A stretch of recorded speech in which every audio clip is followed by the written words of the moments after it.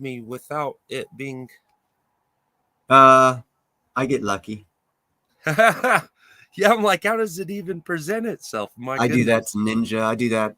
That's why after 2 years, most of the time I'm there. Now you're live. Okay, now you're gonna getting people in. I don't know how Ballisting Barnacles found you other than the way I did by luck. Yeah, because So you're did it not. show on YouTube or? Yeah, it showed that you were coming up. It didn't show that you were live. Okay. So you didn't hit the live. That was the problem. Now you're live though, and I just shared it. So now more people will probably come in. And that's good because I didn't want everyone to know Ian's business anyhow.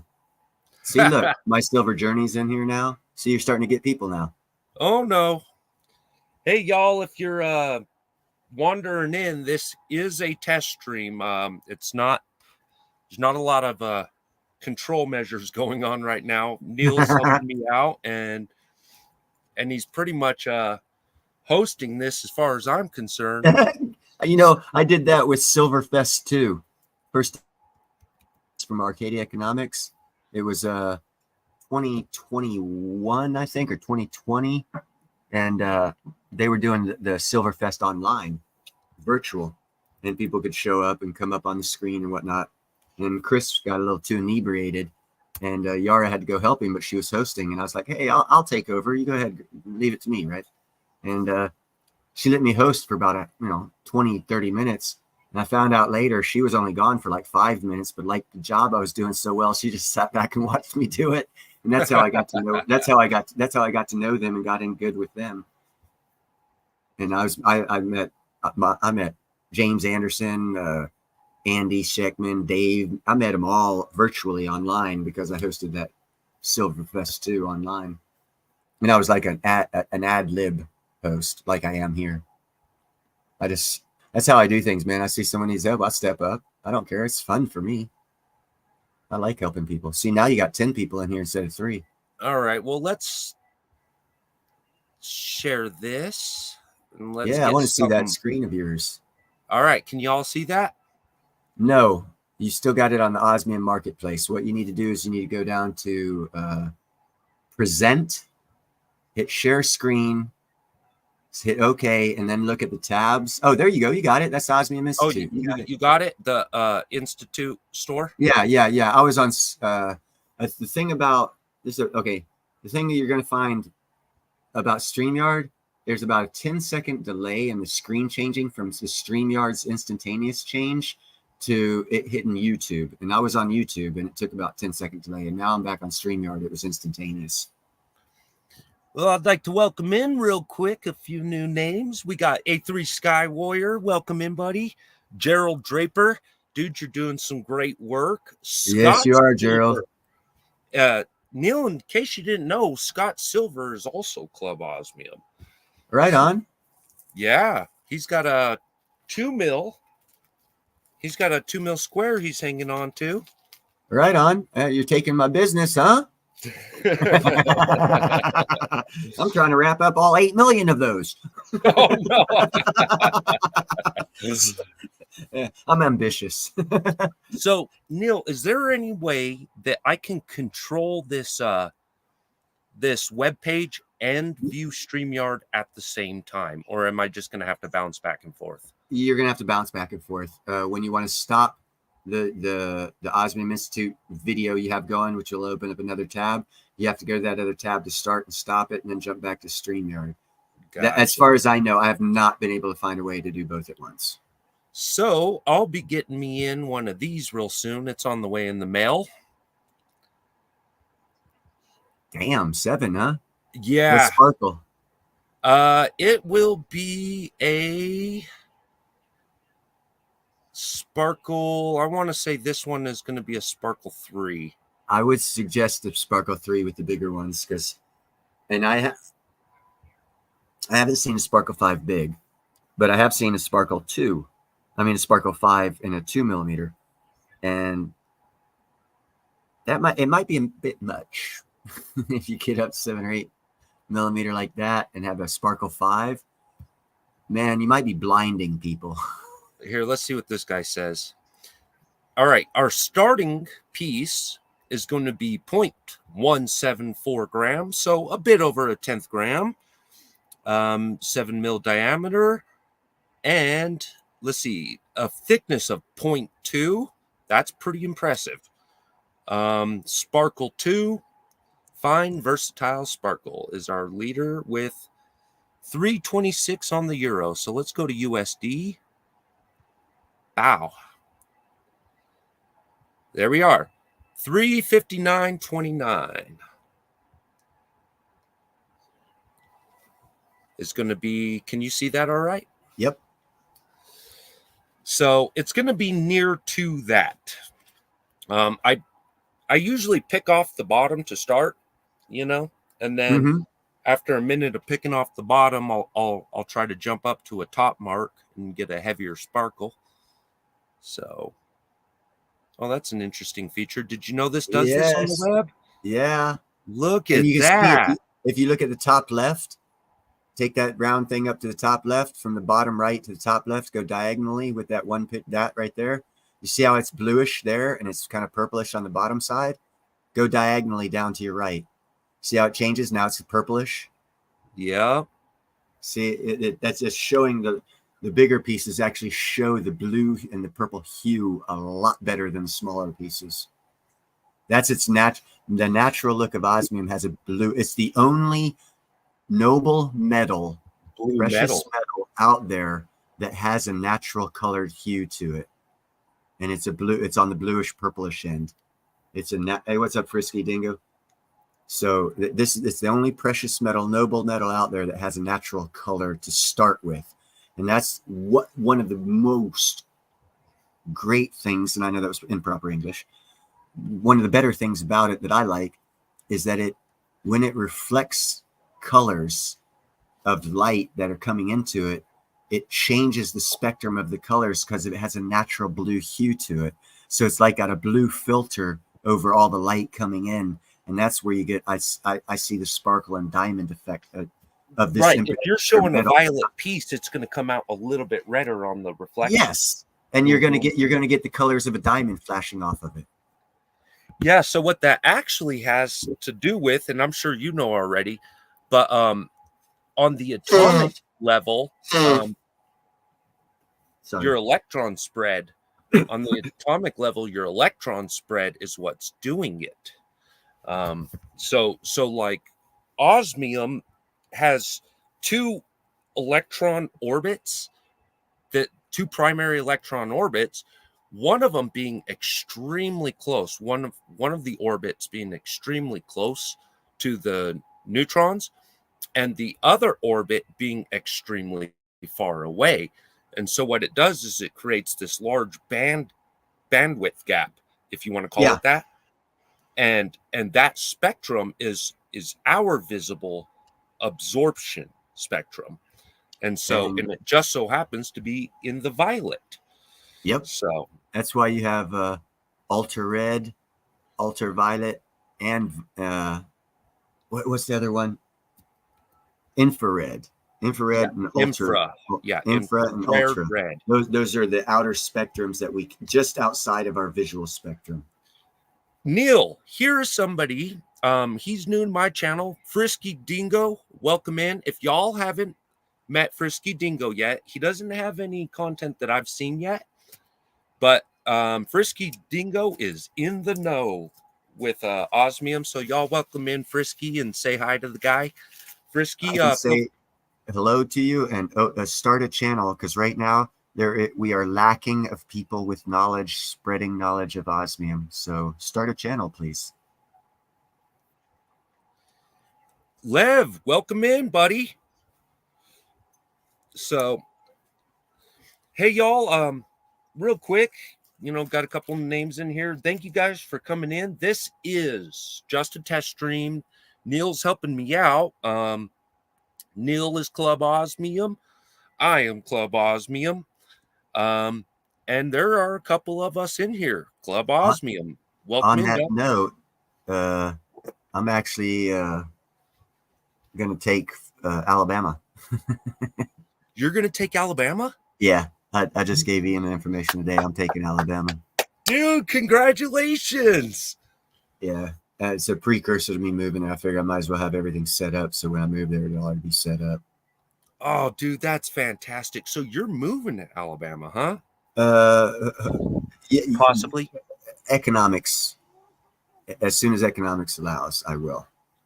Right, right. Whenever that is, your guess is as good as mine, baby. I'm trying to get it going with the Crystal Osmium. I've got a plan where if I can get, and this is for everyone in the chat, this is the awesome thing about the crystallized osmium.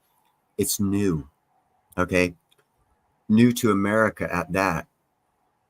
The market that we have here in America, if you look at, like, for example, the 2mm squares, which I like to think I have as much wrapped up as possible, you can do nose rings, right? So the amount of crystallized osmium out there can only provide nose rings for 8 million people. There's 180, well, about 120 to 140 million working Americans. Every single one of them can afford a meter square nose ring. Will they? No. I'm selling vanity, though, because most, I'd say probably 3% of that 140 million do have nose rings, because vanity is a common sin amongst humans. So here in America, if I've got 3% of, say, let's just keep it simple, 100 million, you're looking at 3 million I could sell without even batting an eye. And if I sell 100 of them or 1,000 of them, it's a $90,000 profit at just 100% markup. So how quick do you think 1,000? You there still, buddy? Oh, yeah, I'm still here. I was running my mouth to everybody. When I start running my mouth, that's when you go to the bathroom and get your coffee. I might have messed up. No, you didn't mess up. We didn't even know anything happened until you told us about it. Hey, I gotta go. Hey, I gotta run outside real quick. I got a neighbor pestering. Yeah, go ahead. I'll run the show for you. I'll take. I shouldn't say pestering. He's a good guy. So I'll be right back. You gotta handle some stuff. Everyone will be here when you get back. I'll continue with my story. So thank you, Neil. if you got people when you're making the stuff, what you want to do, there's several lines of thought. One, you can go for the money, or you can go for personal, or sell for generational wealth. All three of those are different outlooks. Right off the bat, I want to go for money because I'm poor. It's a bad economy. So I went for the nose ring. The odds and numbers on that is, first off, in the nose ring category, unlike any other jewelry, you have the sin of vanity. People only wear and put things in their nose. I don't, because I can't conceive the concept of putting something in my nose. I've got problems with boogers as it is. So I don't see that, but people do. And that's a sin of vanity. They want to be noticed. So you can take advantage of the psychology of people in your jewelry making to hit even more marketplace. And the marketplace I saw that was easiest to hit, the cheapest to get out there, was the nose ring. And I can probably, once this gets running, I'll probably have sold by December probably 5,000 nose rings. And that at 90,000 profit per every 1,000 sold is 450, almost $500,000 profit. Yeah, pay tax, whatever. This is a bad economy. If you're making that kind of money off of something in a bad economy that you created yourself, you're a winner. So just start thinking about different aspects of what you can create that will sell a lot of, and not one-off. Even though one-off pieces can, that's a great thing too. The Crystal Osmium Institute in Germany has been selling one-off pieces for 10 years before it came to America. A Stradivarius, a 1.4 million, a ring that just won a jewelry contest in Europe, sold for 80,000. It had like a sparkle 6 in it and an emerald, sold for 80,000 euro. They're already selling this stuff to the high-end market. So the people who are buying this are expecting high-end stuff. We're introducing it to the American market. So if you want to do the one-off thing, you've got a 10-year lineage of people that'll buy that. There's a market already there. My product, the nose ring, is the first time the crystallized osmium has gone such low scale to lower end individuals, because they're a high scale, high profit margin, high dollar custom jewelry sales is what they've been doing for 10 years. So you've got this mindset of people in Europe, and they come to America too. They're not exclusive to Europe. So a lot of the rich people know about it. They're looking to get this high dollar shit that they don't think that the average American would be able to afford because it's high dollar shit, because that's what they've been selling. So look at it. It is a new marketplace. And in that new marketplace, you've got every section available to you. You got your little pinky rings for your little teenage girls that her dad will buy them. That's a marketplace. You got vanity, dad loving daughters, that bond. You have so many sectors that you can tap into, because none of them have been tapped into. If you just add the crystallized osmium to that sector, choose your sectors well, throw a little bit of money in it, and you will be amazed. And Gerald and Ian, the owner of Arc Silver Investment, Gerald, we have him in the chat here, Gerald Draper, are coming up with a crypto coin that has information on a website that'll allow you to have access to jewelers that actually will deal and work with crystallized osmium. Because you'll find, because it's a new thing, most jewelers don't even know about it, much less will they want to work with it. We've already had a lot of people having problems with that. So we've come up with this, Gerald and Ian Ardark from Arc Silver come up with a solution for that. And when we introduce this cryptocurrency coin and the website, there will be information on jewelers that will work with you on the crystallized osmium. So you cannot use that as an excuse. We're already trying to cover that base to where you will have, when you come into the crystallized osmium world and you want to create a piece of jewelry, not only will we have access to jewelers that will work with the stuff, we'll have hopefully buyback programs and also a website to sell your personal jewelry to others. So we're trying to cover everything because it's such a new market. Not many times in your lifetime will you be able to say, I'm getting into something that's new and never been done before, and it's a precious metal, so it's advantageous to get into, that I can turn into jewelry. Turning precious metals into jewelries, if you do it with gold or silver and make just a simple gold band ring for a wedding ring, you take 2 grams of gold, $300. You can sell that wedding ring for $1,500. Why? It's only $300 of gold. Because in jewelry, they can go up to 500% markup, and people accept it. It's a different psychology in jewelry than it is in anything else in daily life. When you go to buy milk, you look for the cheapest milk. Well, no, you don't. Good bread, you go to the cheapest bread, the cheapest milk, the cheapest. When it comes to jewelry, it's the exact opposite psychology. When it comes to selling artwork, the exact opposite psychology. When it comes to selling anything that people use as a store of value during economic hard times, the psychology is 100% different, 180 degrees than buy the cheapest, because they're looking to buy the most expensive. All you have to do is create a piece that warrants that expense, and you'll have it sold. So don't let your thoughts undersell you on any product you make, because any product you have made will have never been made before. It'll be unique, one-off. That also makes it more expensive.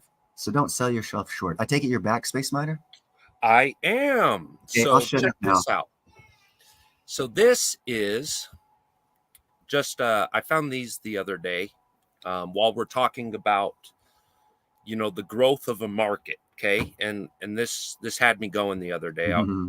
This is macrotrends.net. Okay, guys, if you're looking and you go into the precious metals. Okay, so this is the all years chart for gold. Okay, now I wanted to show you something real quick.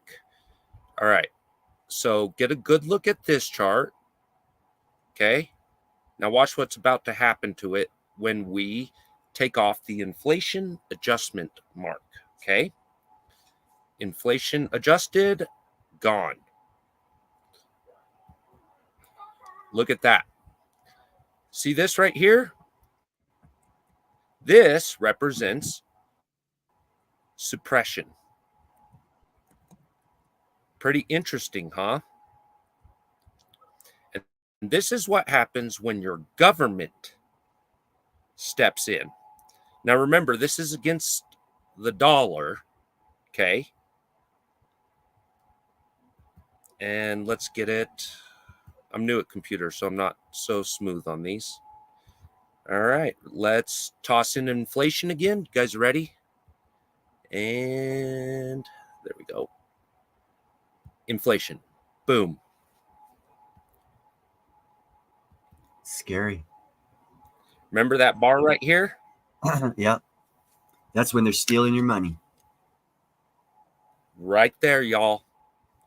See, kind of curious that once you add in inflation, look what happens. What's up, James?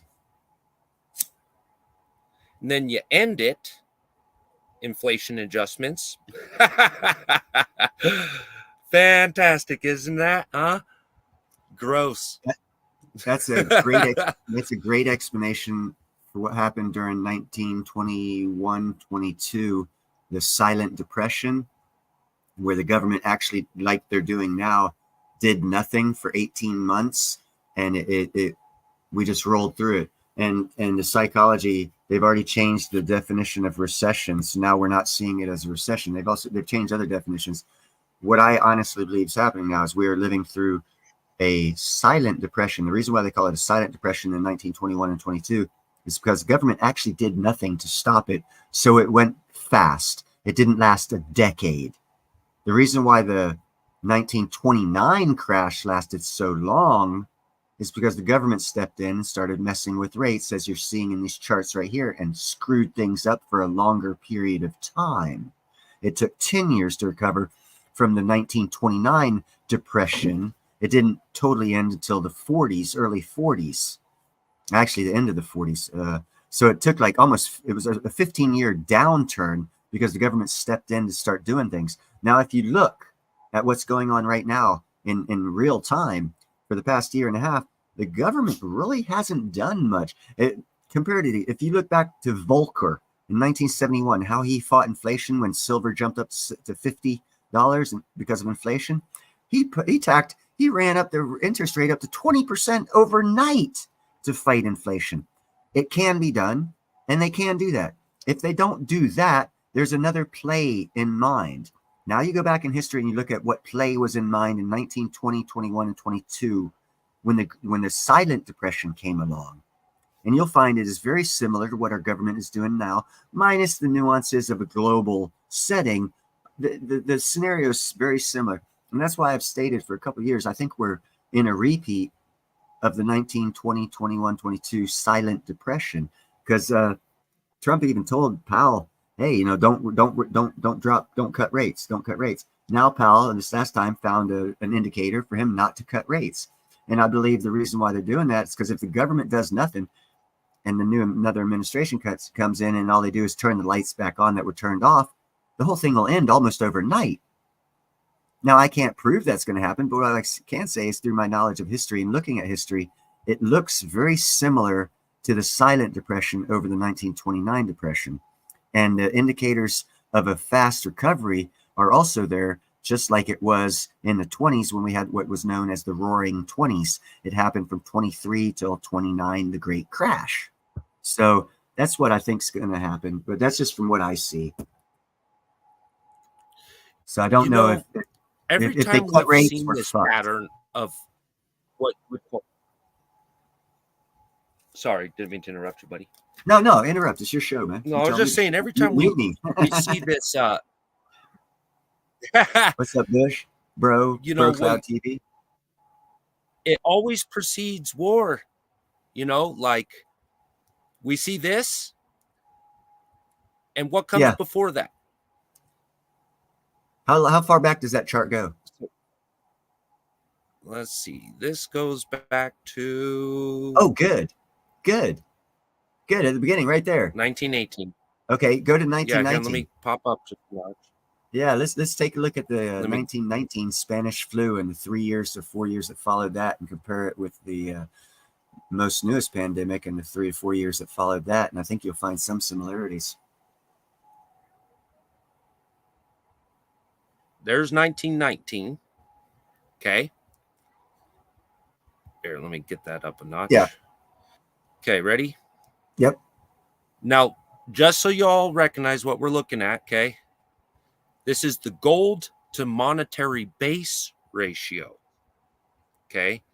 This is the one we really need to be looking at right now if we want to get an idea of what's coming.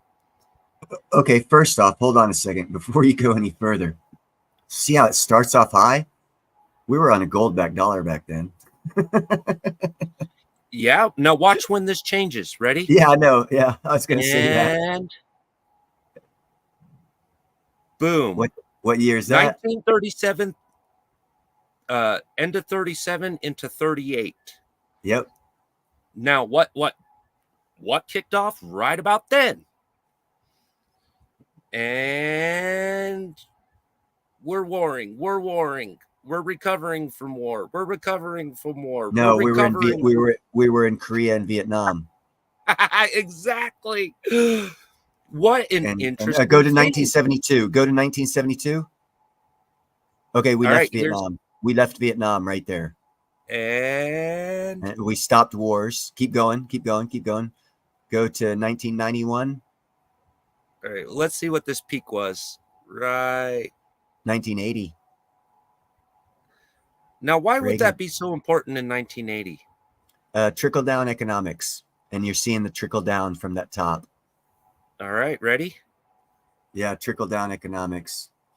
Here's when I was born, right there. Wait, right there. Yeah, from that high down, that's Reaganomics, trickle down economics occurring. Horrible. What, you mean that doesn't help us or work? What do you think? Oh, go back, 91. Going to 91. That was an official declared war by the United States of America that year. And it still went down. That shows trickle down economics was working. Even a war wouldn't drive it up. Here's 2001. Wow, Yeah. what do you think? They needed something to happen? Y2K. You think they got a little scared? And we're all right. Here, let's do. I was supposed to graduate in 86. Here's 2008. The Great Recession. Look at that fall. But see, what really gets me to all of this, we're real happy with where it is right there. But go back to 1902 and see how much higher. It's like 2 times higher. We were 2 times better off in 1902. Yeah, I've been having trouble finding charts that go back that far. Yeah, I did. I had problems finding a platinum chart that went back 100 years too, but I found one. Here's July of 2020. And I can't go forward more through that one. Where's that? The last downturn right before it. Right there? To your right. To your right. The very, very last peak before it goes straight down. What's that? What year is that? 2020. 2019. Okay. Pandemic. Yep. February. Boom. Yep. Look how quick that fell, dude. Uh-huh. That's why I was interested in, because that's the worst fall of all of those charts, all of that chart behind you, other than the one from 2008. That's the most straight down line just in those last 2 downward trends. Yeah, isn't that incredible? Uh-huh. Like it's a sheer, like, look at this cliff, you know? Bam. Yeah, what years are those? That's the 2008 cliff? Here, let me get back where I can view that again. Yeah, 2008 cliff. I was right. Yeah. So we're experiencing. But see, now look at how high that is, and how low, how bad 2008 was from that high down. Look how lower we are now, and we're going down. We're like 50% lower than the low of 2008 to start with. That's kind of a wild chart to look at, isn't it? It's fucking scary as hell. All right, so we're gonna back this up one. Okay, you see, I'm bringing up the charts here, Neil. If you see any you want to look at, let me know while I'm in here. This is why I wanted this StreamYard so bad, so we could start showing the visuals for some of the stuff we're talking about. Yeah, I'm not Gold good to with oil. Charts. See, because charts, I was looking at and how I came up with my thesis on China controlling the price of platinum. The charts aren't accurate enough to the day or year, because you can chart platinum's downturn from its high of $2,270 in March 2008. You can track it starting around 2010, 2011, before or I think South Africa joined BRICS and then joined the One Belt Road Initiative, then joined BRICS. I'm not sure which direction, but it was like there's about a year difference in the price charting, seeing a clear manipulation. So what you have to understand when you're looking at the charts is things don't happen instantaneously, depending on what the thing is, what type of manipulation is being used. Sometimes it takes a year of negotiations and contracts to be signed and initiated before the actual chart movement starts. And that's what I added that thought process in when I was looking at the platinum, trying to come up with an explanation of who was manipulating it. And I had to give a leeway of about a year either way, doing it by charting. And then I had to go into actual research and reading documents where the charts, because the charts weren't that accurate. They're close, but they're not that accurate. And when I went to do an explanation like the 2 chart you did right there, I did on JM's show with platinum, and it wasn't lining up exactly like that chart of the gold at 2008 and the fall down, the gold to dollar ratio that you showed. It's not that. So every chart has Here, its let's own get nuances. you back into platinum. Do you want? No, I don't want to show. No, that's cool. All right, we got platinum prices. Oh, okay. I was just trying to help you, buddy. I see how. Oh no, I've already sold the case of platinum. I've been doing it for 2.5 years. People want to know about platinum, go watch my show. For real, I've platinum changed the is such experts' a minds. beauty. I've changed Rick Rule's Platinum mind. scares people. And no, what scares people is China's the one manipulating them, and they don't want to go up against China. And I can see there that. we are. China could actually ruin their careers. I don't have a career to ruin. Because China owns probably half the companies of the PM people Can't work silence me if you ain't bought me out. That's why I say vote for Neil Hahn for president.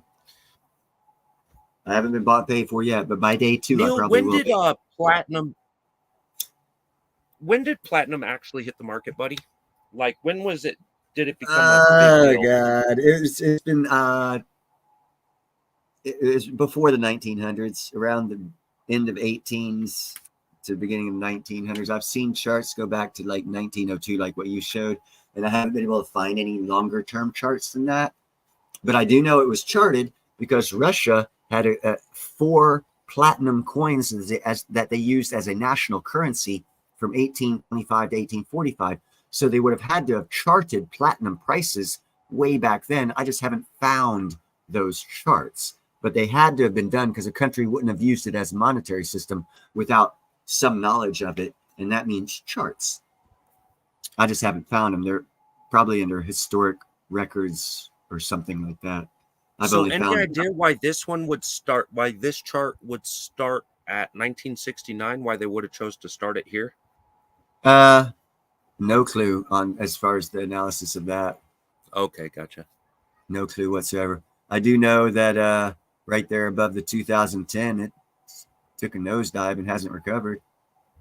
And now, do you have any clue why that might have been?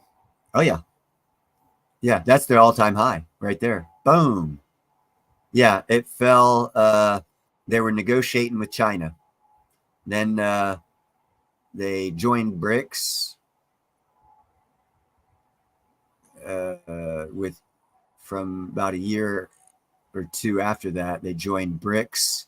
At the next big high from that high is when they joined BRICS. About there.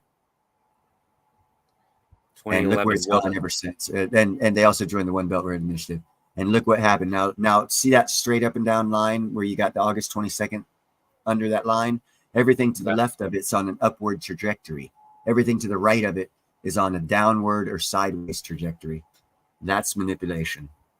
It should be continuously upward, like gold. Yeah, they were in BRICS then. They were also on the Belt Road Initiative. And look what's happened to charts. Like I said, it was for 40 years, it was on an upward trajectory. They joined BRICS. Now it's down and sideways. And all those little squiggly lines are all between 900 and 1,000 with highs and lows from like 740 to 1190, but basically between and $900,000 for 10 years. When is that chart other than from the 50 to 2000 it went that way?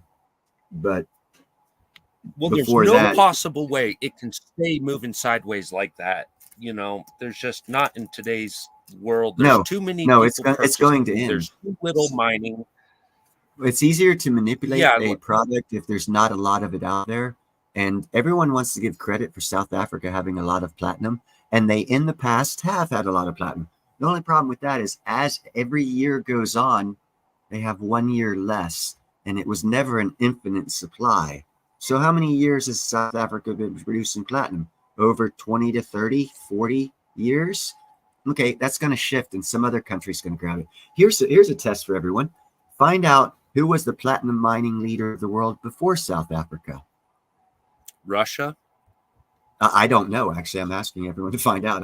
Gotcha. I haven't checked that one out yet. But I know who is going to take it from South Africa. I know who the next world producer of platinum will be. I've already done a video on it. Clean Air Energy right now holds the mineral rights for the largest platinum vein discovery on the planet, and it's in right north of Thunder Bay, Canada, owned by a Canadian company. And they've already stated that they're not going to start mining until the platinum price gets back to normal because it's too cheap to open up a mine. And using that principle, look at silver and copper, and you can have a whole new trajectory of investment opportunity just using that thought process. There is a platinum vein bigger than South Africa. Right now, America could be the largest producer of platinum to the world, but we're not because platinum's too cheap. What? Let that sink in. Let that sink in. Yeah, it's manipulation. All right, so food forest permaculture. Here, let me share this. I like your name, food forest permaculture. I actually am envisioning your backyard being an actual food forest. You would like Neil. You would like Food Forest channel. He does a lot of the permaculture stuff, and he's got a really good strong green thumb. I'm looking outside at my green thumb. It's about 9 foot tall right now. I'm gonna have about a 12 or 13 foot marijuana plant this year in my backyard in the city. It's listing Nutrien, Tech Resources, and Barrick Gold are the top 3 Canadian mining companies by TTM revenue. Yes. What's our point here? Oh, I was just throwing some facts alongside of what you were talking about. Oh, yeah. Here's another thing. I was actually talking with Ian about this before I came on your show. Ian from Arc Silver, and I see a 20 or 30 year play starting to where in 20 or 30 years, if you right now start looking into, and there are none, but they're going to start, and that's copper miners, new copper miners. And the ones you want to look for is the one that are doing it ethically. Because right now, every copper mine we have that's in Africa is all child labor, basically. That's why copper is so cheap. And there's no new copper mines being opened up. As a matter of fact, they're not even being, I think William from my show mentioned a real big copper deposit that's been shut down in Canada, not to be mined because of the fish in the river. See, we had 3 copper mines in New Mexico, and 2 out of 3 are now shut down. And that's intentional. This is the point I'm trying to get. Governments in Mexico just did it. They shut down a lot of the silver mines, not all of them, but a lot of them. What countries do is they manipulate economies worldwide.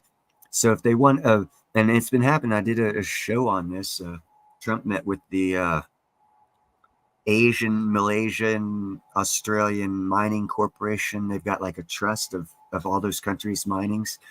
And I followed up on why he went and met with them. because there was only, and the Australian government wasn't, no governments were invited to this meeting. It was all the big miners in the Asian area of the world and Australia, all that area. And they came out of that meeting that Trump was in, all of them, and this was like 5 or 6 years ago. No, it was like 3 years ago they did this. They all put their backing, they all backed Trump. Now he's talking this Bitcoin stuff, and that's all cool because that was never advertised, that half of the world's mining corporations back Trump. Why is that? Okay, now you get in politics. Why do people, lobbying. Okay, so they're lobbying him. So why are they lobbying him? Then all of this stuff happens where mines are shut down, new discoveries are made but not open. That's all. It's because there's going to be a technological revolution coming, because we need one. It's going to be coming. We had the .com thingy that actually didn't really produce anything but made a lot of people rich. We got another technological revolution that's going to be more like the 50s, where they actually products are made that are new that everyone wants to buy. And when that happens, we're going to need new copper mines back to copper, because we're running out of copper. And all of these mines that have been shut down due to environmentalists, if you look through history, environmentalists have had nothing to do with shutting things down unless there's some political things going on 20 to 30 years after the environmentalists do their thing. And what I mean by that is if the governments allow court systems that are appointed by the governments to allow environmentalists to win lawsuits to shut down big money corporations digging, which, hey, it sounds good. It's a good psychological sell, but that's not how things work. How things work are they use that because it's a good psychological sell, because they don't want to dive into that mineral yet or that whatever ore at the time, because it's not valuable enough yet for them profit margin wise. So what they do is they've got an assay of the whole world's mineral assets, and the countries have gotten together to determine a pathway. What we have to do is just figure out the pathway that they've chosen. Pathway shutting down certain mining. Why are they shutting down certain mining? Everyone's freaking out because the silver mining was getting shut down in Mexico when everyone needs silver. Why? Everyone is freaking out. Oh, why? This is coming to an end. No, it's a big scale plan to increase the price of silver so that you can get more money to discover and produce new mines, because you can't do it off of the old economic system because inflation just killed that system. They last opened up mines 20 years ago. The amount of money it takes to open up a mine now is astronomically higher. So the price of silver has to be higher. They have to manipulate that to happen. Same thing has been happening with copper. Right.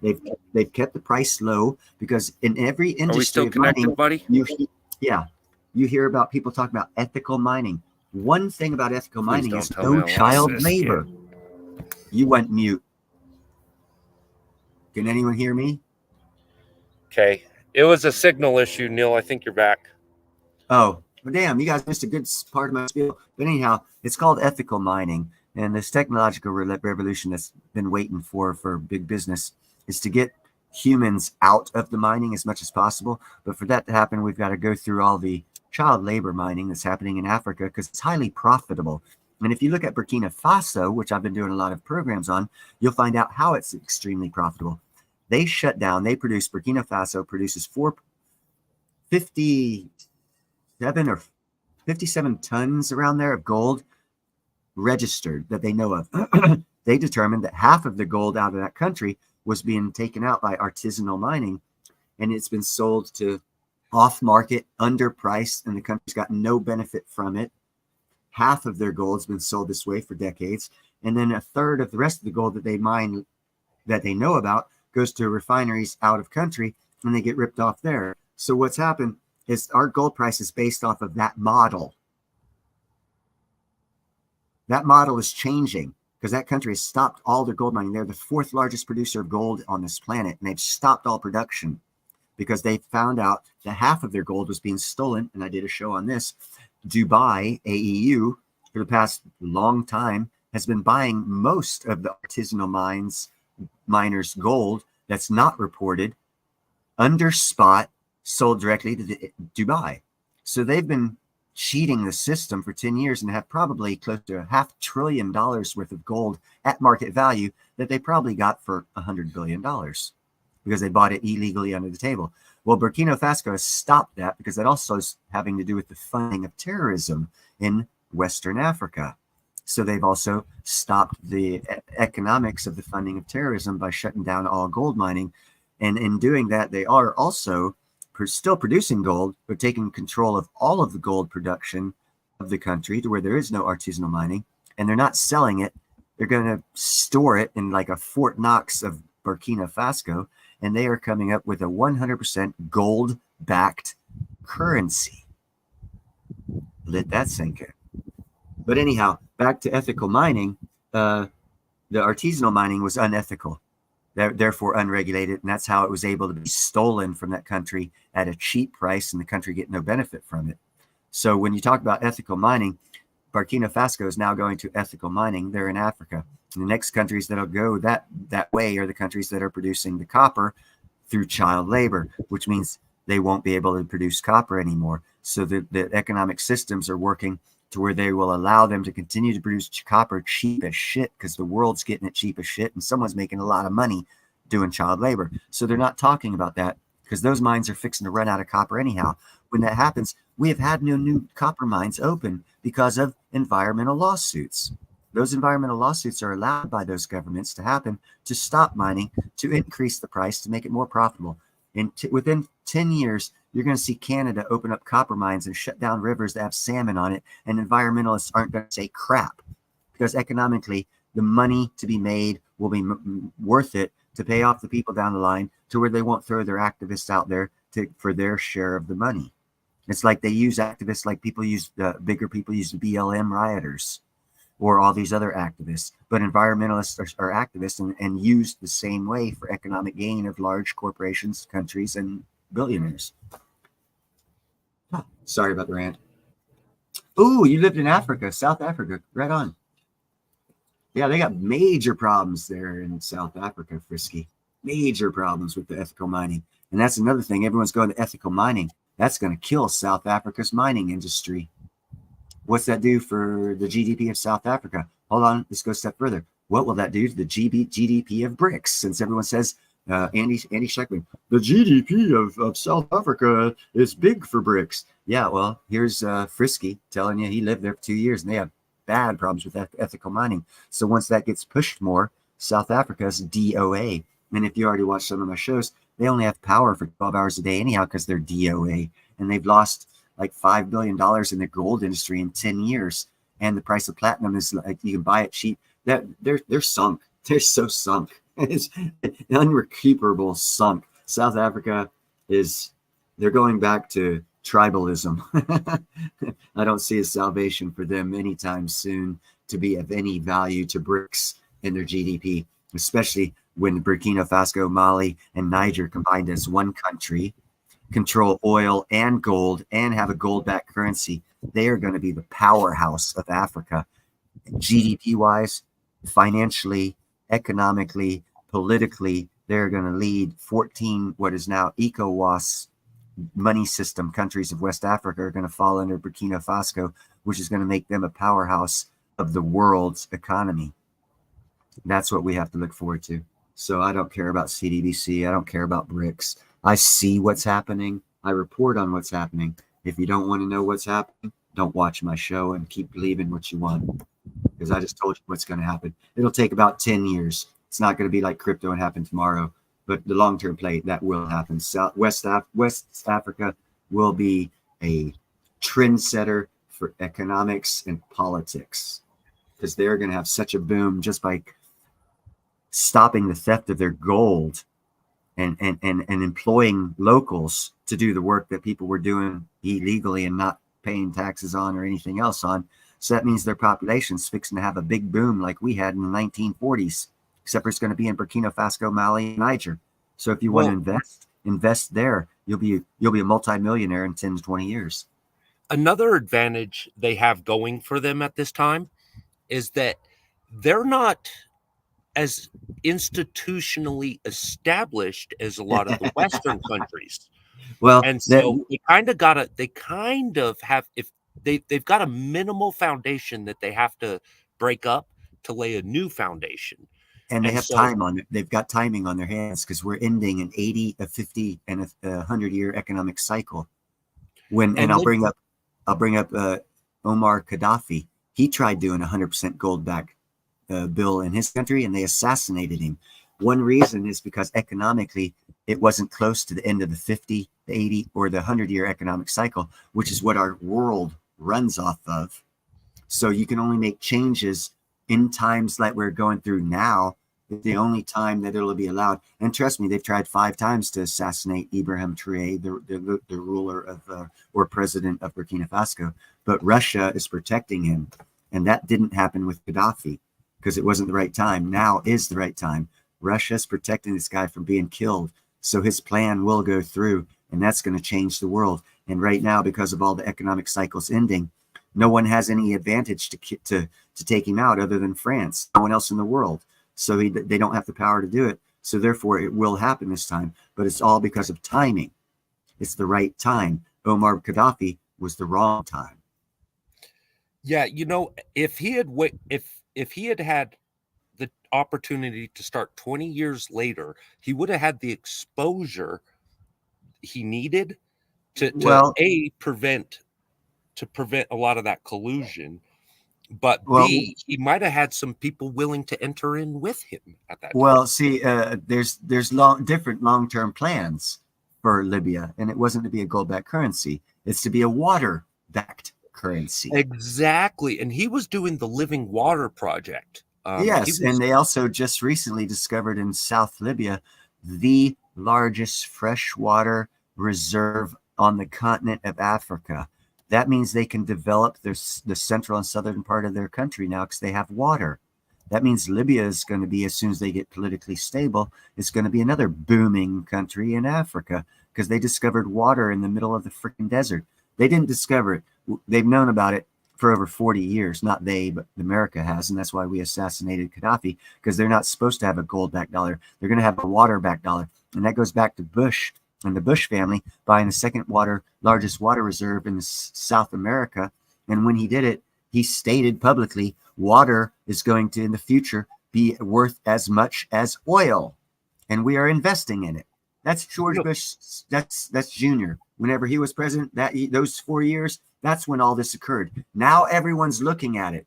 It occurred 5 presidents ago. But now we're feeling the effects of that. Gaddafi was out of time. He was not in the right time, and he was not doing the right commodity.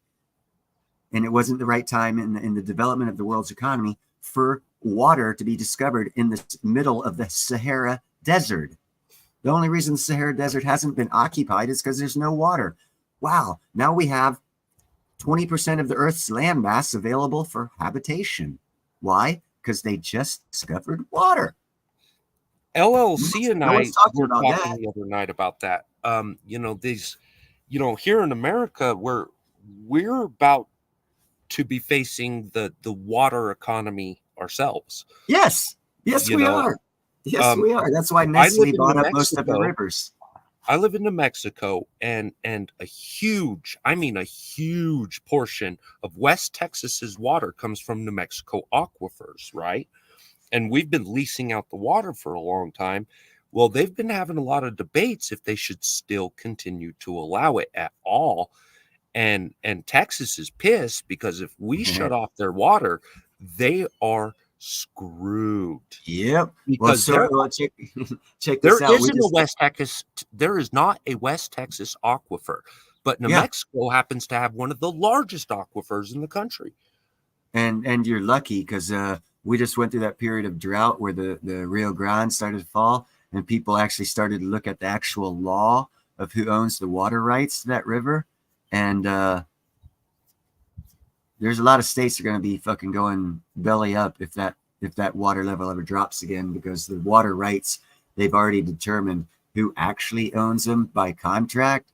And Las Vegas doesn't really have any rights to it, but through lobbying, they get their share, but it's not legal to the original contract of the water rights of that river. And they'll be the first ones to be cut off, which means Nevada is pretty much going to be a desert again because they don't have that much water rights to the Rio Grande. And it's crazy too, because without Vegas itself, we would have no problem supplying Nevada. Yes.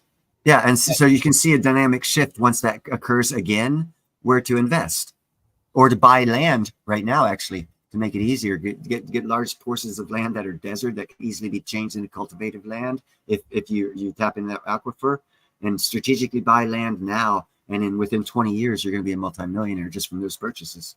Well, if you could figure out where they would do their right-of-way pipelines, there's one. Exactly. Look at Nancy Pelosi and the railroad to nowhere. Her husband bought and sold, made billions of dollars buying land in northeast California for this perceived pathway of that fast train. He did it 4 times. You know what's happened to the fast train? There is no such thing. What? So he fleeced a couple billionaires out of a couple $1 billion? He goddamn sure did. Uh-huh. He did. And that's going to happen with water. So well, think about it. What's more valuable than the actual land? It's the potential for the land. You see what I mean? Mm-hmm. So if you can sell the idea for the land, it makes the land 10 times more valuable than the actual land itself. So if you say to the billionaire, hey, I've got a bunch of these parcels right on the state line where you would need your water to come through. A lot of these bigger guys that are looking at water investment, James, wouldn't even blink about scrapping that up, because look, if it fails, they can still get their money out of the land. But if it succeeds, it's a millionaire's bet, but it's a safer bet because you're actually holding tangible dirt, So if you could scoop those and then just find the right person to sell them to, I mean, that alone could be your big bank, Yeah. People need to have more long-term vision on investment, because our whole economy is changing, and we're all set on this crypto fast-paced.com, up, down, up, down, up, down. If we go to any kind of commodity-backed economy, economic system of the dollar, everything's going to change. You're going to have to look more long-term for your investment, large moves. The only people that are going to make quick money are the people making new products, new inventions, and creating new things. Those people would be the ones making the big money, not the programmers and the Bill Gates types. It's going to be, I predicted it's going to be something like the 1950s. And that technological revolution we had, and the technology wasn't a .com type technology. It was more a practical use technology, refrigerators, freezers, new cars, cheaper cars, better airplanes. And it's all going to be, I have a strong sense that we're going to go back to what? It's not made in America? Oh, I can't hang out with you. That sense of pride of, what do you mean you bought a Japanese fucking TV back in the 70s? Man, you're anti-American. That sentiment's going to come back. Well, we're already seeing it with China. Yeah. And the people who are positioned for that style of an economy, a more of a not a create a website, make $1 million because of a meme type economy. And it's a more real creation type economy. For example, I've got a new catamaran design. In that economy I'm seeing, that thing's going to take off. I've got a new bee business type design, actually a whole new frame system it's no longer the Langstroth system. I'm calling it the Sutherland system. It's a brand new style. It's not right time, because I see timing. I tried introducing that system in 2014. I saw the writing on the wall. I saw the Gaddafi thing. I was like, okay, it's not the right time. These things are got to be at the right time to be reintroduced. And that's how I know I'm going to be wealthy as hell. Because if my vision of how this economy is going to wash out in a couple of years, man. Well, before you go too far, Neil, before you go too far, and I'd like to come back to what you're saying. I just wanted to make a highlight, though, on when we were talking about the foreign economy pride issue, right? Like, not buying American is a sin kind of thing, right? I think there is a small exception to that rule. And I think that's going to do with our local international suppliers. For Mexico is the example that I'm choosing to bring up. We've got a lot of close ties with Mexican industry. And and the Mexican industry is a powerhouse just waiting to be released. And I don't know if you remember about 10, 15 years back, they were talking about the North American Alliance. Yeah. That might be coming back up real soon, Oh no, it's especially. going to be. It's going to be. We're leaving a globalist economy, going back to nationalism, which means our next door neighbors are going to be our best friends and trading partners again, like it was. And we're going to have to conjoin together as a trading group to match Europe, Asia, because they're going to all congeal together. It's going to go. It's not globalist anymore. We're going back to a nationalist system. So, and that's where the thought process of the economy is going to come. Because if we go back to that kind of a system, every country, like, I don't know, Burkina Faso is going to come up with their own money system backed by what they want. Oh, by the way, it's gold. And we're going that way.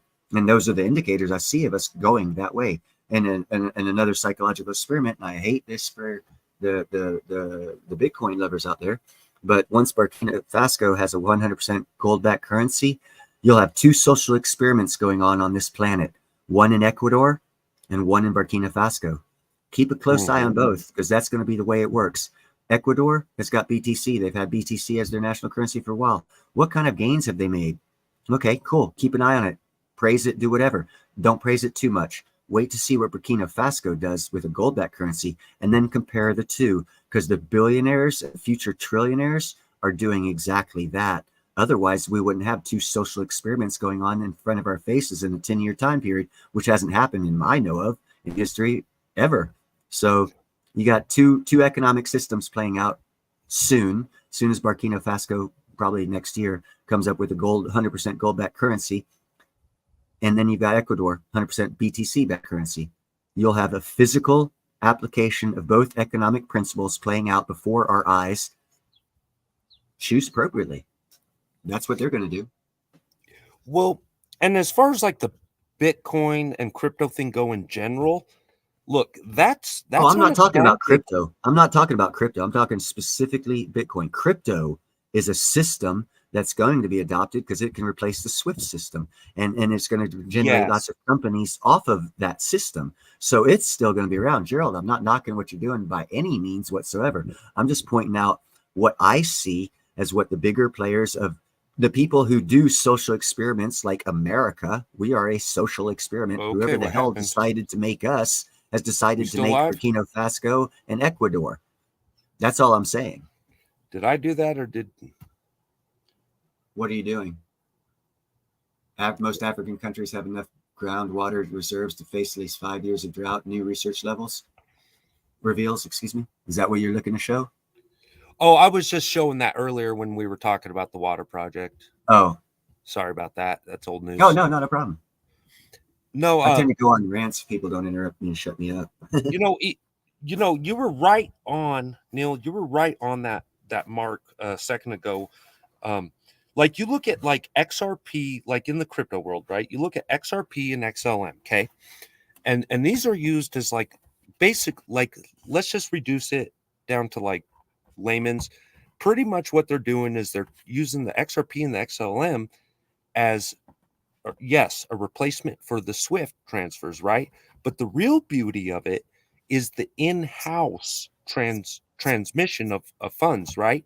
So like, rather than, and this is why tokenization is not going to go away at all, right?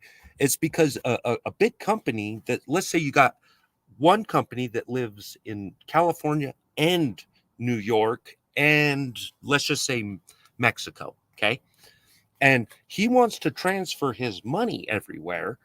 Well, his options are to start paying all sorts of transfer fees, taxes, losing money on the time of it takes to get through the transfer, etc.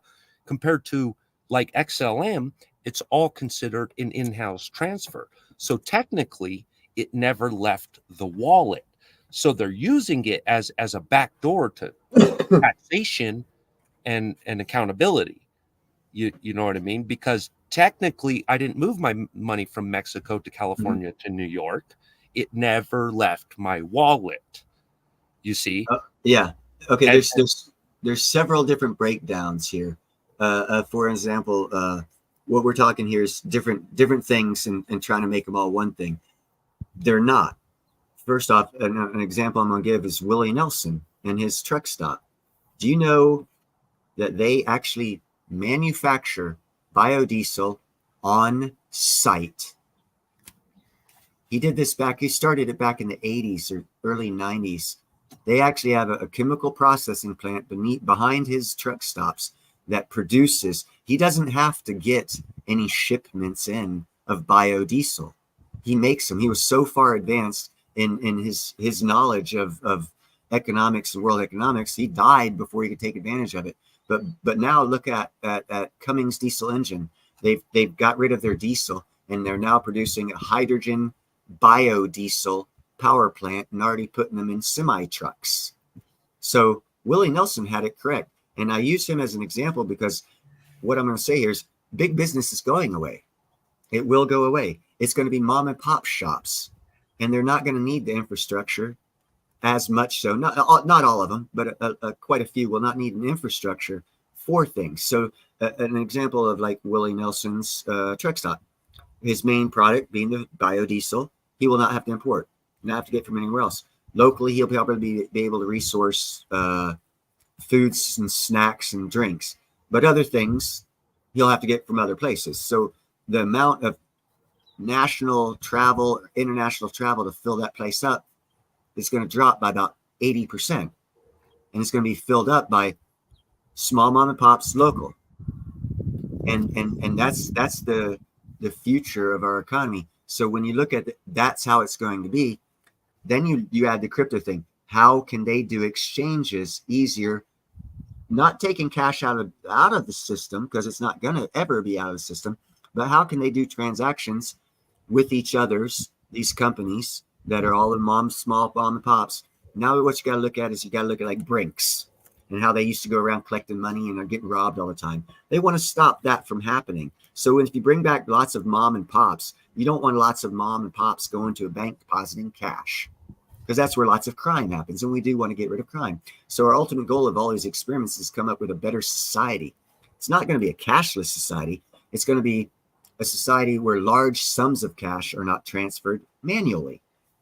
You still need cash, because you can go into Willie's store and buy a donut that they make there on site for $1 cash, or you can pay with whatever system of electronic transfer or crypto system they come up with. They're all levels are going to be there. So there's room for everybody. You can do the crypto thing, it's going to be there. You can do the small mom and pop things. It's going to be big. What you got to do is you got to figure out where you're going to fit in, because all the systems, the crypto is not going away.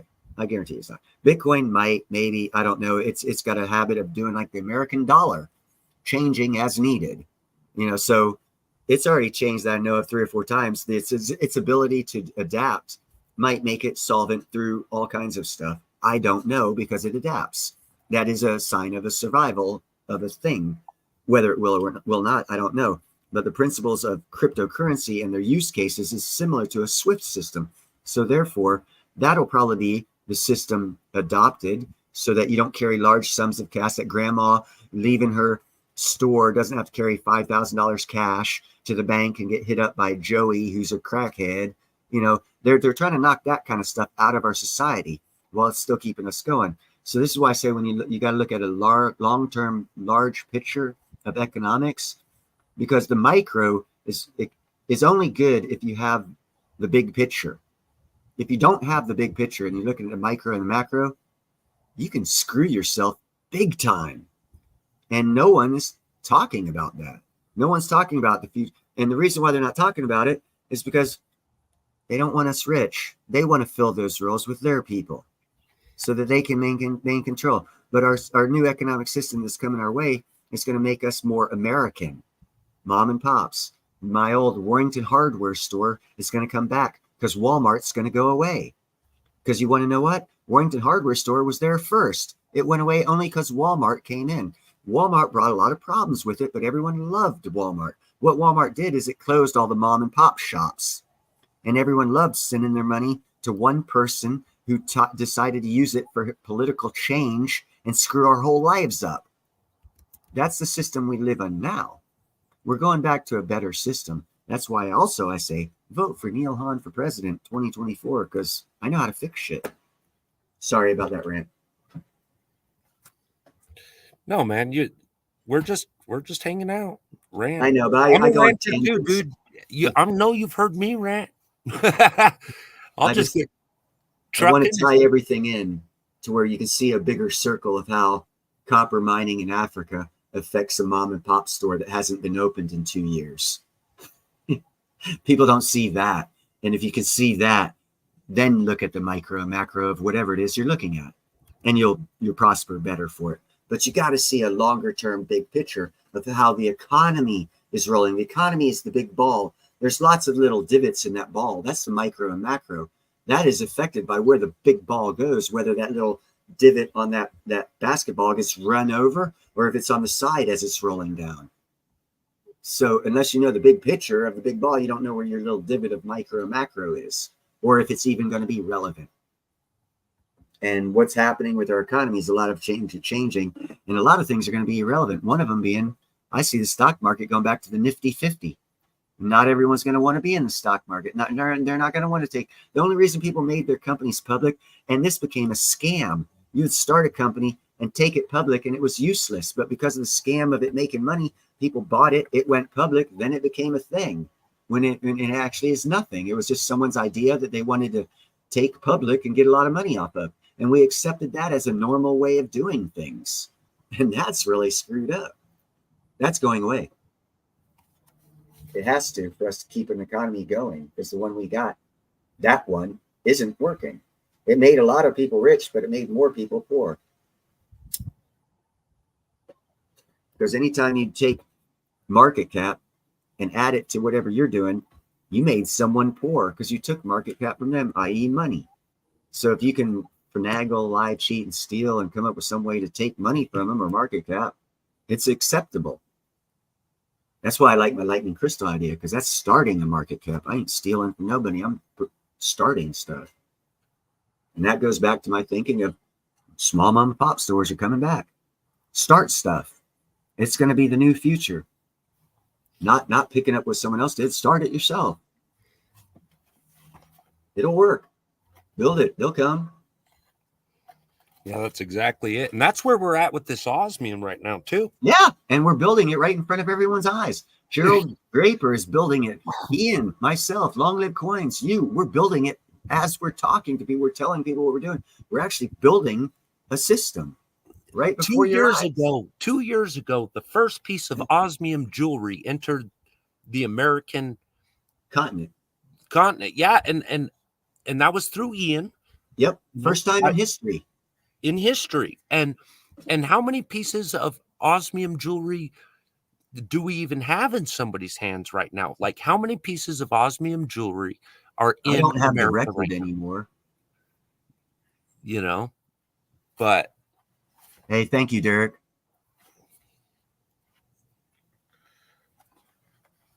I used Derek, to. you get on out of here, buddy. Flats is a good guy, and he needs his love too. So,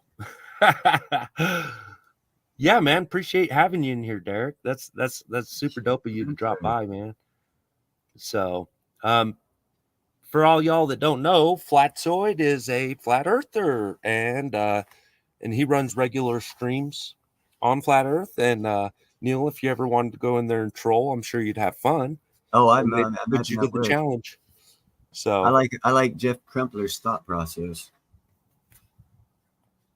Yeah, let's see what he's saying. Let's see. Tunnel vision. We were born into it. Oh, that one. Yeah. That it's been encrusted into our way of life from birth. It's a 50-year economic system. If you're less than 50 years old, you were born into it, indoctrinated it, and you're going to get born again into a new economic system.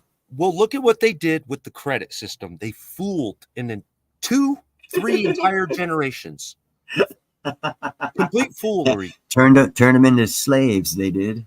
Yeah, willingly. If I was a billionaire, I'd be laughing at people going, watch, I'm going to turn this card out and they're all going to willingly fucking put the chains on their necks and give me their money. And they'll do it.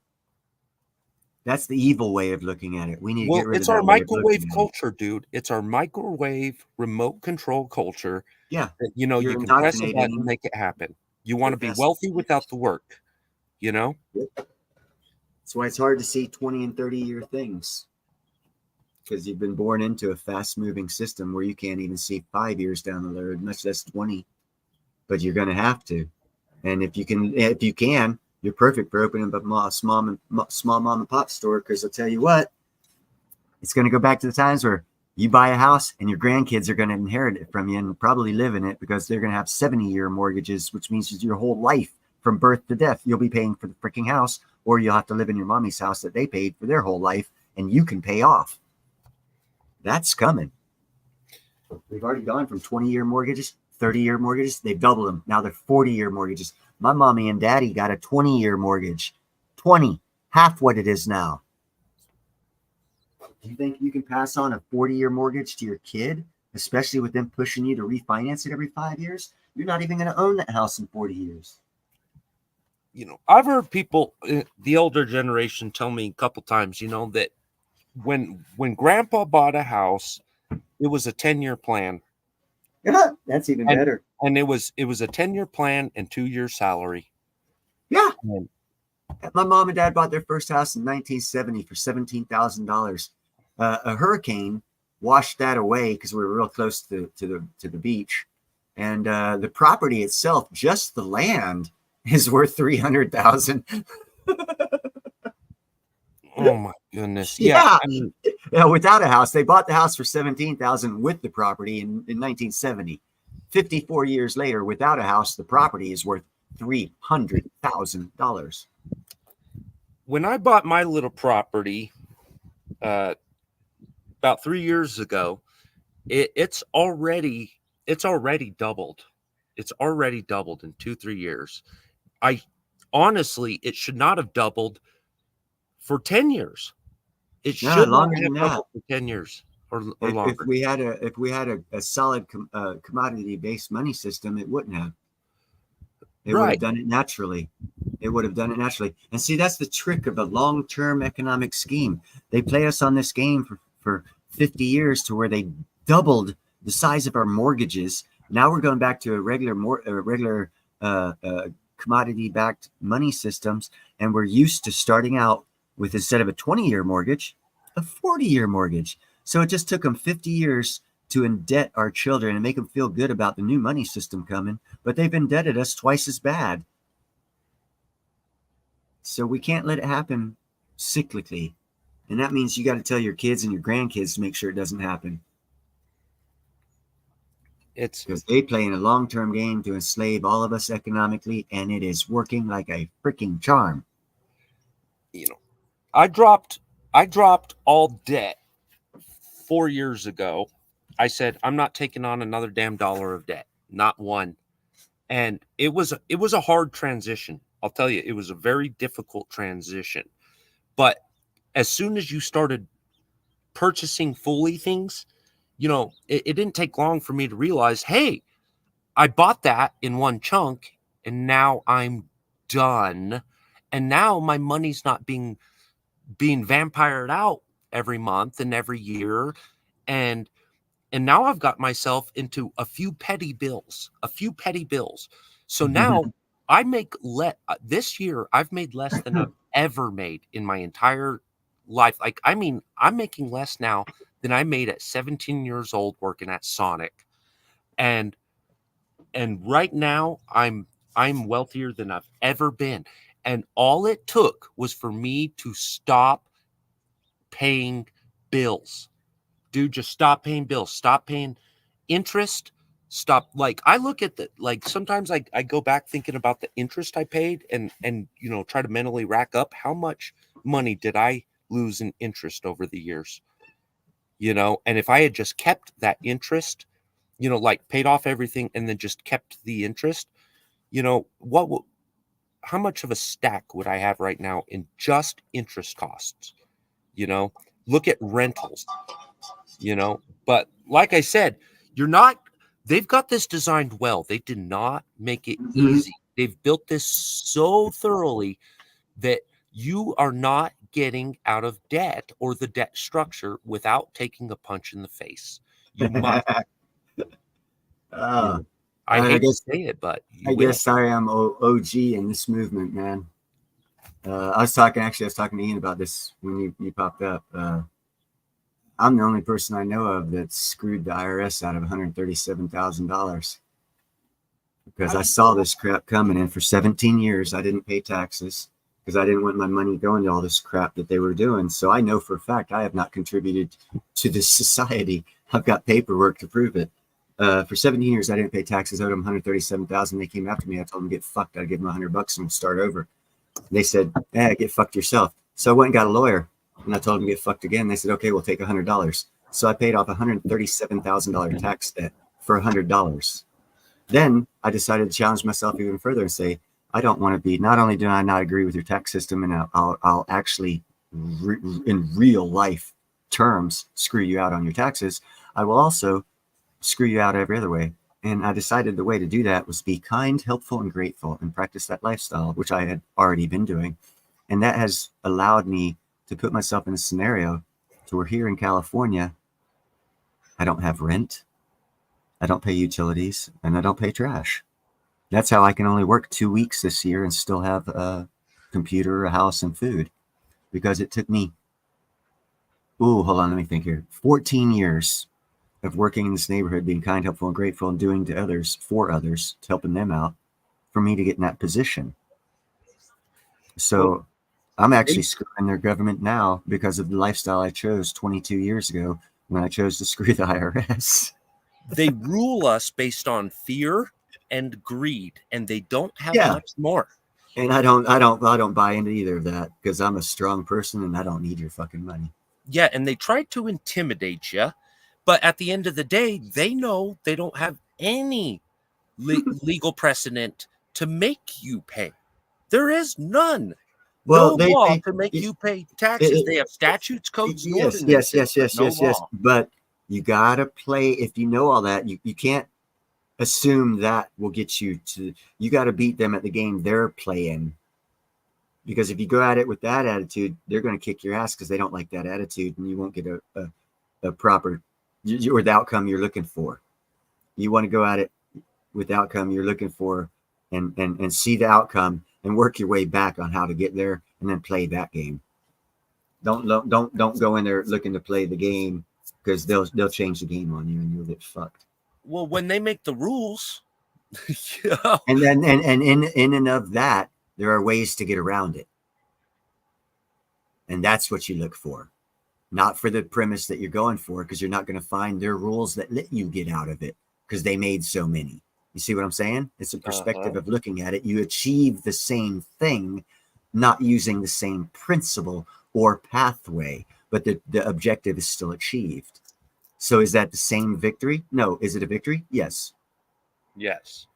So do you want to win or do you want to lose? If you want to win your way, you're probably going to lose. If you want to beat them, you can do that. You play them at their game because there is so many rules.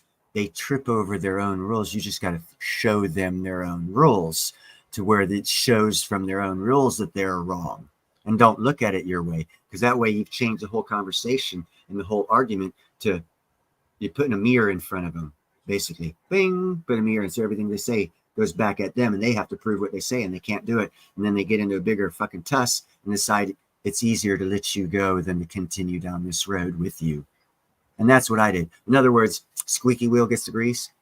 I squeak. Well, you know, and one of the games I like to play with big corporate people, you know, and I'm going to call the IRS corporate, is that they have a disadvantage. They will dedicate resources, right? And so one of my revenge techniques I often get on corporate establishments is that if they cost me $10, if they cost me 10 extra dollars, I'm going to take $20 or $30 of their time. And that's kind of the same situation you presented the IRS. Like, you want to burn all this money in a fight, or do you want to take $100 and walk away? You know, because you could make it more expensive for them to deal with just 1 or 2 court battles. Yeah. It would cost them more Yeah. to That's, try to I had force you to pay than it would to just say, you know well, what, schools yeah, will take yeah. $100. But you got to have the money to do that. I know a guy who actually did that back in 1995. He was in Aberdeen, Maryland. He had 100-unit weekly rental. Nice place. It was right across the street from Aberdeen Proving Grounds. I stayed with him for a couple of weeks because I was a traveling iron worker back then, going from city to city.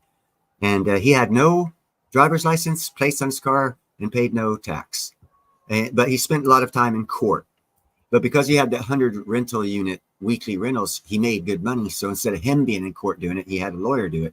But he had like 5 lawsuits against the Maryland State Police for them, as he said, illegally stopping him for not having a plate, registration, and then not having a driver's license. And each and every time he'd have to go to court and prove that by the way he rescinded his signature to the Social Security Administration's card and rescinded his signature here, there, and had it legally documented, he had to prove that in court, tell the judge what laws he needs to look at under this case. The judge would have to take time to research those laws because they've not been used in a long ass time. And then he'd have to give his proof of like in the law, it says a safe and reasonable speed, not an actual speed limit and stuff like that. And he spends a lot of time, and he probably died with lawyers in court fighting him because the machine is bigger than you are. Yeah, they'll keep on trucking. They will. Yes, because all they got to do is retire this one lawyer, and the new guy will move in, and you can't retire. You're still fighting them, so they win. So long term, you know they're going to win even if they're wrong. Best thing to do, buy an island. Oh, would I love to. Yeah, I've been looking at them, bro. As soon as I buy one, I'm actually looking at one big enough for a lot of people. So if I can get to where I believe I can get. Now, who do you intend on buying the island from? Private owners, man. Hell, believe it or not, I can't see it. But if I were to hop in a boat and go down from the North Bay to the Richmond Bridge, there's an island right there for sale for $25 million. Not that you can do nothing with it, but it's a private island for sale by a private individual in the middle of San Francisco Bay. So there are islands out there owned by private individuals, and these are the individuals you're going to sell your crystallized osmium to, so don't undercut your price. Because there are lots of people out there buying $38 million islands, $15 million islands, $25 million islands, left, right, and center. There's a lot of rich people. So you're talking about buying an American island? No. The ones actually I'm looking at most seriously is there's it's like 4,200 acres, 3 islands in the Philippines. They're in between the islands of the Philippines, about 200 miles southeast of Manila. It's like a Strait of Colossus or something like that. There's an island chain of 5 islands. 3 of them are for sale as one unit for $38 million. It's like 4,500 acres. Perfect little area protected from the Pacific by another island that's actually faces the Pacific, so you get no big waves, and it's not direct to the Indochina Sea, so you're not going to get the big storms. They're all going to hit other islands before they hit you. It's a pretty good location. So yeah, probably the Philippines. And you'll find smaller governments don't mess with people who can buy $38 million islands. They actually court them, so you really won't have many problems. Right. It's a different world when you have money, and you're selling osmium as a poor person to a rich person who doesn't live in your world. Don't sell it to him at your world's prices. Sell it to him at his world's prices. He'll buy them. She'll buy them. You know, that's true. I went to the Of course it's true. I said it. With my buddy. I'm surprised you sound surprised that I said something that's true.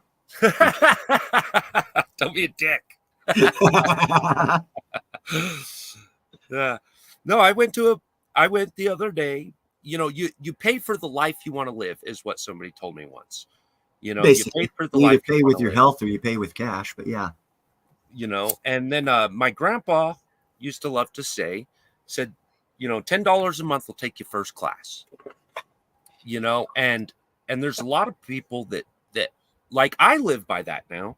you know. But if I was like a really rich person that, you know, somebody asking an increased amount, well, if you're rich and you got the capital, then just spend the capital because now you have the prestigious product, you know. So yeah, I'm with you on that, and I think that makes a lot of good sense, you know.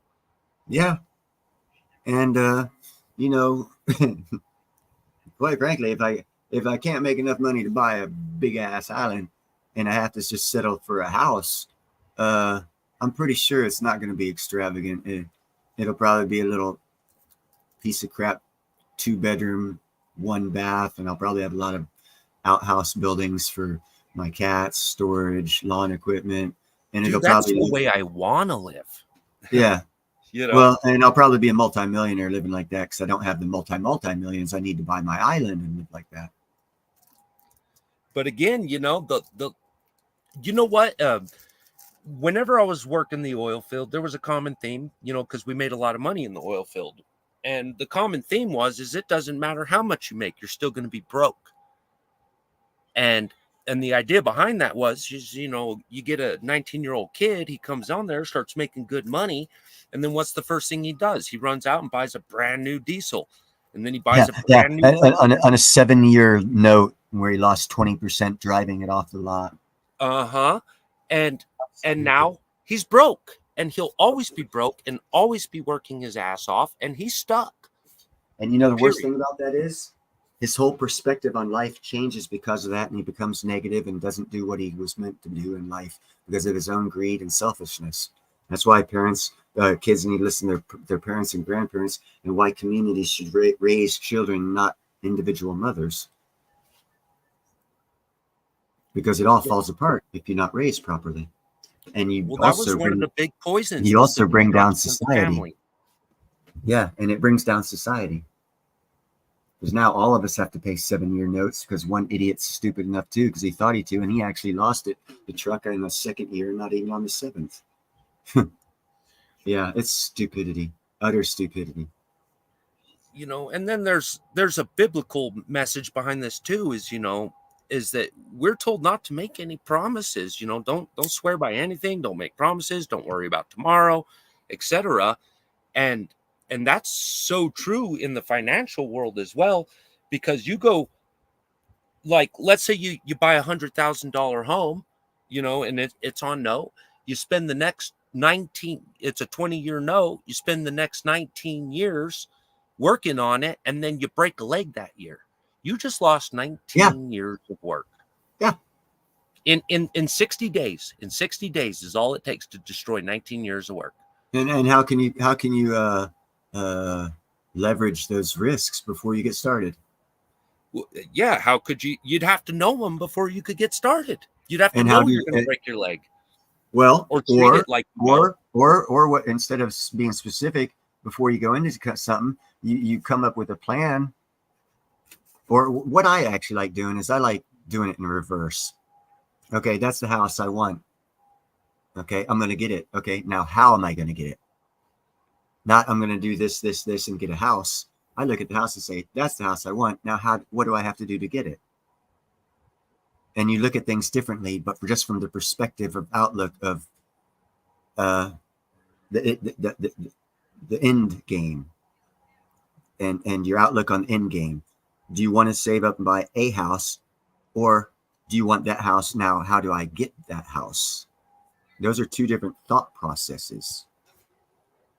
One is more passive than the other and misses out on opportunities that are fleeting, still opportunities. There's a lot to life, and we complicate it through wanting to control. And that's where governments come in, and it gets more complicated. So the best thing to do is, instead of I want a house, what do I have to do to get it? When you look at the house and say, I want that house, what do I have to do to get it? Your terms of what do I have to do to get it means how much cash do I need to get to pay it off right off the bat? So I don't have any problems of, oh, I'm in the thought process of, okay, what do I have to do to get a house? Oh, I got the house. I only need to work for 40 more years and I pay it off. Is in the mindset of that person. where the person who says, I want that house, what do I have to do to get it, might be in the same thought process, unless they add, how much cash do I need to get it? Because now you're looking at it from a different mindset is used when you look at it in that way, and it makes it more desperate and needy to you and wanting. So therefore you're more creative in coming up with a solution. The solution is you need $500,000. You're not going to spend 40 years getting it. You want it in about 2. How do I do that? See the difference in mindset?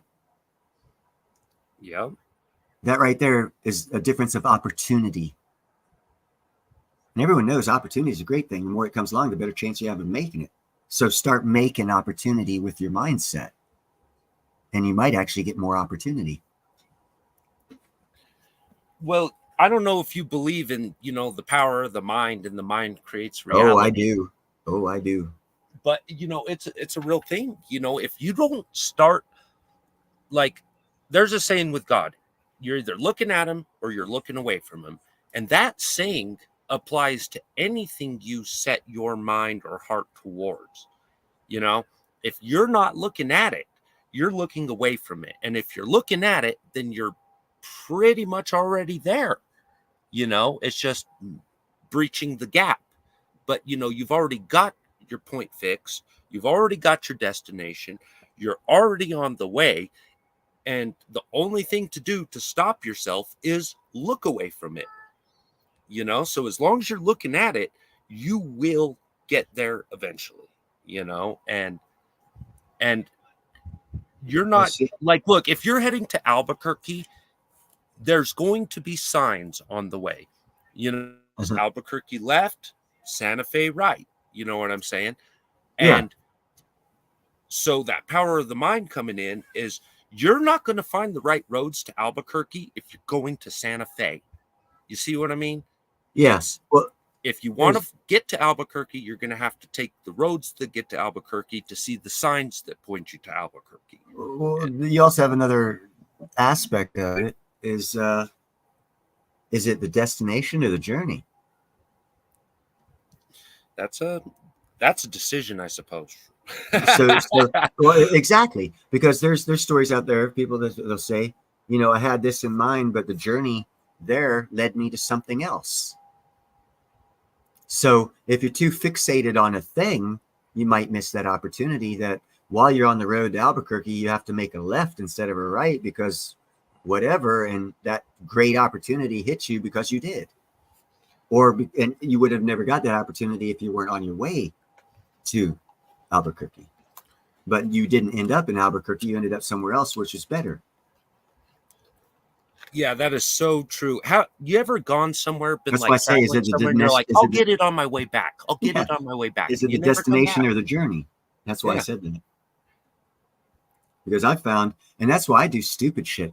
Man, dude, that's one reason. I mean, I could have done a lot of things in life. Started out, I wanted to be a doctor, and I was on a path to be there.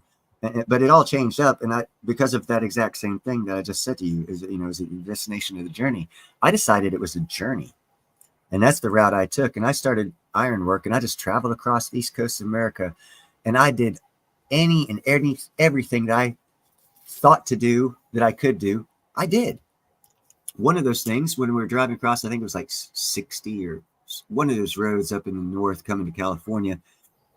I think we were in Utah or something. There was this one hill that said something that caught my attention, but it was like all deserty, but mountains, but deserty. And I was in my 78 Ford F-150 in my connecting part beside me. I just stopped, started walking up to the top of the hill because that sign inspired me to. And I took my lunch with me, and Paul followed me up there. We sat there, ate our lunch, didn't know why. Then all of a sudden, over our head flew Navy planes, and we spent 3 hours watching Navy planes do bombing runs in that valley. That's so cool. I would have never freaking seen that if I had not just decided to stop at that sign for some reason and walk up to the top of the hill. There was nothing there. I just decided to do it because that sign caught my interest. It said something like Lookout Point, top of the hill, or something like that. And I was looking around seeing desert going, Lookout Point. Let me stop and see what the hell they're talking about. And that's what they were talking about. I would have never discovered that had I not stopped. In a nowhere, dead end Death Valley looking like place with nothing going on. Then all of a sudden I got to experience Navy bomb runs in the desert. It was like cool. So the destination, the destination is not always the end of the journey. The journey is the destination to the end. It's you gotta open yourself up to life experiences on your way of living life. You know, buddy, I'm one of those guys. I just like to drive, you know, so I get in the car and go, and destination or trip, it don't matter. I'm just driving. You know? I do it without a radio, and I've gone across America each way 4 times, either from Texas to Pennsylvania, or from Florida to California, or from California to Pennsylvania, or from Florida to California. I've driven across this whole country, no radio, never played the radio because I wanted to see everything. Yeah, isn't that a good way to live? Oh, hell yeah. Dude, my mom, after my dad's funeral about 15, 18 years ago, came to the States. We drove across country because I inherited his old truck. And we had that premise, just drive. You know, we got 2 weeks to get to California at least. So let's just eat up 2 weeks driving. And there was somewhere in America, I don't know where, somewhere in the Midwest area, we're driving, and it had one look of scenery to it. And we come over this hill, and all of a sudden, all I saw was lava rock for the whole valley. I was like, what the hell? Here in America, lava rock this much? I thought I'd known about it. Stopped, looked around. I did discover what it was. I don't recall right now, but it came from some volcano hundreds of thousands of years ago. And basically, it looked like Hawaii without the water and the palm trees because it was lava rock. And that's what caught my interest. And here's another one. We stopped on that same route in Lasik National Volcanic Park. Doesn't that sound fun? Yeah. A volcanic park. Yeah, that sounds like Fred Flintstone kind of fun. But from that experience, me and my mom went down into the little cave at the Volcanic National Park, and we discovered that just the day before we got there, the Discovery Channel had left from filming a new discovery called the hexatite. We all know about stalactites and stalagmites. Well, they just discovered the day before we got there. Well, they filmed, I don't know exactly when, but like a month or two before probably. But they left filming of this new discovery of a stalactite and stalagmite formation that occurs in tectonic plate disruptions, and it comes out of the sidewall and grows for thousands and thousands of years in a spiral formation. And it only happens in 2 places they've discovered on this planet. And we actually happened to be there the day after they filmed the first place it was discovered, at Lasik Volcanic National Park. Would have never gone there for any other reason than we were just driving across America.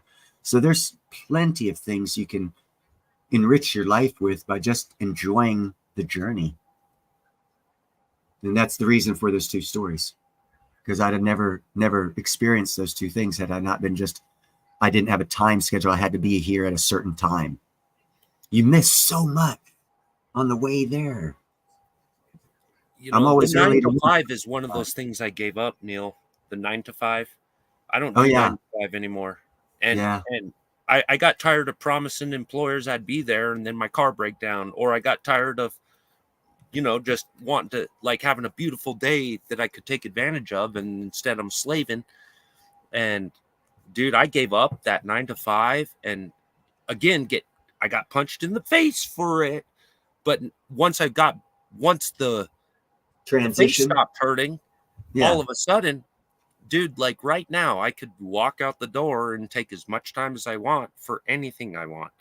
I could pack up and move right now. I could just pack up and move somewhere right freaking now, and I wouldn't be bound to anything if I didn't choose to, you know? And so freedom, my friend, you're talking about freedom. And you will not live look, a man can't serve 2 masters, you know? Why are you doing that? Why would you want to? My whole life, my whole dude. Okay, I've been out here since 1996. I've been in the union for 28 years. You know how many retirement credits I have in 28 years? I talked to guys who've been in for 28 years. Oh, I got 40 retirements. I got 36 retirement credits. You know how many I have? How many? 15. Serious? Yeah. I took a lot of time off to enjoy life, bro. Like you said, Good. 9 to 5, I'd work a job because I wanted that job. That's why I can sit here right now and tell you I am the only iron worker walking without a cane that has built the most high rises on this planet. Because that's what I wanted to do. And I only worked high rises for 8 years. And in between time, I'd take months off at a time. I didn't care. And the whole union knew if there was a high rise going up, I was doing the decking. Because no one else had the balls to go up 50, 60 floors and grab a hold of a 30-foot sheet of steel, 3 foot wide in a 50-foot wind, 50 mile an hour wind, and believe they wouldn't let it fly off and kill someone. I enjoyed that. I enjoyed that shit. And that's what I did for years. And I only did high rises. I hated every other job. I took it 2001 after the terrorist thingy. I took a year and a half off.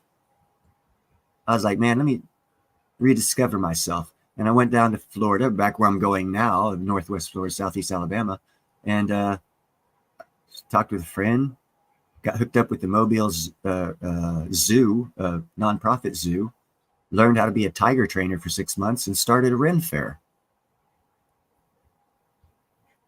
So I was like, and then, it gave me some life experiences.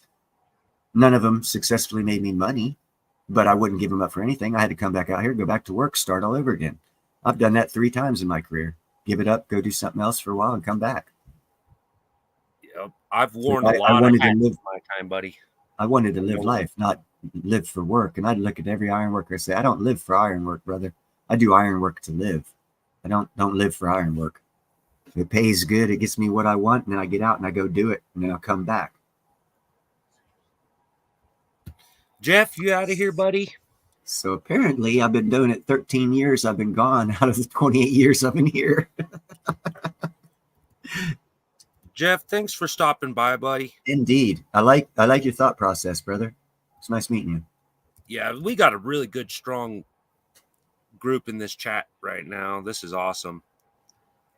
I haven't really been paying attention to chat. I've been running my mouth too much, but I'd like to. Yeah, I should have been paying more attention, but I've been trying to learn this computer in the background and talking with you. I wish I was better at making my lives a little bit more interactive, but whenever I'm live by myself, I'm just rambling, man. I'm just going for it. I tried something different last night based on that same premise, exactly that premise. I did about a 25-minute stream on StreamYard, unusual time for me. It was Thursday. And all I did was showed 2 videos on gemstones and gems because I wanted to try something different. Yeah. It wasn't successful. Didn't get a lot of views, but I wanted to try something different. Well, what got me doing lives in the first place was, I talk for an hour on a camera, and then you got to upload that, and I was just like, this live already, it just uploads as you go, and then you're done. And then I discovered, yeah, you can actually talk to people in chat, and then it became more interactive on accident, And it'll get even more interactive once you learn those features of the share screen.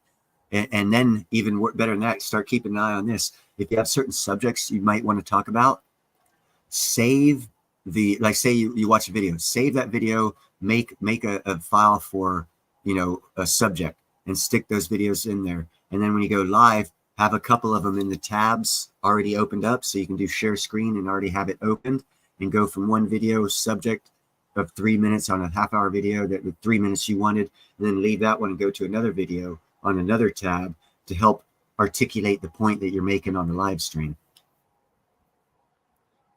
Yeah. It'll come to you. You'll get to that point.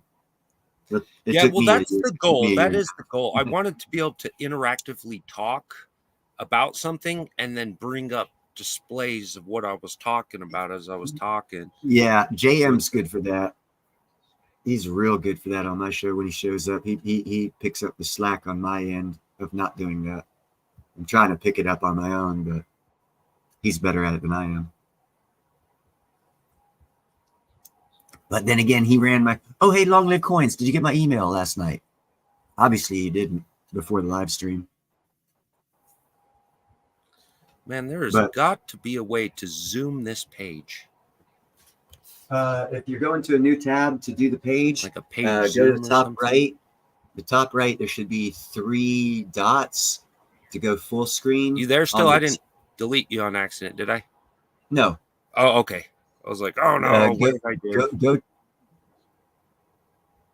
Go to the top right. There should be 3 dots. If you're on the tab that has that as a screen, and oh, no, go to the bottom where you can enhance the screen to theater mode or full screen mode.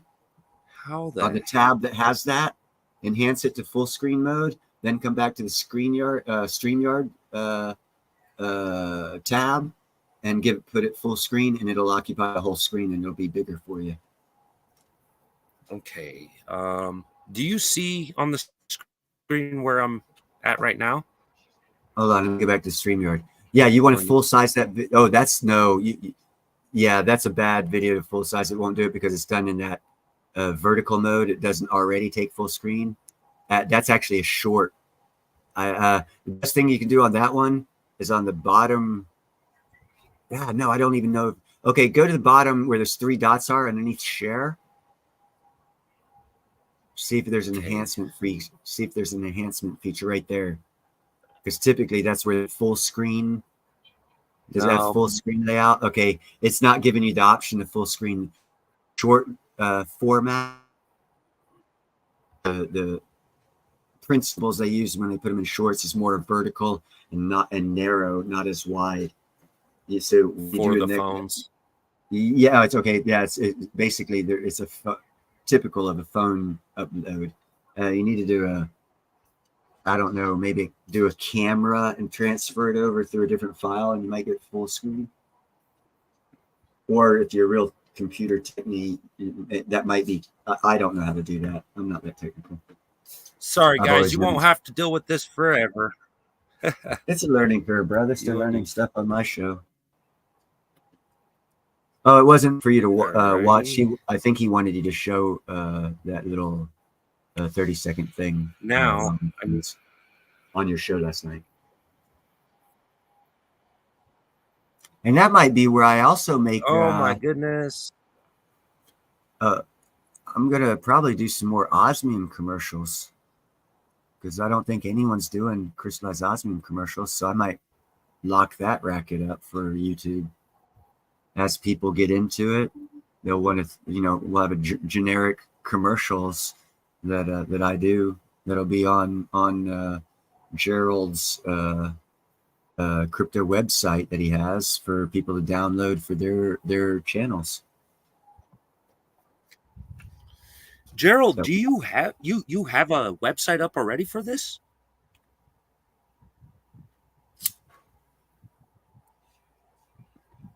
See, I'm putting him on the spot. He should come up on stage. Here, let me try like this. Invite, copy. Okay. Post. And then you go to YouTube and go down and post the link, and then the 3 dots to the right, pin it to the top. That way the invite will be pinned to the top. Yeah, take that right there. Hold on, let me get you out of the heart. Oh, nope, I can't do it, sorry. Here. All right, I start it. Oh, wrong one. No, to the right, there's 3 dots. Hit that and it'll give you a chance to pin that message to the top. Okay.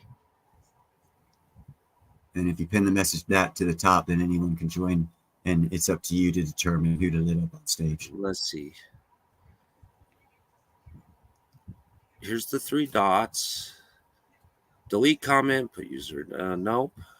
Starred, but that's okay. Right beside your StreamYard thing, there's 3 dots right behind. On my screen, it shows it right behind the 4Y, and then the DB is on the lower end. There's 3 dots. If you hit that on YouTube, not in StreamYard, in YouTube. In YouTube. in YouTube, because you're the creator, it should allow you access to pin that message to the top of the chat. But at least it's down there so that if anyone wants to hop up like Gerald and do a better explanation rather than having to type, because I know talking's a lot, you can get a lot more said than, at least I can get a lot more said than I could ever type. And quite frankly, I'm a horrible typer and speller as well. Two things I didn't focus on in school. Oh, focused on math and science. I didn't really care about literature. Yeah, I'll have to. I put it in the chat, but I'm having trouble. Yeah.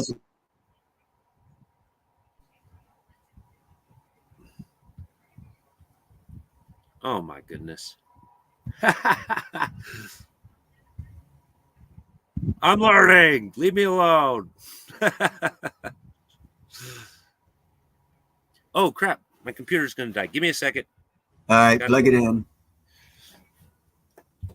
Yeah, it's a long ass test, ain't it, Gerald? What we going on here? 2-hour test. Testing. 1, 2, 3. Count up to about 300,000. We have 2 hours. Well, if you come up on stage, you'll have an opportunity to have a camera going, Frisky, and you can show stuff that way. Here, I'll show you what I'm talking about.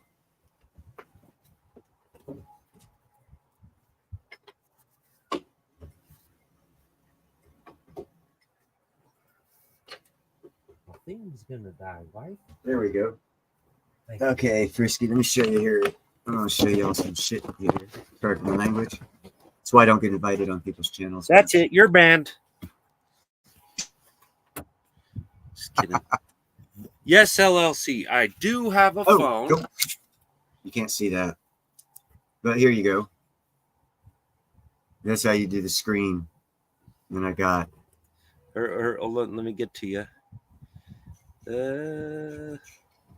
Or better yet, let's see if we can't do that.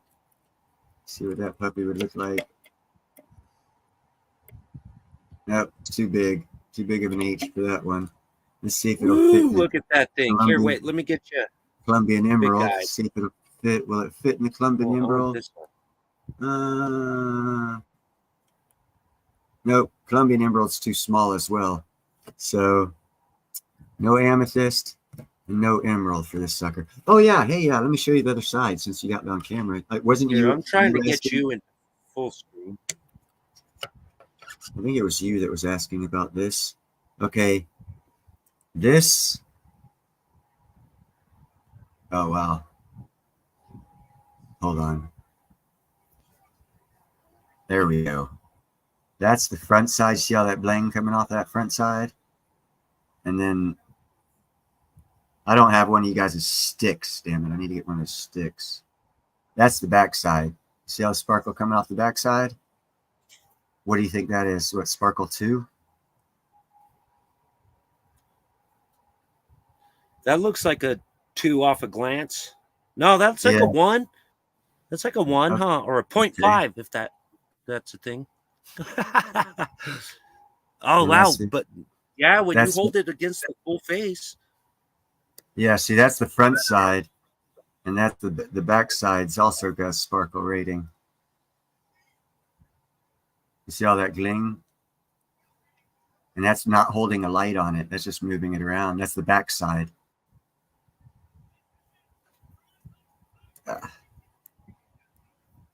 These are iron workers' fingers dealing with this crap. You guys better be thankful I'm not breaking.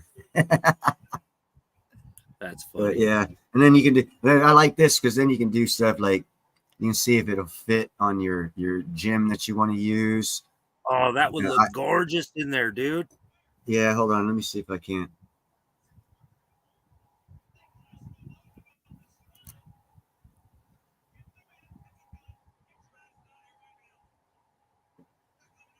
Ah, shit! Get the sparkle. There we go.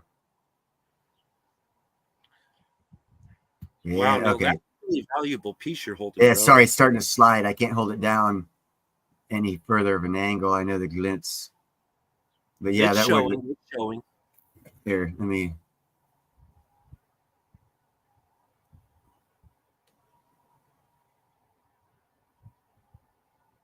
There we go.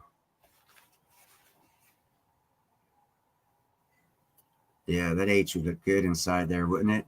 Oh my goodness, that would look great. That is a big O stone, buddy. Yeah, it's Colombian emerald. I got some good shit when I was going to do this, and then I got stumble fucked by not science but money. The economy screwed me right now. And see, this is how I put it back on. The coin. Right. You know what I'm saying? So you don't mess around too much, and boom, it's on there. It's now got the plastic stretched over and secure. But see, now you that's need to get one of them bead pens, Neil. Yeah, I know. Once I get a job, I'll think about it. Or once I That sell some more. amethyst? Yeah. Let me take it out. It's a crappy. Maybe if I do this, it'll help a little bit. There we go. Oh yeah. Cushion cut.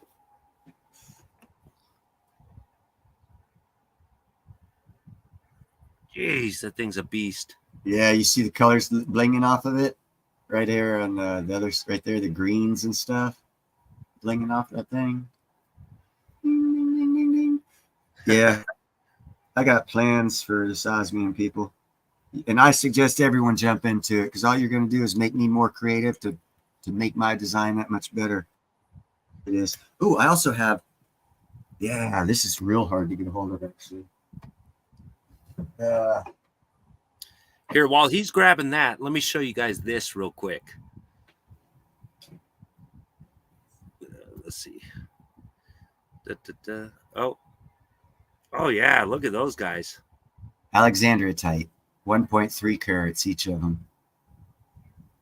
Alexandrite. I challenge you to try and find some Alexandrite. It's hard. I've been looking.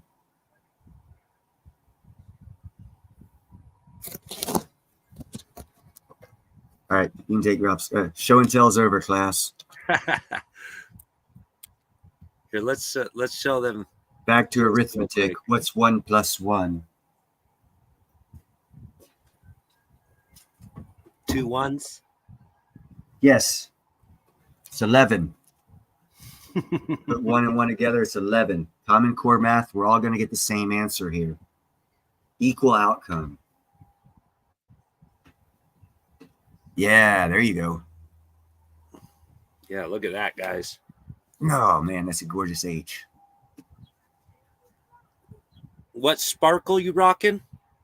I think it was a 3. Okay. I honestly don't recall. I'd have to do the UC code thingy. I haven't even transferred it into my name yet. Dang, buddy, that puts you into well over a $200 piece. How much was it?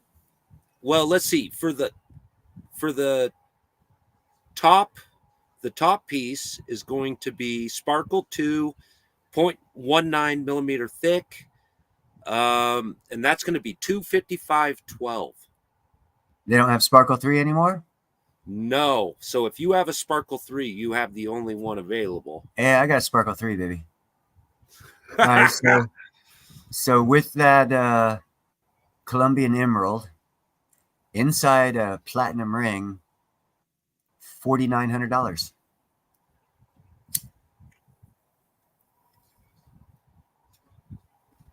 Jeez, oh, could you imagine just cranking these out all day? Oh, dude, I got videos. I'm probably going to show some of them Sunday. This guy, in a 15-minute video, will make the most beautiful freaking rings. And he does the video showing you every intricate part, not the bullshit walking back and forth to machines type part, but just the stuff that needs to be seen on the video for the making of the part. And he creates beautiful freaking artwork. He's never touched crystallized osmium. I want to get in touch with him. He's a real big YouTube. Hey Neil, Gerald wants to scan your piece. Do you feel like letting him? Yeah, hold on a second. Let me pull it back out. Okay. Yeah, you'll be able to tell everything about it then. All right, let me figure out how to bring him up again. And let me get rid of Oh my my beautiful goodness. germ. That's a good looking germ picture too, by the way. Solo. There we go. All right. You want...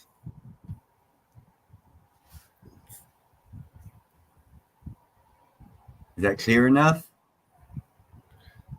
Yeah, I think so. He could pause it probably and catch it.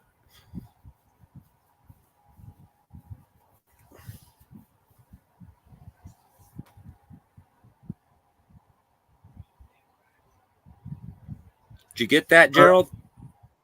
It's also got these numbers here. You can go to the Osmium Institute and do those numbers. You'll get the same thing. Yeah, They're that's the your same, OIC number. yeah, Osmium same as what'll come up here will come up if you use that. Here, let's see how much that MAGA piece would cost. Oh gosh, that'd be a very expensive sold piece. You know how many you would sell? As a matter of fact, just because I'm an entrepreneur, I wouldn't do one piece. What I would do is I would do 4 pieces: earrings, necklace, ring, MAGA, and you'd have to buy all 4 pieces to get it together. Oh, one solid cut? No, like one earring has the M, the other earring has the A, the brooch or necklace will have the G, and then your ring will have the other A, spelling out mega, but you have to buy 4 pieces of jewelry or some other way to where you'd have to buy more than one piece to get it. Okay, you're going to need 2 A's. So let's go down here to the A's. Okay. Oh, there's only one A. You'd have Oh my to goodness gracious. That looks like a sparkle too, huh? 149, 61. Let's find out.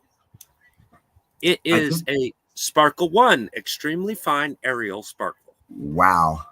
Okay, so there's 149.61. We'll times that by 2. Okay, so there's 299.22. Okay, so far. You're going to need a G. So let's figure that out. Oh, you got some options. Keep them all sparkle 1s. If you don't change them up. All right. Okay, there's a sparkle 1. You could get away with 181.82. M, 2 A's, and a G. Gerald already ordered him. Hey, I'm going to save you some time, Space Miner. Hey, Gerald, how much was it? Oh, did he already do these? He's already ordered it, yeah. No way, dude. That's what he's saying in chat. Yeah, just the 4 small letters, already ordered. All right, I got a figure of $662.70 before tax or shipping or anything. Dang, that's buddy. Funny, Gerald. Oh, that's so funny.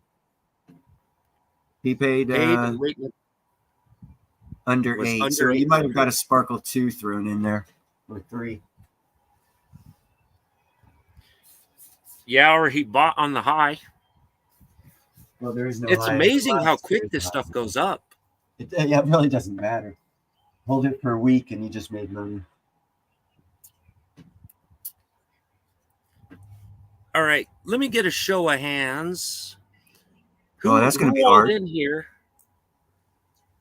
Let's see. We got Frisky. He's Club Osmium. Gerald's Club Osmium. LLC's Club Osmium. Annette. You still in here, Annette? Miss Annette? I'm trying to remember if you got Osmium too.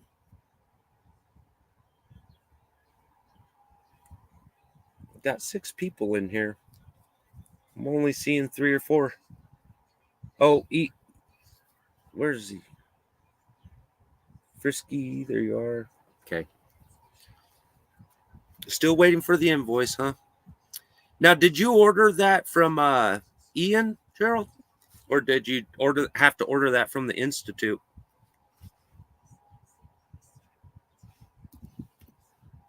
Well, here shortly, you guys will be able to order through me. Oh man, how long till your nosers come in, bro? Probably 5 days, 7 days, something. Oh, that's so exciting. There's nothing. They're not nothing much to them, but once they go in the nose, you ain't gonna see the fitting part of it, and it's gonna bling. I don't really like the look of the nose ring itself, but I don't like nose rings, so I'm not doing something I like. I'm doing it based off of economic numbers, based off of sin of people, vanity. I'm basing it off of how many people would want something better than a diamond if they're vain and sticking something in their nose anyhow. So I'm basing it off of a logic process of economics and business, not my personal liking. So I mean, yeah, it's gonna be cool, but I don't know, whatever. I mean, it's gonna sell, it's gonna make money, but it's I'm not into. I never have been in nose rings. I did it as a business decision, and quite frankly, when you buy the 2 millimeter squares, they're actually cheaper, just like platinum and silver. You can buy them for less than it costs to make them. Every other piece out there, you're paying for it. The 2 millimeter square, you're getting it cheaper than it costs to make them. And I have a tendency to do that kind of thing, and I like that. So I found a fit for that. So basically, just because I'm cheap ass businessman is why I went that way. What I would really like, well, you saw that H. I'd like to have Han or a big H ring, and I'll create it. I'll design it. You see, I got this. I'm getting it together. That's what I'm gonna love. I'll make money off the nose rings, and that's what it's for. To introduce people to it, give them an opportunity to get a piece of it.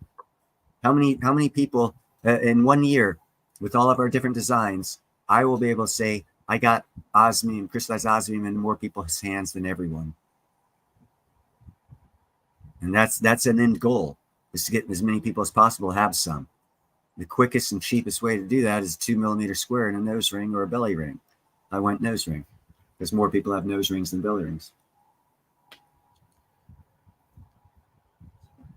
So here, can you see that shape? The Zia Sun?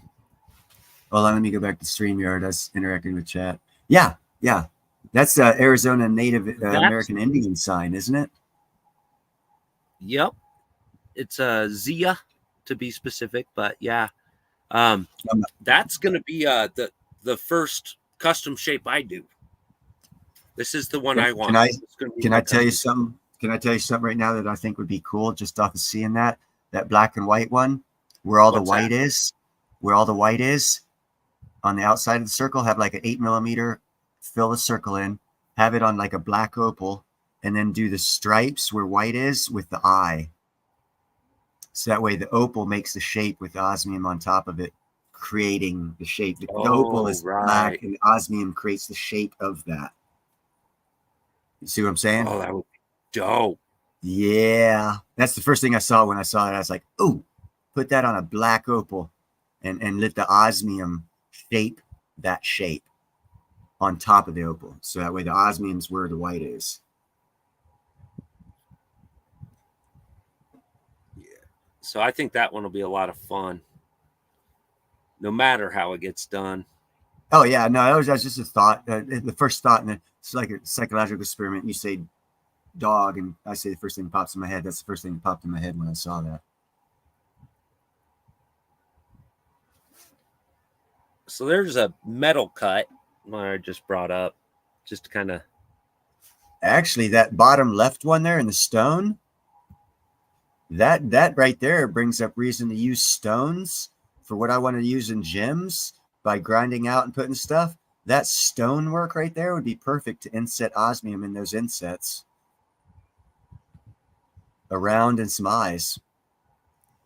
Yeah, you wouldn't need much if you separated everything. You could pull it off just. But I mean that shows a use case to have like a slab of a cool stone and do that design, have that ground into it, and then fill all the ground in spots with osmium. That way you're taking a stone, not a gem or a ruby or anything like that, but you're taking like just a regular, well, not a regular stone, but a unique stone and adding osmium to it. That would be a great thing to do, be a first.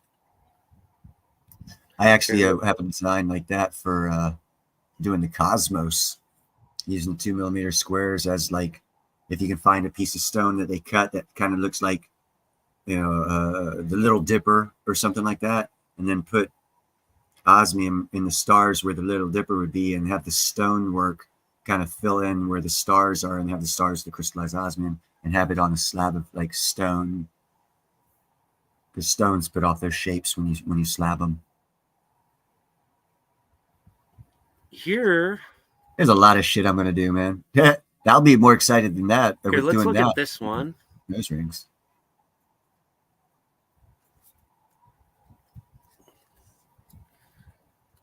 Here, look at those, Neil. Can you see those? Which ones in specific? Oh, those ones there. Yeah. Yeah. Here, let me blow this image up. How do I blow the image up? That's a computer thing that I know nothing about, bro. Because that's on a website that I've never been on to know how to do that kind of thing. There we go. It's coming up. It's coming up.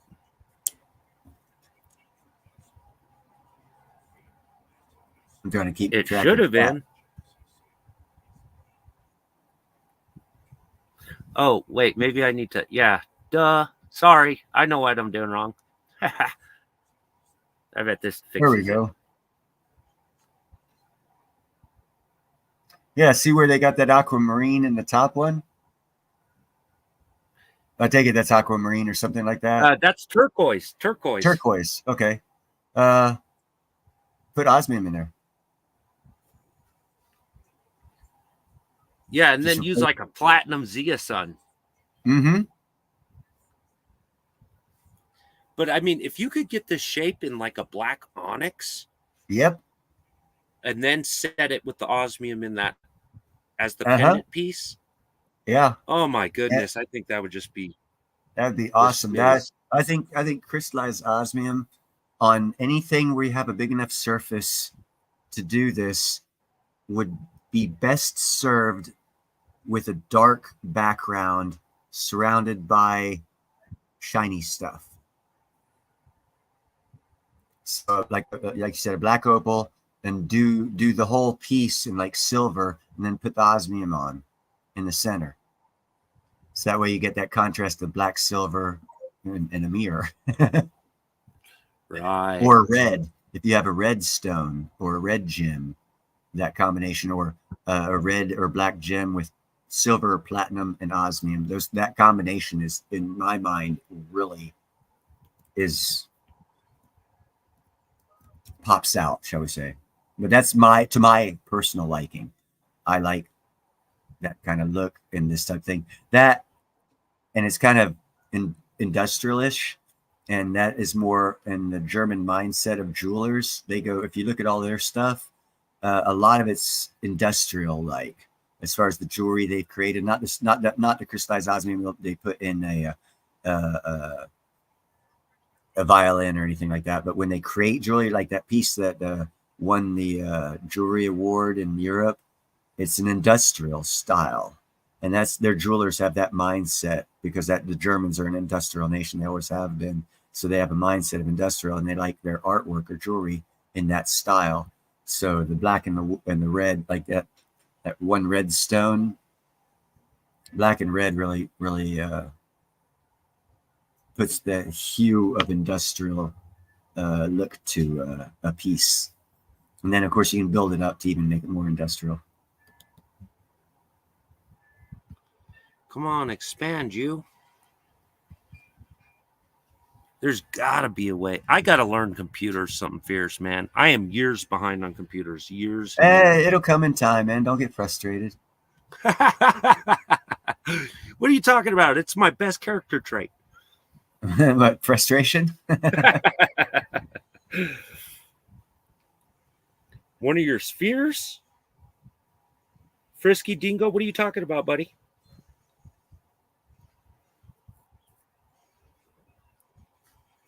You gotta scroll up a little bit, maybe.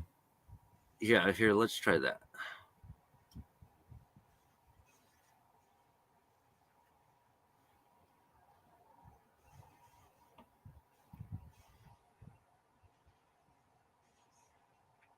This is black onyx we're looking at. They're working with. So. See, now you put a piece of crystallized osmium on top of that black onyx, or embed it in a black onyx, and then put the black onyx in a piece, and then maybe surround it with gems or some more osmium. That'd be badass, in my opinion, personal opinion only. Yeah, like a layering of materials. Yeah.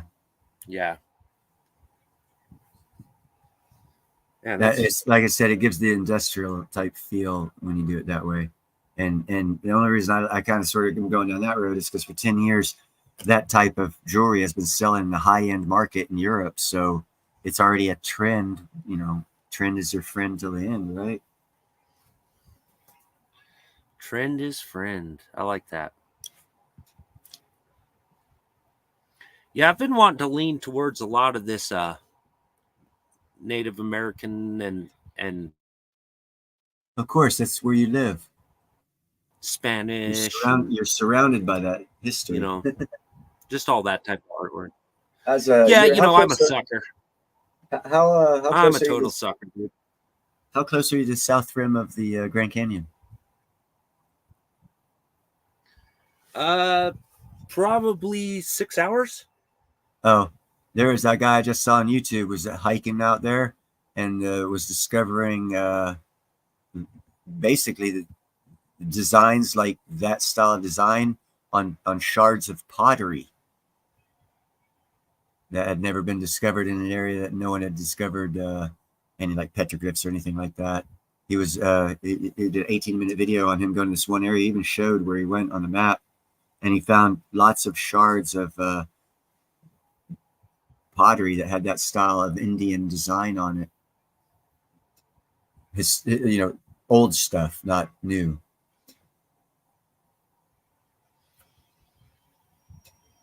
Might be inspirational since you like that kind of stuff. I do. I must also, because I watched a video on it, but there's no way in hell I'm going to fly down there and just go hiking. That's kind of stupid. Yeah, that's a big trip to make just to walk around. I can do that out here in these mountains. I won't find the same stuff. I'll more than likely come across gold out here over artifacts out there. So geographics matters, and when you go, where you go, and what you find.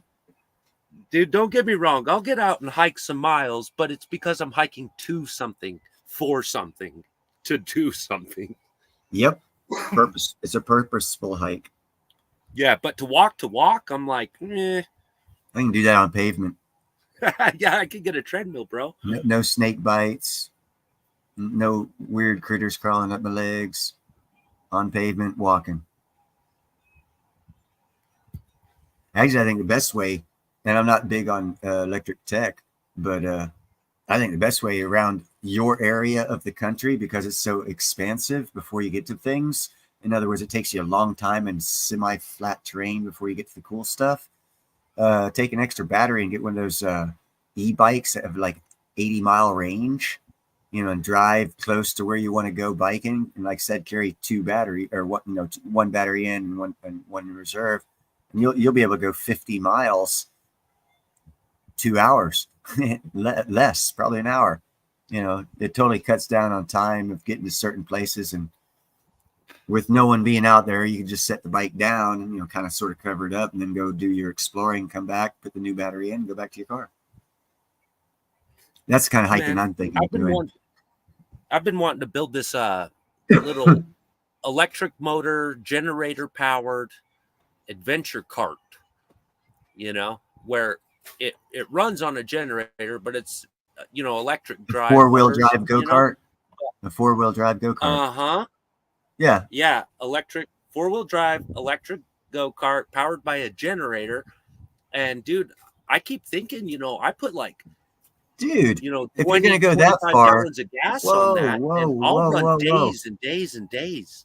I'm going to change your design and get you better mileage and help you out. If you're going to have something fun like that, as long as you don't plan on tipping it, I'd stick a solar panel on top to help feed you power. And I'd go as far as to look at some sort of a small wind generator, because you know you're going to be going fast. And both those two things, the solar generation and wind generation, will extend your battery life big time and give you shade. You could be Yeah, out I all was day gonna on one battery. yeah, I was gonna mount a big panel on the top as a support panel, or an emergency panel, but mostly for like tool running and stuff, because I'm gonna have a big battery bank in it, and the battery bank, I mean, itself would be enough for the journey, but the Well, you got to battery watch bank's out for actually weight. intended to run power tools and stuff out there.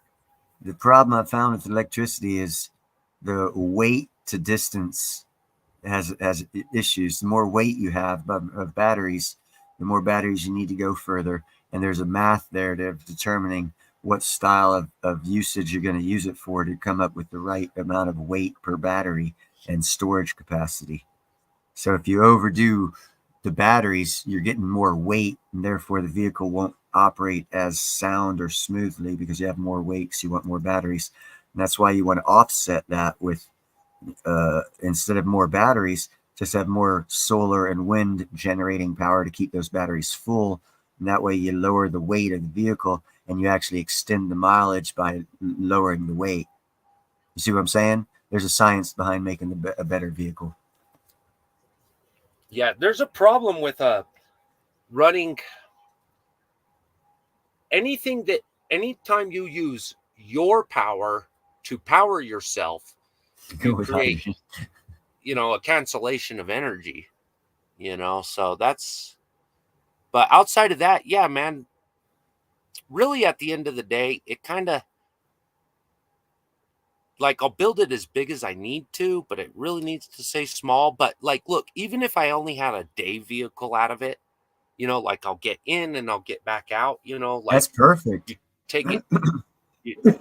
Yeah, dude, that's like all I need, you know? Yeah, no, that's perfect. In Chris, and I've out. thought about going with hydrogen, but I don't trust the technology yet to be dependable. A lot of these hydrogen generators, I really do want to go with that on my boat, Yeah, but though. every one of us imagines standing around the campfire going and pissing in our tank to fill it up.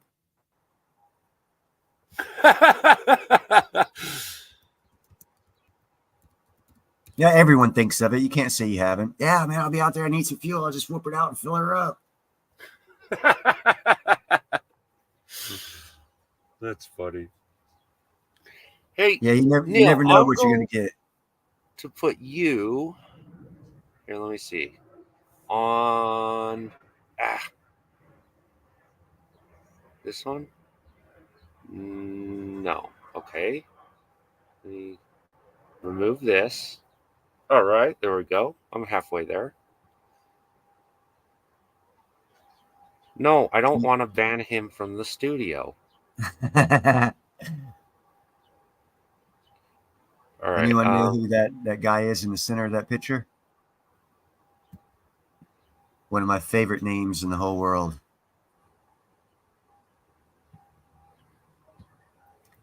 Count Madison, Demon Count D Money. count the money. That's funny. That's when who was that did that skit? It was a comedy. I think it was a Mel Gibson comedy, and he played Count Dumonet, and they played it as him wanting all the money, and it was just a great skit, great comical skit. But that's Count Dumonet, or Count D Monet, is how they say it. D Monet.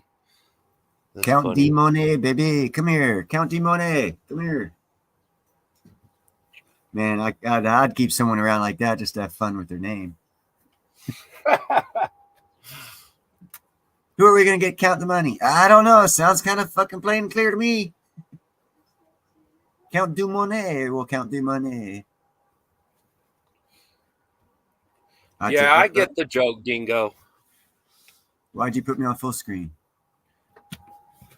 Oh, I was looking at your picture that Oh, you were I changed it. referencing. I'm sorry. You should have told me. I wouldn't have changed it.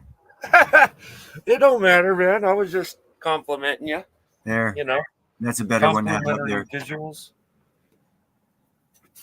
Yeah, I love that one. And I love who it's by. One of the greatest scientists out there. Well, not one, but yeah, no, yeah, one of. The father of immunology. He's definitely up there with Einstein. Man, Neil, I appreciate you coming on and helping me with this. It's been a pleasure having you today. Just so you Yeah, not a know, problem. You ready to cut? well, I don't know, man. Honestly, I'm just kind of hanging out. I just kind of wanted to say thank you for a second. Oh, okay, You yeah, know, because I'm like the only thing I have to do today is feed my dogs, feed my cats, and go to the bathroom.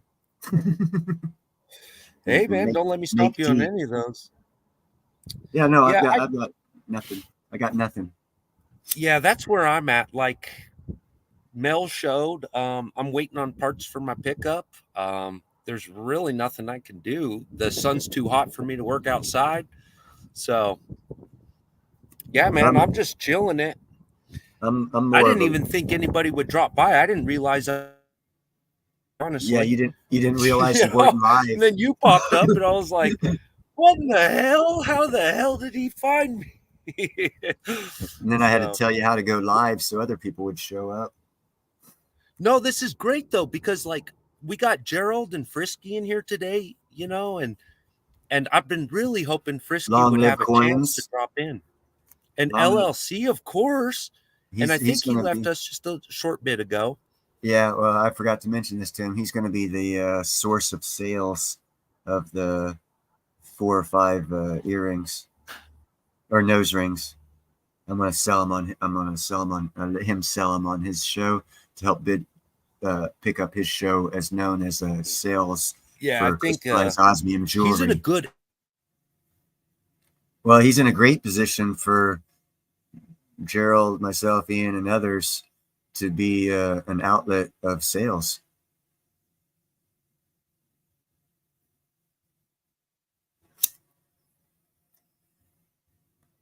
culture. And so I could see your nose rings doing real good. I was gonna do big ear studs, like the big gauged studs for Do it. ears. Do anything and anything for everyone here in the chat and people you talk to. Do anything you want with this stuff. You will make more money by doing anything you want than by doing nothing at all. Do not think you are copying anyone. If anyone wants to do nose rings, do it. More power to you. Make the money. It's out there to be made. No one owns any idea. This is a new type of industry. And we'll even have locations set up soon, thanks to Gerald Draper, to where we will be able to show and premiere your product that you've created online for sales, and we will help you sell it. And Gerald, quick question for you, buddy. Are you planning on the tokenization centering on the industry of the osmium or the osmium raw product? I believe it's the raw product. It seems to me the advantage would be in the actual industry of it if you could white paper that somehow, but I don't know how you white paper the jewelry premiums. That would be the hardest part is writing the white paper for the premiums. But because the melts are all easy to calculate, I don't know, unless you had an expected premium increase that you were planning on incorporating, based on a premium increase percentage you could run. All on my all I am requiring is a 2% tax. That's fantastic. So, how do you white paper the industry, Gerald? And this is for you too, Neil, if you've got any good suggestions.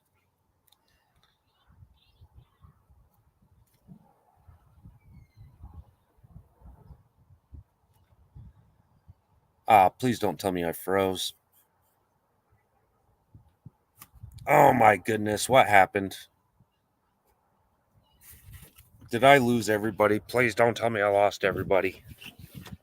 I might have just lost my life.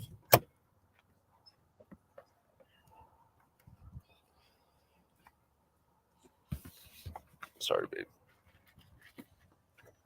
Oh man, don't tell me. Oh no. Oh no. What? Okay. Well, you went real quiet and I thought I lost the No, line. I had mailman came and I have to take heavy packages up to the lady who lives upstairs, Okay. and she has cat food delivered. So I had to go get the cat food from outside. Oh, well then that was really quick. Yeah. No reason to hang out. I just had to go get it. Bruh Cloud. I got your message earlier, buddy. Thank you for sending those out. I got some stainless chain from Bruh Cloud the other day. And so, yep. He's sending me some 5 millimeter rope. So I'm gonna incorporate that into some of the work coming up. Right on. And that's the great thing about this crystallized osmium, man. And I'm not sure I'll have the words right, but the inspiration of pieces like what you're doing is coming from the Native American Spanish side, and people from different areas can grab inspiration and do with the same size piece a similar thing, but with inspiration from where they're at. So you can get so many variations of similar pieces based off of different originations of the thought of the piece. And that's where this stuff's limitless because it's so new. It's just that there's so much opportunity out there. Well, yeah, you could almost get away with like pure replication of other things. Just the fact that you have something different set in it is enough. Yeah, yeah, yeah. That's another way of doing it. Not only do you have the creation of a new thing, you have like JM's kind of on this is replacing buy a ring and replace the gym with the osmium.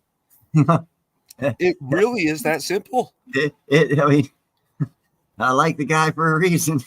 He's got some great ideas, and it's not what I want to do, but that's irrelevant. It's a great idea, and you should roll with it. You know, but there's that too. So there's everything's new with this stuff. So the sky's the limit. Nothing's been taken. Go out and grab what you want. Do it. It's that we're setting up a community to be able to help advertise, sales, buyback, all this stuff. Sure, it's going to be a bitch at first. It's going to be slow. Everything is when you first start, but it's going to move fast. It'll be fixed if anything's wrong with it, and it'll be taken care of if there's any hiccups, and it'll be worked out, and it'll be a great thing. And ground floor opportunity. So speaking of Bruh Cloud, I see you've been doing some silver work yourself. You've got a brick and mortar. You've got an online position. You do silver work. Maybe this is something you should be considering too, bruh. That we're Yeah, still on the early ground floor, bro, and just get your name having it in. on your shelf, could be, you could mark it up to whatever you want Well, right now. not only that, if he was into doing jewelry just in silver, we could see about adding to the list of jewelers that you'd pay to work with the stuff, and have you on that list to where people would be calling you up for work. Opportunity, every Yeah, I'm jeweler. working with a guy in Los Lunas, Quality Jewelers down there in Los Lunas, and he's been helping me with all my jewelry pieces. Yeah. So And anyone who's working with the jewelry as a jeweler, they have the opportunity to get on the list of jewelers that at a nationwide, worldwide list that we're creating of jewelers that will work with crystallized osmium. Because here in America, it's only been here for 2 years. Not many jewelers to work with. It's not like a gemstone. It's thinner. Settings are different. There's lots of differentials in working with it. A lot of jewelers won't touch it because they've got enough business, for whatever reason, they just won't touch it. So we are looking to build up a list of jewelers that will work with it so that we can bring them business. bruh, I was just going to type it out, but it's just easier to say it. Yeah. Bruh, if you were considering adding it into your store, okay, I'll make you a deal, okay. I'll help you get your startup going in your brick and mortar. what I could do for you, what I'd be willing to do for you, is send you a small selection of OS to put in a shelf, okay, of your crystallized osmium to put in your shelf. I'd send you like a small sample collection of a few shapes and sizes, okay. Bruh, and in case you don't know, bruh, one of the things about crystal osmium is that you register the piece to your name, okay, but also in that you can register a possessor on top of it. So I can own the piece. I can own the piece. I could put it in your store showing you to be the possessor. And if it sells, all you would need is me to release the what's called the OCC code, the Osmium customer or change code. And you would need an email for that so that you could get the code so you could transfer ownership over into the name of the person who buys it. Right. But So what they I would would need an do email. is put it into the store at at cost. I could get it in your store at cost, like where you're not carrying any of the initial cost. Okay. Um, and you just have a display. And it would be up to you to mark it up. It would be up to you to mark it up. But if you found it was turning around good for you, you know, and that you're making a little bit of profit off of these pieces, then what you do is you just get a hold of me or Ian or Neil or LLC or one of us, and what we could do is help you arrange larger orders. But again, what I would offer you is I would send you a few pieces just to put in your shelf, um, and I'd hold the pieces, and all you would have to do is cover the cost at the sell. But whatever profit you make, you get a keep. You see what I'm saying for those first introductory pieces? And then after that, if you still wanted more, well, then we just start arranging you your orders and turn you loose. You see what I mean? But what it does is it gives you an opportunity to just test sell it in your store and see how it go. Maybe offer it to a few jewelers, and and it would be up to you to choose your profit range at that point. But I wouldn't mind sending you a couple pieces, bro. You're 100% interested. That's good. You should be. If I was you, I'd bump that up another 10%. But yeah, and like Gerald's saying, yeah, super easy to transfer ownership. And oh yeah, he's saying about through an Yeah. NFT. Uh-huh. Gerald, Yeah. if you could do that, No, you stated it wrong. When can you yeah, do that? when, yeah, It's that's right. happening right now, brother. Like I said, this is a quick moving market. It's happening. He's doing it right now. Frisky, I'm dealing with the same thing, buddy. Let me read this out loud. This conversation sounds profitable. I have the hardest time convincing jewelers its true value and worth. Well, somebody told me not too long ago, Frisky, screw those guys. If they ain't, don't even waste your time Here's a convincing. way to look at it. There's only going to be one Warren Buffett. That means there's only 1% of the jewelers that'll jump into it right off the bat, most likely. Those are the ones you need to hook up with, because if people wait, this opportunity ends in 2026. Do you think it's going to get spread all through America by then? I mean, we're doing our best, but it's not. And not everyone's going to get a piece of it. And that's going to drive this market like what people think is going to happen with silver, with the silver squeeze that everyone's predicting to happen. Well, it's happening with osmium. You were on the website. They don't even have the H that I have. They've already sold out. Most stuff is now being made to order. In other words, you get your order in, they'll have to make the piece because it's already sold out. Imagine if we said that about silver, what your mindset would be about silver. Quickly get that mindset into crystallized osmium, because that's how fast it's moving. And it'll be pretty much secondary market only from 2026 onward. If that helps anyone on any thoughts of possibilities.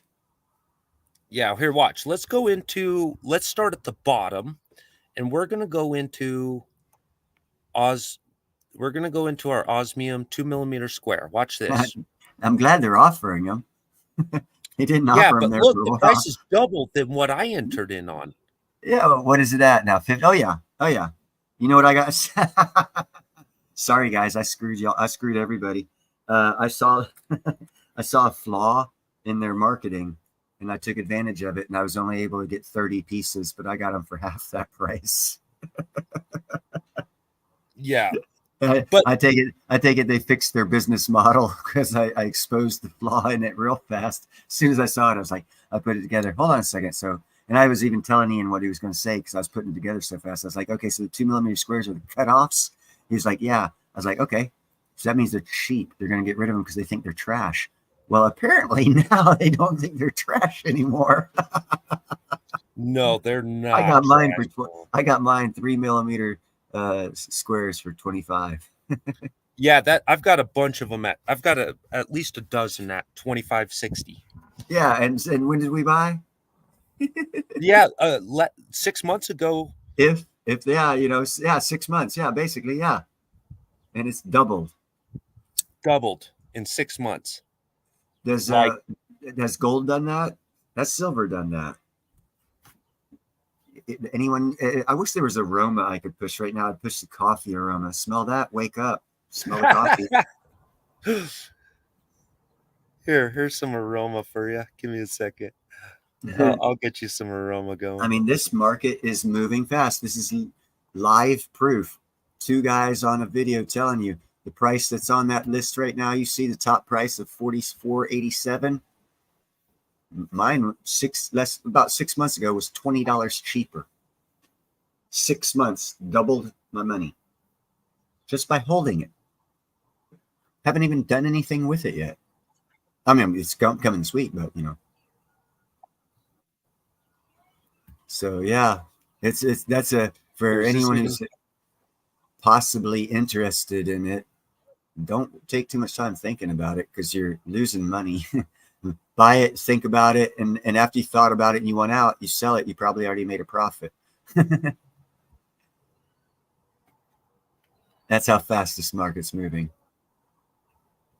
No, it's not going to be. It's going to be, but not. In some ways, it's frisky. It's going to be like rhodium. It's going to go up in price, but then it's not going to end because there's going to be a secondary market and it's going to continue. It's just after 2026, the price is going to. You saw in 6 months that 2mm squares doubled, right? Well, in the secondary market in 2026, when everything is new, is not being made anymore, all you'll have is secondary market. What that means is what's happening from now till 2026, put it on steroids as far as capital and investment opportunities, because all that's going to be out there is what he's showing you right now, people who already own it, because there's going to be no more to buy. That makes what he's holding right there, oh shit, 10, 20, 30 times more valuable. 2-year investment. That's if you just hold it. You can make a quick return. There's so many ways to make money.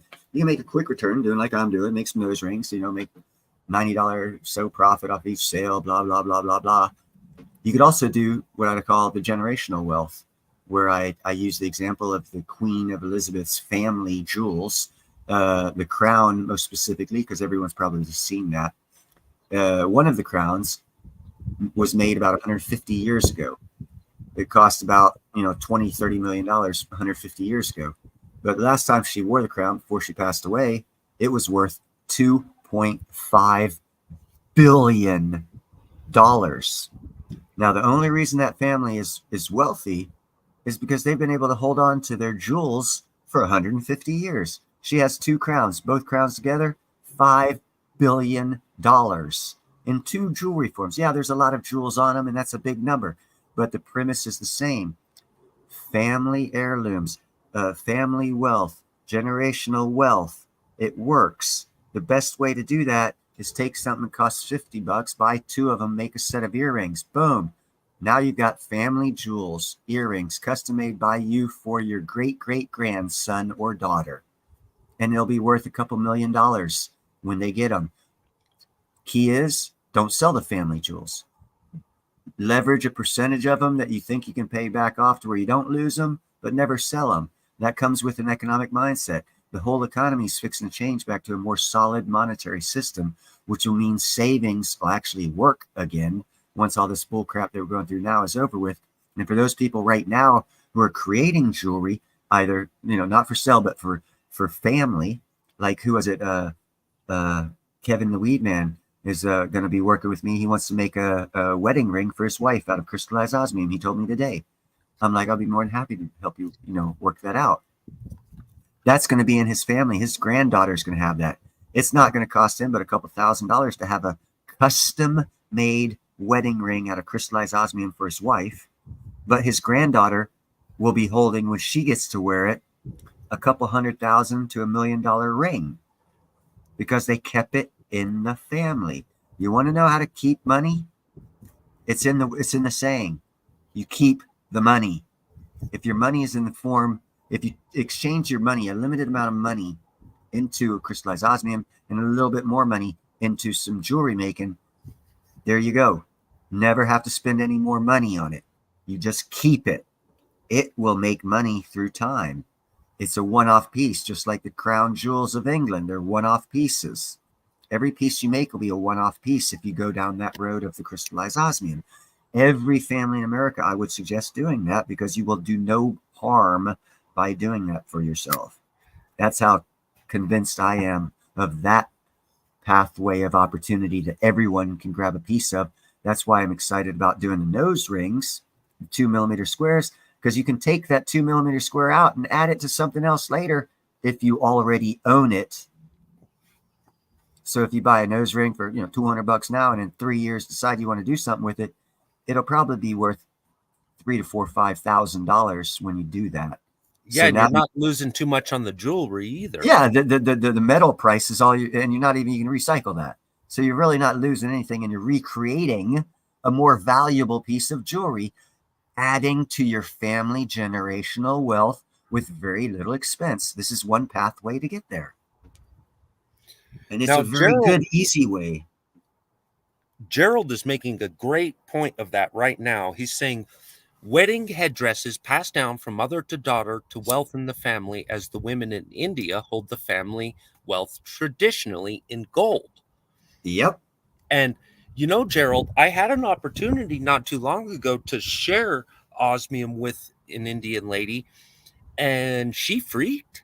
Mm-hmm. She thought it was just amazing. And check this out. You guys just tapped onto an idea I'm going to work on when I have the money for jewelry. And Gerald, you've got a great idea there. Yeah. Look at Indian jewelry. Add osmium. Whole new market just opened up. They've got a different style of jewelry that's elegant, and they do pass it down. They understand. That's a great market. And I'm glad you guys talked about it. I wish you didn't until after I got my products out. You're running out of time for secrecy, buddy. Yeah, I know. That's why I'm congratulating you guys for talking about it. But the only thing right now is stopping me from creating my piece. And now I still will. That's the great thing about this stuff. Even though everyone's going to be good, and I suggest everyone do jump in and look at the Indian market and their style of jewelry and see what you can do with their style of jewelry and crystallized osmium, and with their attitude already, as Gerald displayed, about knowing about generational wealth. I can guarantee you a success rate of sales in that industry in that part of the country. Guaranteed. Guarantee it. They will buy it, because they're ahead of us. They don't know about the crystallized osmium, but as far as generational wealth, they never lost that mentality. As a matter of fact, I just did a video about a year ago where India went to their Supreme Court because they've got 3 vaults that people have been adding gold to for over 1,000 years, custom pieces. And the Indian Supreme Court stated the first vault that they opened up would belong to the Hindu religion. I believe the value of that vault, when they opened it up just about a year ago to do inventory on it, was over $3 trillion of gold. They've got 2 more vaults to open up, both owned by the Indian government, according to the Supreme Court of India, estimated to be between $5 and $7 trillion in gold. For anyone who's got any economic aspirations as a career, I'm going to ask you, what happens when the world gets a couple $7 trillion of gold dumped on that wasn't mined and not accounted for in the COMEX? What happens to the price? Yeah, if you think that's not going to affect your local economies just to start, you're tripping. That's what I'm saying, man. There's so many things that are going to affect everything. The more knowledge you have, the better. But the best thing is don't worry about that. The best play right now and for the next 2 years, main play, crystallized osmium for wealth creation and generational wealth savings. I mean, yeah, sure, go in. I'm not financial advisor by any means. Never invest 100% in anything. But what I mean is, where people are pushing buy silver because it's so cheap, what I suggest is buy some crystallized osmium and get less silver. Not don't buy it, just get less of it, because this market is faster moving, quicker wealth creation, and a better way to actually buy more silver if you understand the principles. And I know that sounds weird, but it's true. Well, we also have another advantage coming up. As technology increases, so does the ability of forgeries Yeah, coming oh, up. that, yeah, this stuff can't be forged. Yeah, and that's exactly it. And so we're entering a world where when people are sucking this stuff up really fast, we're going to You have know, an explosion in false gold coins and silver and etc. And it's going to be really important in the near future for people to guarantee they're actually getting the metal they're asking for. well, not only that, you tapped on something I don't even think you realized that you tapped on. Uh, it is unreplicable. So therefore, there's an embedded security code, basically, for lack of a better word, in each individual piece, unique to only that piece. So if what you just said about the security, all this not stuff, well, and from a security-minded individual, the future of security for secure entryways would be something like, I don't know. I would think if there was something like crystallized osmium, I'd look at it in that in the security industry as Well, being a secure entryway into secure entry points, which adds value to the crystallized osmium on the secondary market. Because if you could buy and hold a couple pieces and use them only for your building, and entry and secure locations in your building only being authorized to certain peoples, well, son of a bitch, it can't be replicated. and You got a secure system.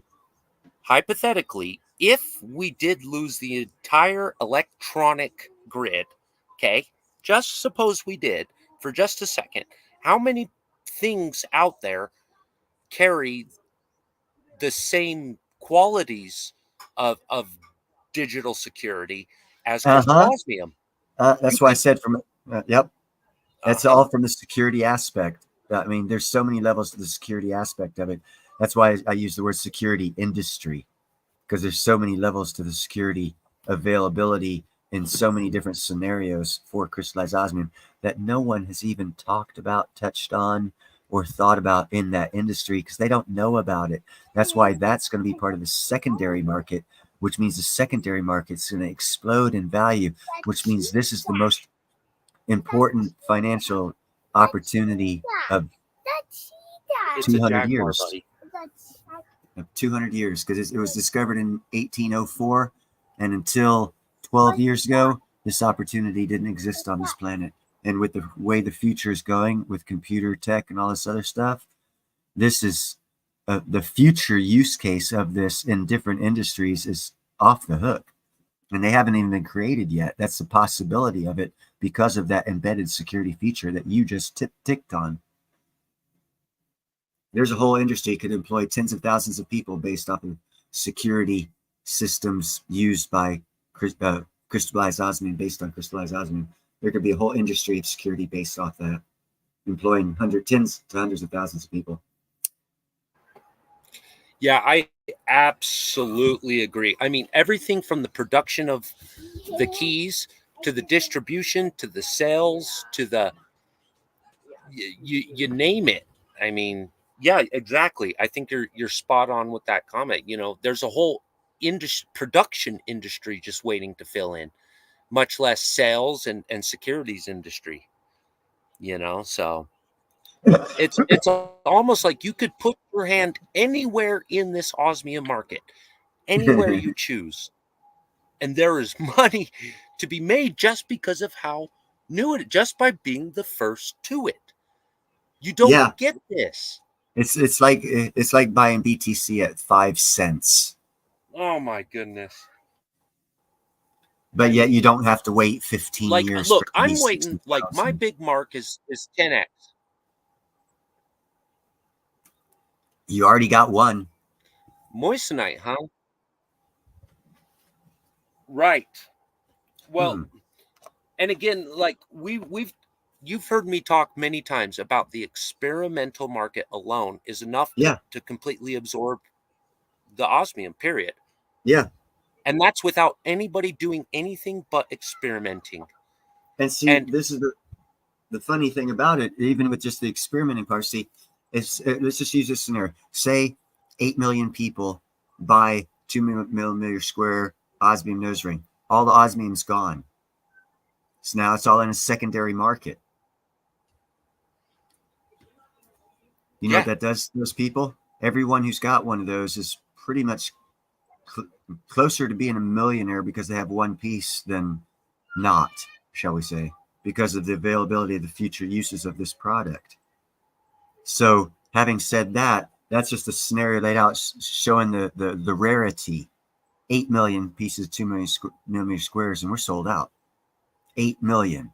That's not a big number. There's 320 million in America alone. There's 100 million people that have money to buy it, and there's probably 10 million people that will.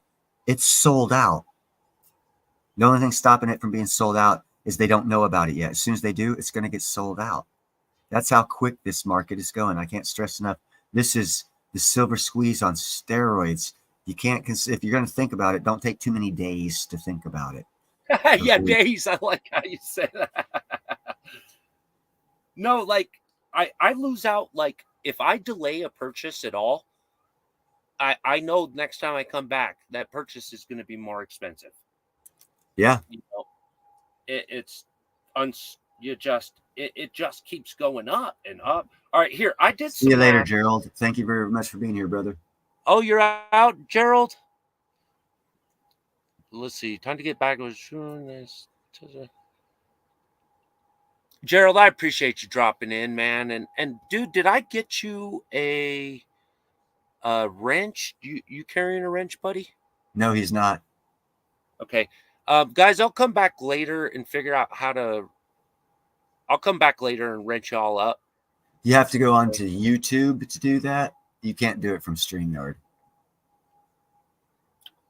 Okay, so I did some math for Ian a little while back, and this was before we got the new news on the reduced amount of available osmium, right? And the math I did at the time left us with 10,060,767 2 millimeter squares is Okay, what I I was a came little up bit with. off on my numbers. I was a little bit off. My bad. Yeah, well, this was I have to admit my done faults. before the reduction in the reserves, before we got Oh, okay. news of the Okay. reduction. Yeah, but 10 just over 10 million 2 millimeter squares, and then you count in the reduction, which would bring you into around somewhere between 7 and 8. And Yeah. then you consider that, like, look, even if they wanted to do, let's just say 8 million squares, okay, even if they wanted to, it's too late. It's too late to still produce 8 million. It's too late because there's been so many productions of other sizes already.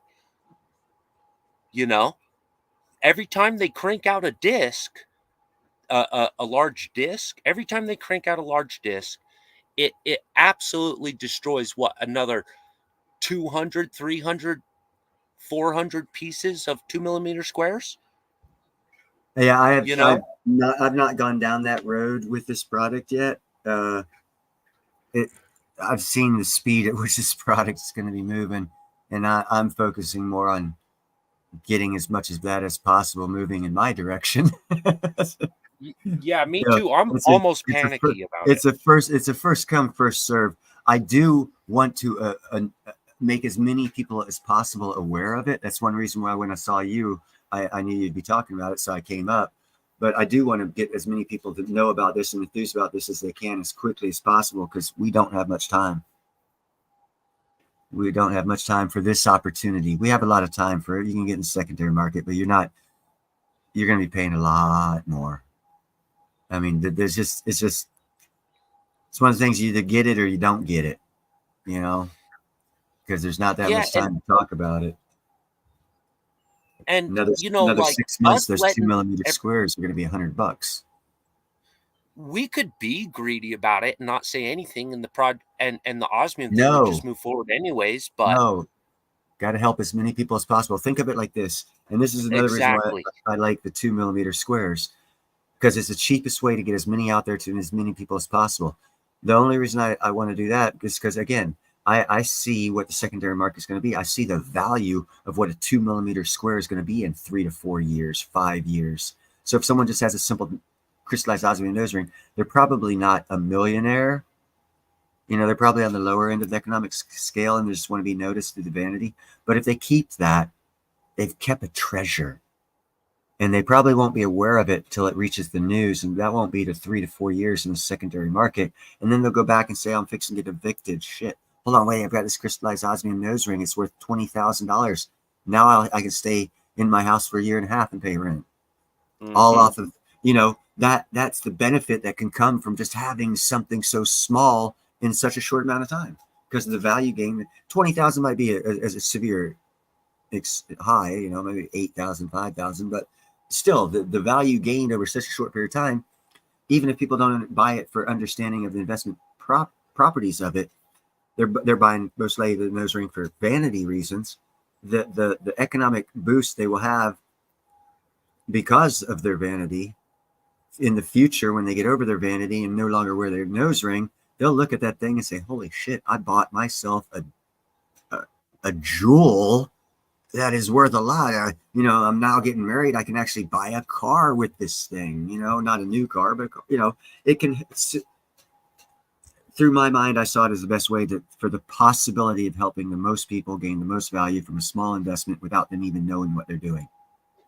Well, and that's the point I was making with a lot of guys. Like, look, even whenever I very first started and I was, recommending the 2 mil squares, and guys look at the price of osmium per gram and they go, oh, that's beyond me.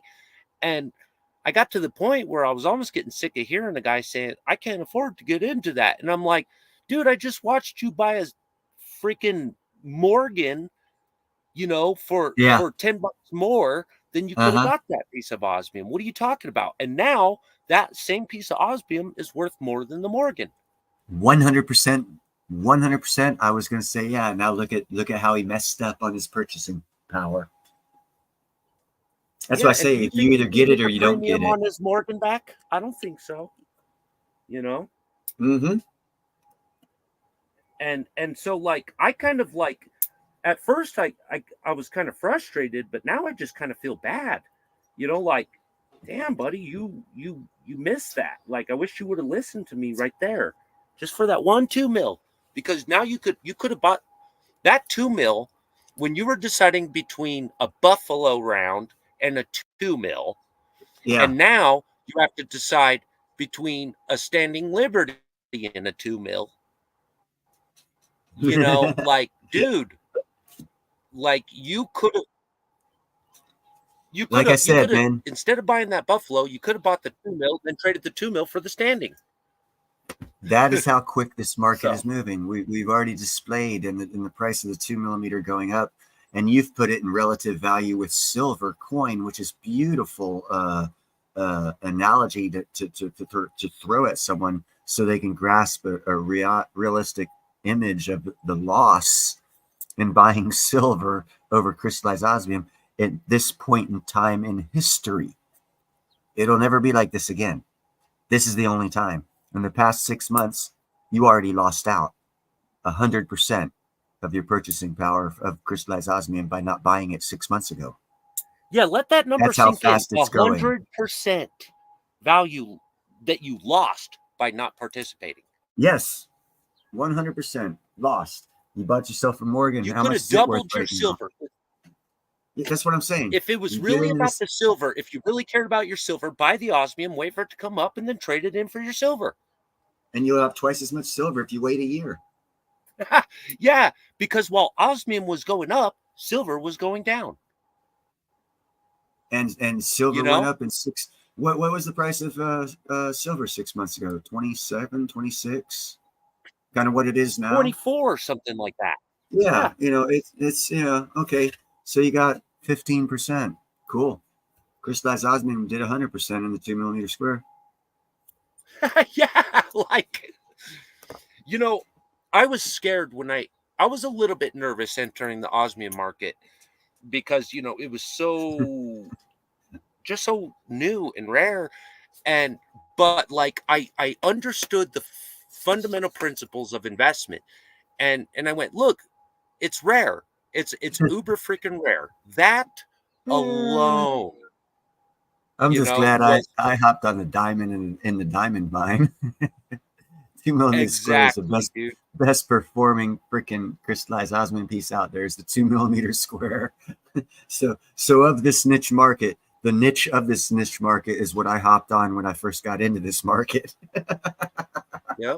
And I've been aiming at the 3 mil diamonds, because I covered a bunch of the 2 mil squares. And so I've been bolstering my 3 mil diamonds. And those guys are going nuts too. Because look, as soon as the 2 mil squares go out, your next one in Sweet. line is a letter I, you know, or your 3 mil selections. It jumps from 2 to 3 mil. End of story, right?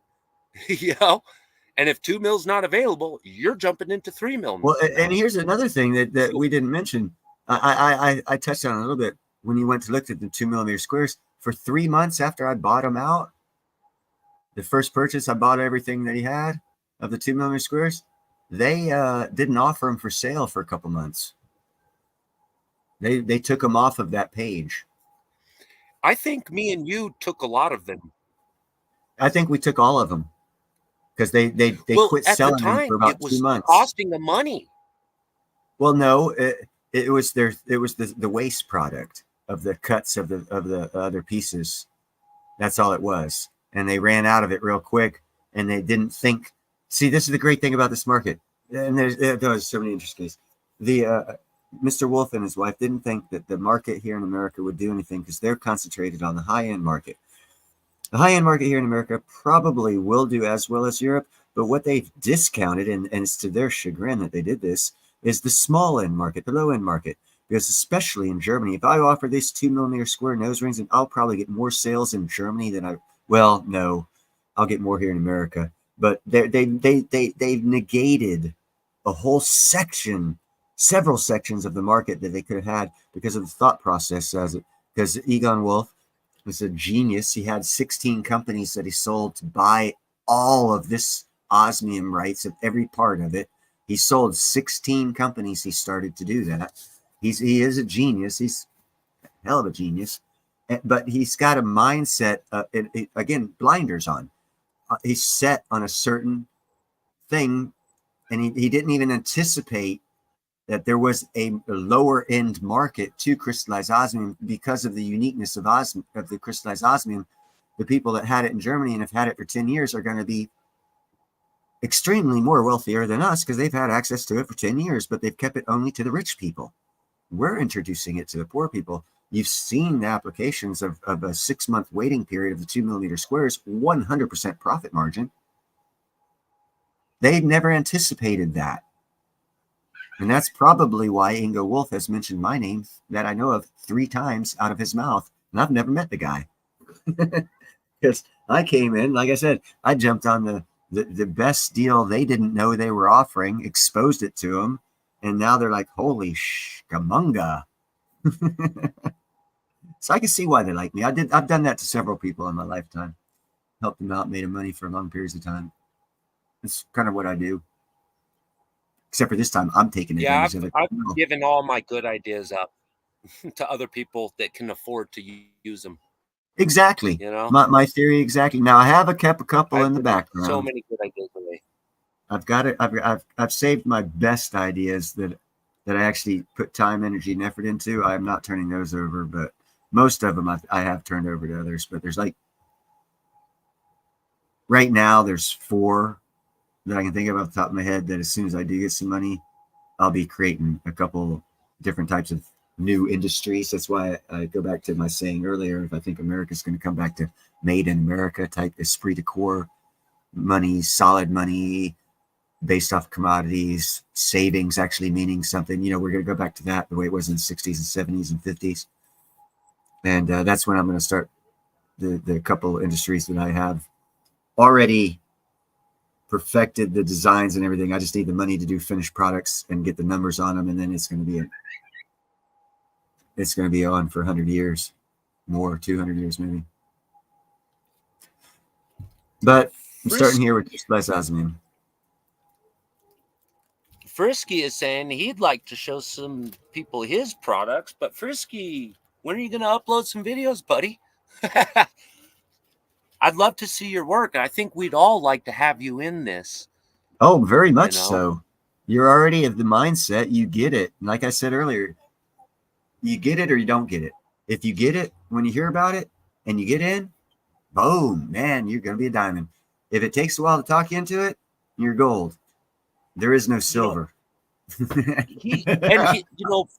Frisky brought this up again that, he's been having it's hard to talk these jewelers into it because they're so freaking close-minded, so I do understand that dilemma.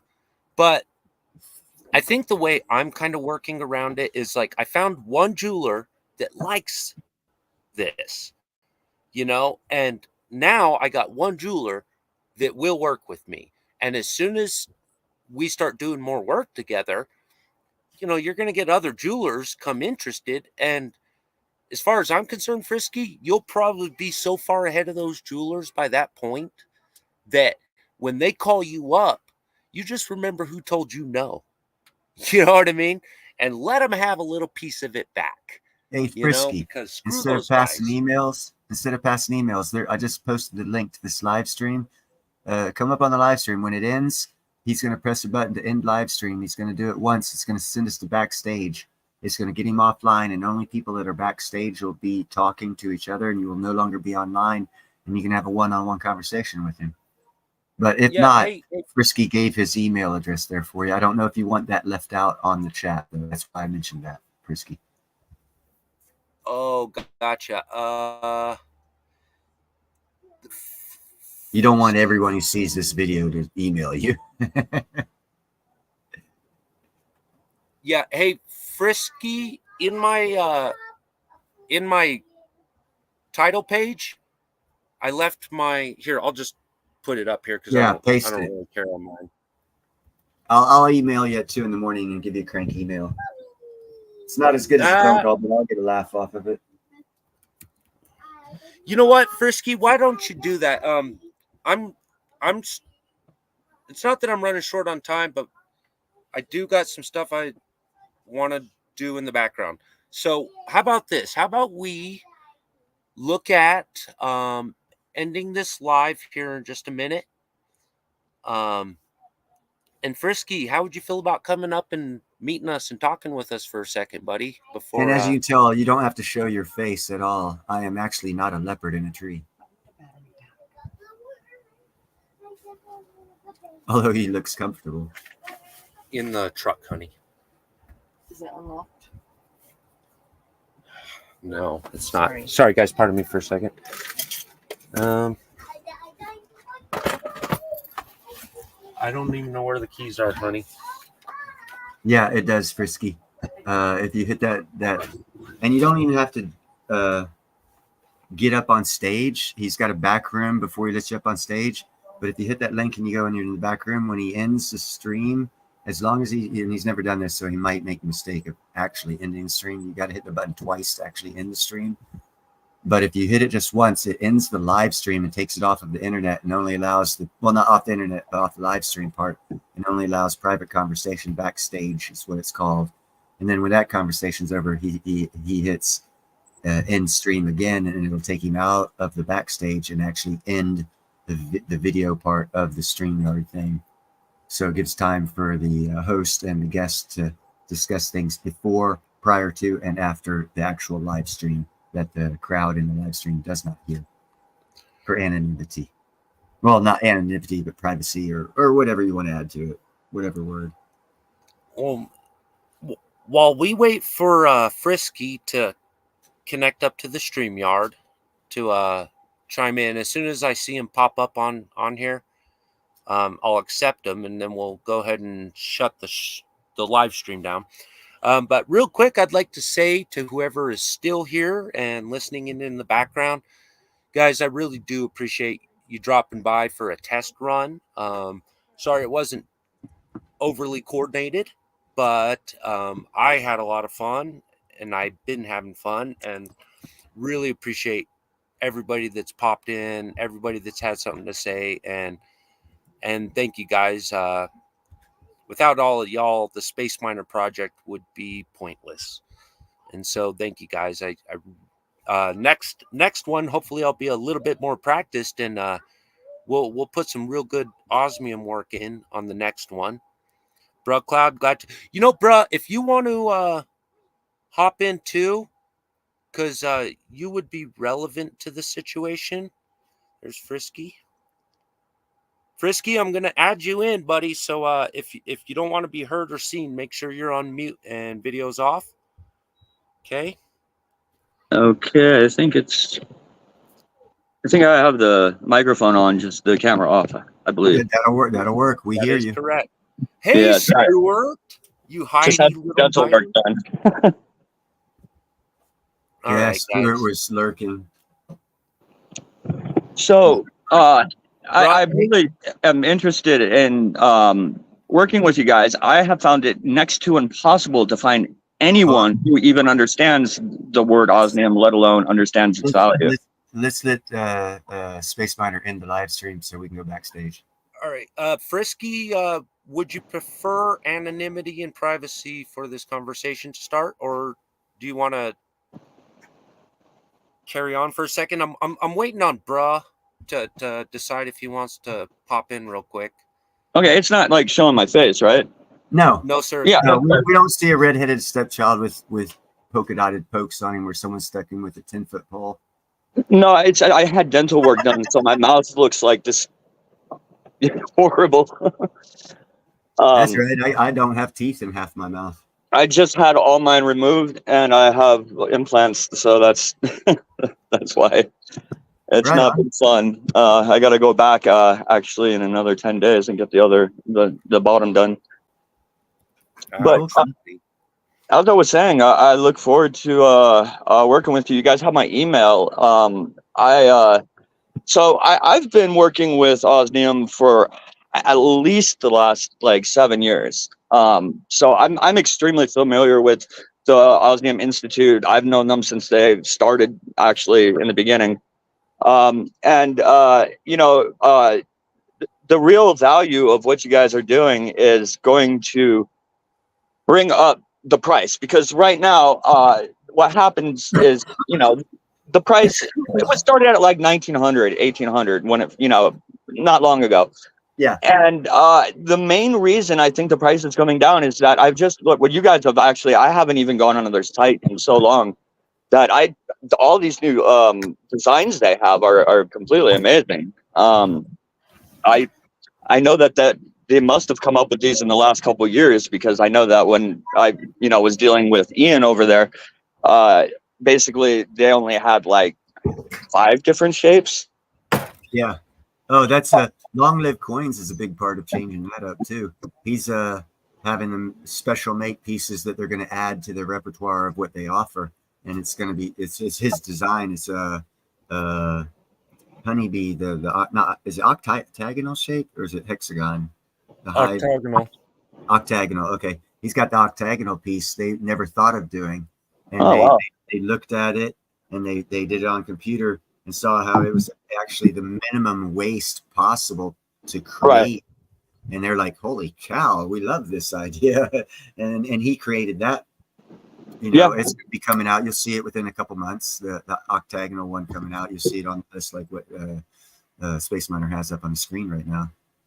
But Oh, Frisky, I think it feels like you're making a point about how quickly they're progressing.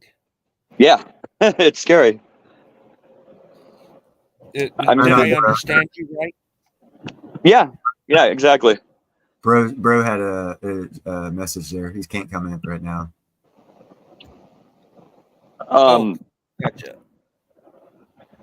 So yeah, basically, they have in Germany, they have a huge amount of money invested in the actual the way they produce it. Yeah, And it was a long process to get to where they're at. They're looking at the return on investment right now is what it is. Exactly, and I have gone that route. I have the exact equipment that they're using currently, but I've actually found a way better route. And I'm so excited to show it to you guys because you'll be the first people to ever see it. I think it will probably be a one of its kind item as far as its size. The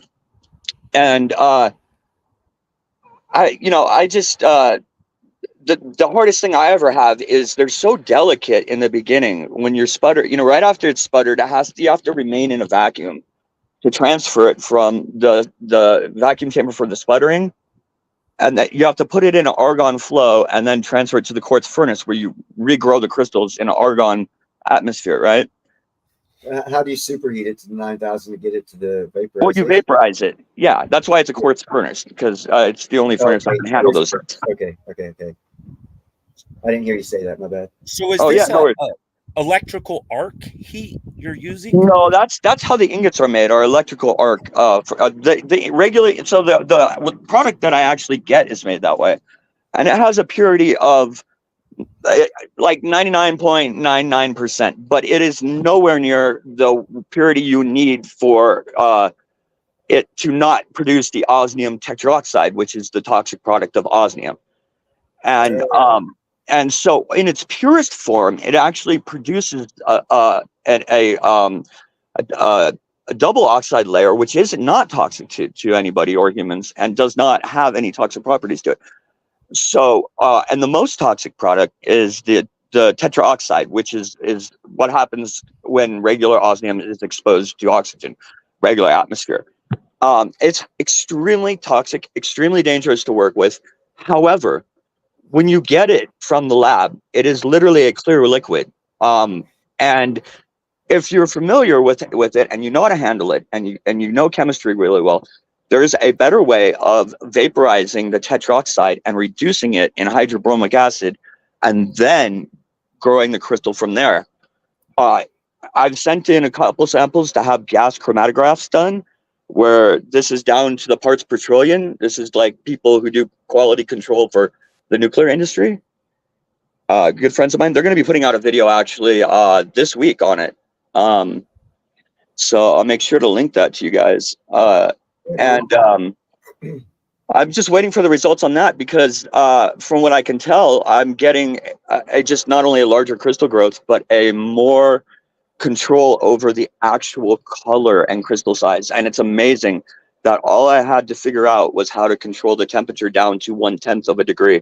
Besides a lot of other science, which I could tell you probably wouldn't understand, but just bringing it into how they've progressed. I'm curious to see, and I'm going to research after we're done with this conversation, if the method that they're using has changed, because those shapes are so brittle at their thickness that they have to have a thicker sputtering target. I'm almost sure of it, and so I'm just curious. Anything I can learn from the industry, I apply. Go watch Long Live Coin's latest live stream where he showed his new camera and the stick like Space Miner has, and he shows a side view of it, and everyone was amazed at actually how thick it is. Yeah, that's what I'm kind of. It has to be. Well, the crystals would have to be continued. They couldn't be. They'd have to be continued growth from the target all the way through, and the target would have to be so thin. What I'm saying is all what you're saying is all technical. I don't understand, but what you can understand is if you look at that video, you'll be able to see a little coloration difference in the thickness of it, and you might, with your expertise, be able to determine from a side view the thickness of it what that material might be. That's all I'm saying. Oh yeah, no, it's the material. The target is pure osmium. It's just it's a metallic form reduced in a vacuum arc furnace. I kind of sort of get that. I don't understand the principle, but I kind of sort of get it. All I'm saying is long-lived coins, had it under a microscope, turned it sideways, and we were all amazed at how thick it was. And it's brittle, but it's the stuff they have isn't brittle. So the reason why it's not brittle is probably because it's thicker. And there's a side view of that thickness that you can look at and that possibly determine why yours is not as thick as theirs as to the brittleness. That's all I'm saying. Yeah, I definitely will check that out. Because if there is any color difference, so there's obviously a difference there of the making of it to where they get it thicker than you, and you need to figure that out. And looking at it might help you figure that out. Hey, did you notice any color difference? It was real quick. I really wasn't looking at it from this aspect, but going back in my memory, looking at it, I do believe there was a distinct. No, not distinct's the wrong word. It wasn't that apparent. To me it was, but probably not to the average person because they're not looking at stuff. But it looked like there was a like a thin line. A thin, darker kind of line separating two things that the thing was the crystals were on. Now where the crystals actually started, where they end, that I don't know. I just that image of it coming to the side flagged in my head. And I was like, "Oh, this is important." And I didn't know definitely check it out. But because I don't know the science of it, but I do naturally flag things in my head that are of interest, even if I don't understand them at the time. And later on, when I learn shit, I recall that part of whatever it was that I flagged in my mind, and then it all comes together as to why I flagged it in my mind to begin with. So I don't know why I remember that, but it did strike me as something that I should remember, and I did. Frisky, I don't know why. Frisky, I got a question for you about. It has to do with the brittleness. It may have something to do with the color, but I've had a thought I've been wanting to roll over you for a minute, and it has to do with the randomization of the nucleation. Right. Okay. So what I mean by that is I've considered the brittle property, right? Because crystal osmium is highly uniform and highly it's lacking very little spot differences, right? And so it had me thinking about the nucleation. Is it possible to throttle? All right, I'm using pure layman's because I don't really know the process technologically. All right, so the idea goes in my head that we have random points of nucleation start at the seeding, okay? And I have my mind tells me that if you could throttle back the amount of product flow, that it would reduce the randomization of the nucleation, because if you could have a seed and only, like, let's say hypothetically you could throttle it down, your flow down to a atom at a time, that atom would want to land on the existing crystal growth structure, right? On the lattice structure, right? So if you were to throttle back your we'll just call it a fuel load, your product load, right? If you were to throttle it back, would that reduce random nucleation and promote lattice structuring? Well, did that question make sense? What it does mainly, and it's the hardest. It is the main point of like crystal vapor deposition is basically the slower you can grow the crystal and the more control the environment. You basically you have a choice. You could start with a seed crystal that you grew from a previous project, and that could be your single nucleation point, which is what I've been doing. As opposed to the sputter targets, what I'll show you is samples of a lot of different trial, and error, some fails, some success. Did you end the stream, I'm sorry? the Space Miner? What? Did you end the stream where it says end stream the first time and now you're now backstage? No, I Rune have not. Okay, because Rune just came in and I'm like, hold on, I thought we were backstage. No. Hi, Rune, by the way. How you doing? So, yeah, if you guys want the privacy, we can go backstage. Well, if you yeah, guys- because I got a couple questions and I don't know if he wants everyone to hear them. Yeah, I mean, anything that I'm telling you is not gonna.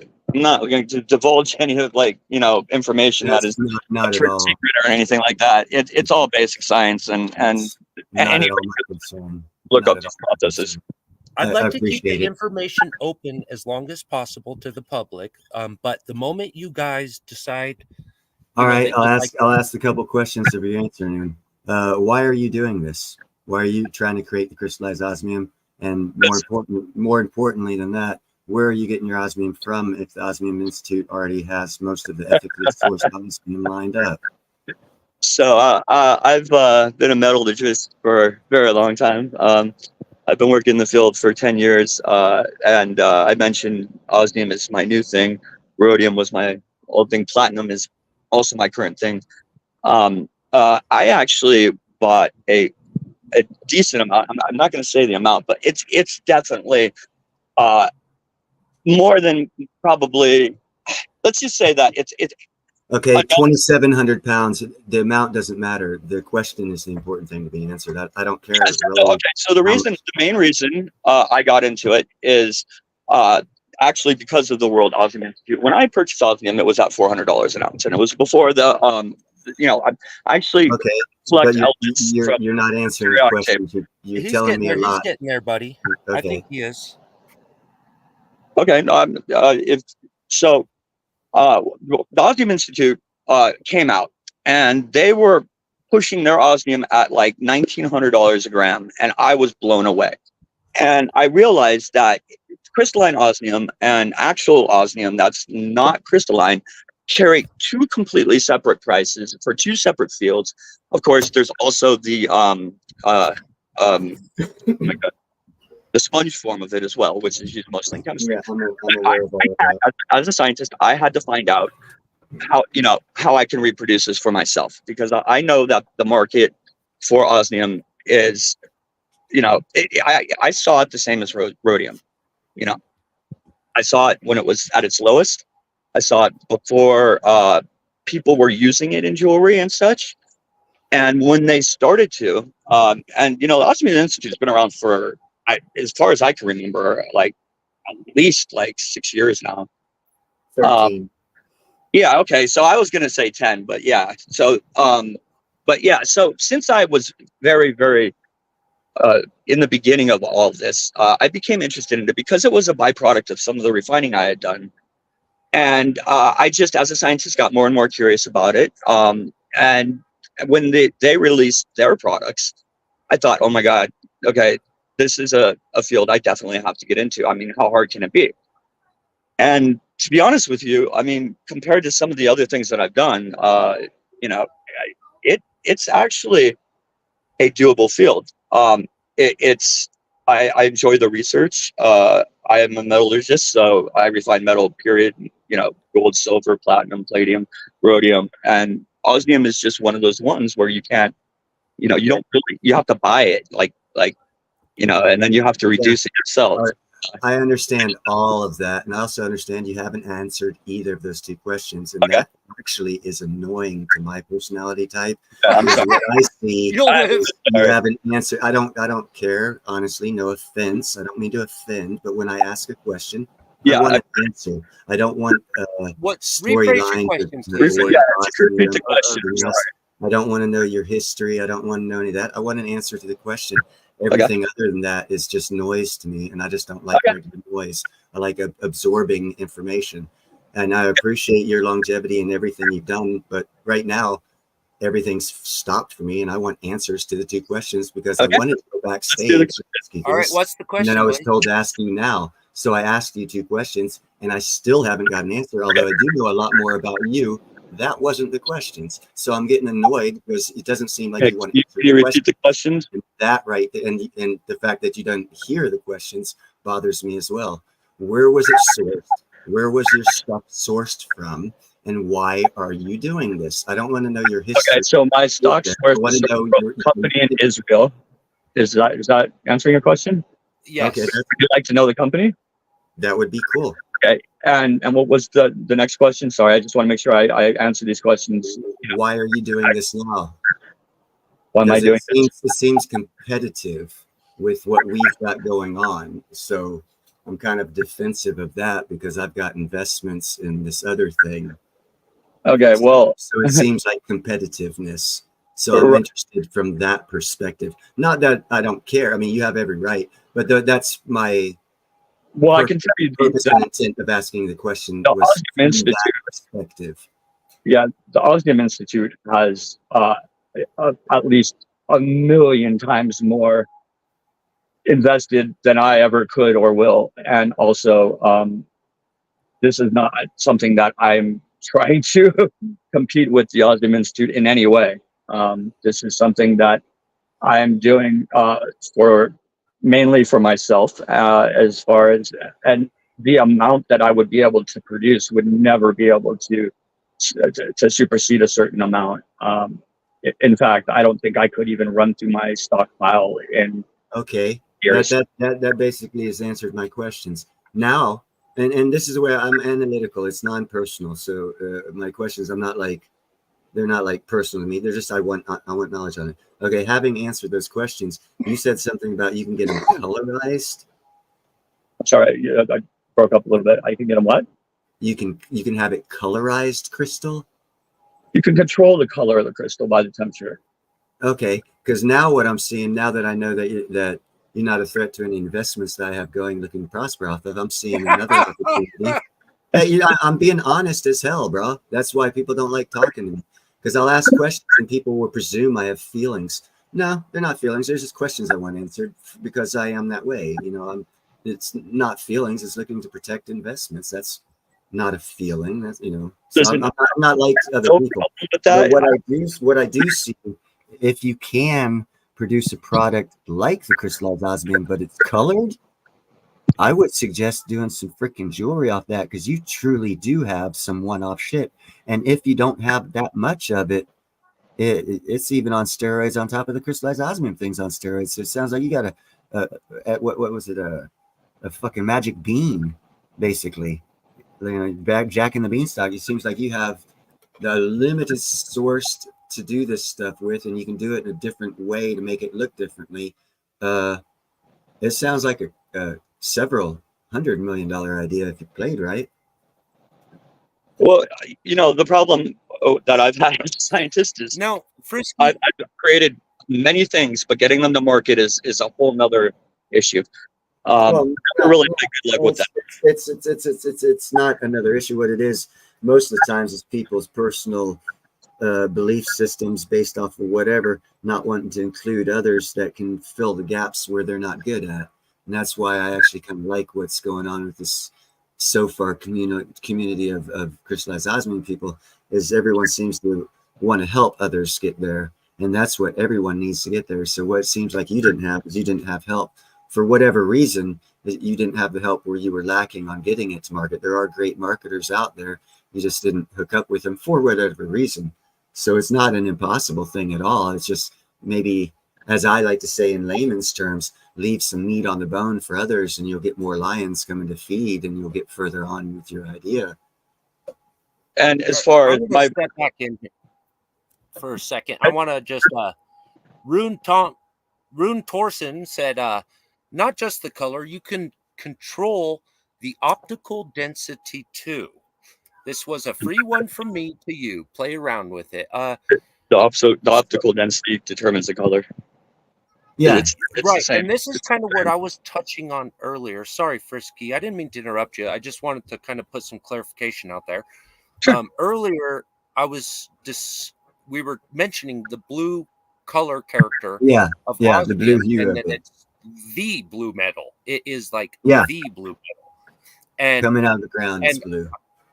and so I had mentioned what little bit I know about that is that these electron orbits, that there's a separation in these electron orbits from the inner orbits to the outer orbits, and among this is this frequency of absorption, and this is what we know of as our light Correct. spectrum. So what is it? Could you help myself and the audience for a second get a better understanding in layman's terms about kind of what's going on with the crystal structuring, that when we take it from its raw form and into a crystal form, what's happening that allows this blue to come out when we're restructuring this at the atomic level? Like what's changing here that all of a sudden we're seeing the blue so pure as compared to the raw powder? Without knowing anything, I'm gonna step in and show my ignorance. I've been doing studies on gems, and I found like fluorine is the difference between like an emerald and a topaz. Just a small amount of it changes that. Would that be a similar thing, but on an atomic level that happens for the osmium? Okay, so you both are actually right in your own individual way. So the electron shell is what happens is a photon hits the electron shell and it either absorbs or reflects a photon back at a different wavelength of light, like you had mentioned, due to the interaction between the metal. Now, the density of the metal is why it has 72 orbital electron shells, and the outermost electron shells are the most susceptible to being hit by or to being broken off. And when they're broken off, what happens is the energy of the atom goes to a lower state and then has to absorb energy again from the light, and then reflects whatever energy it didn't absorb back off of it.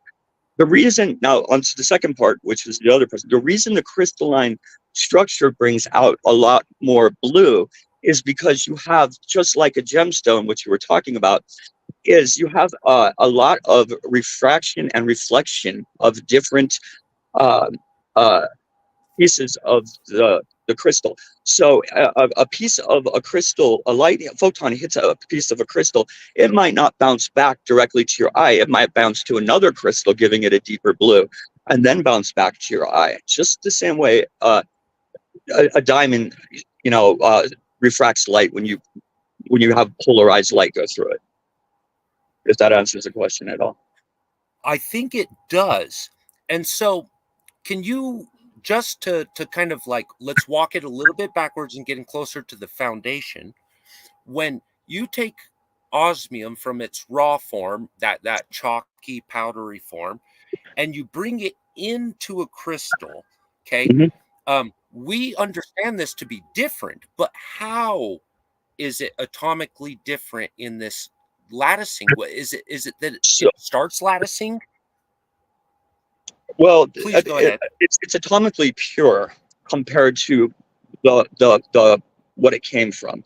Now, there are different forms of osmium. Osmium in its really powdered form is known as sponge. Is usually kept in ampule and argon because of its surface area will cause it to turn into osmium tetroxide.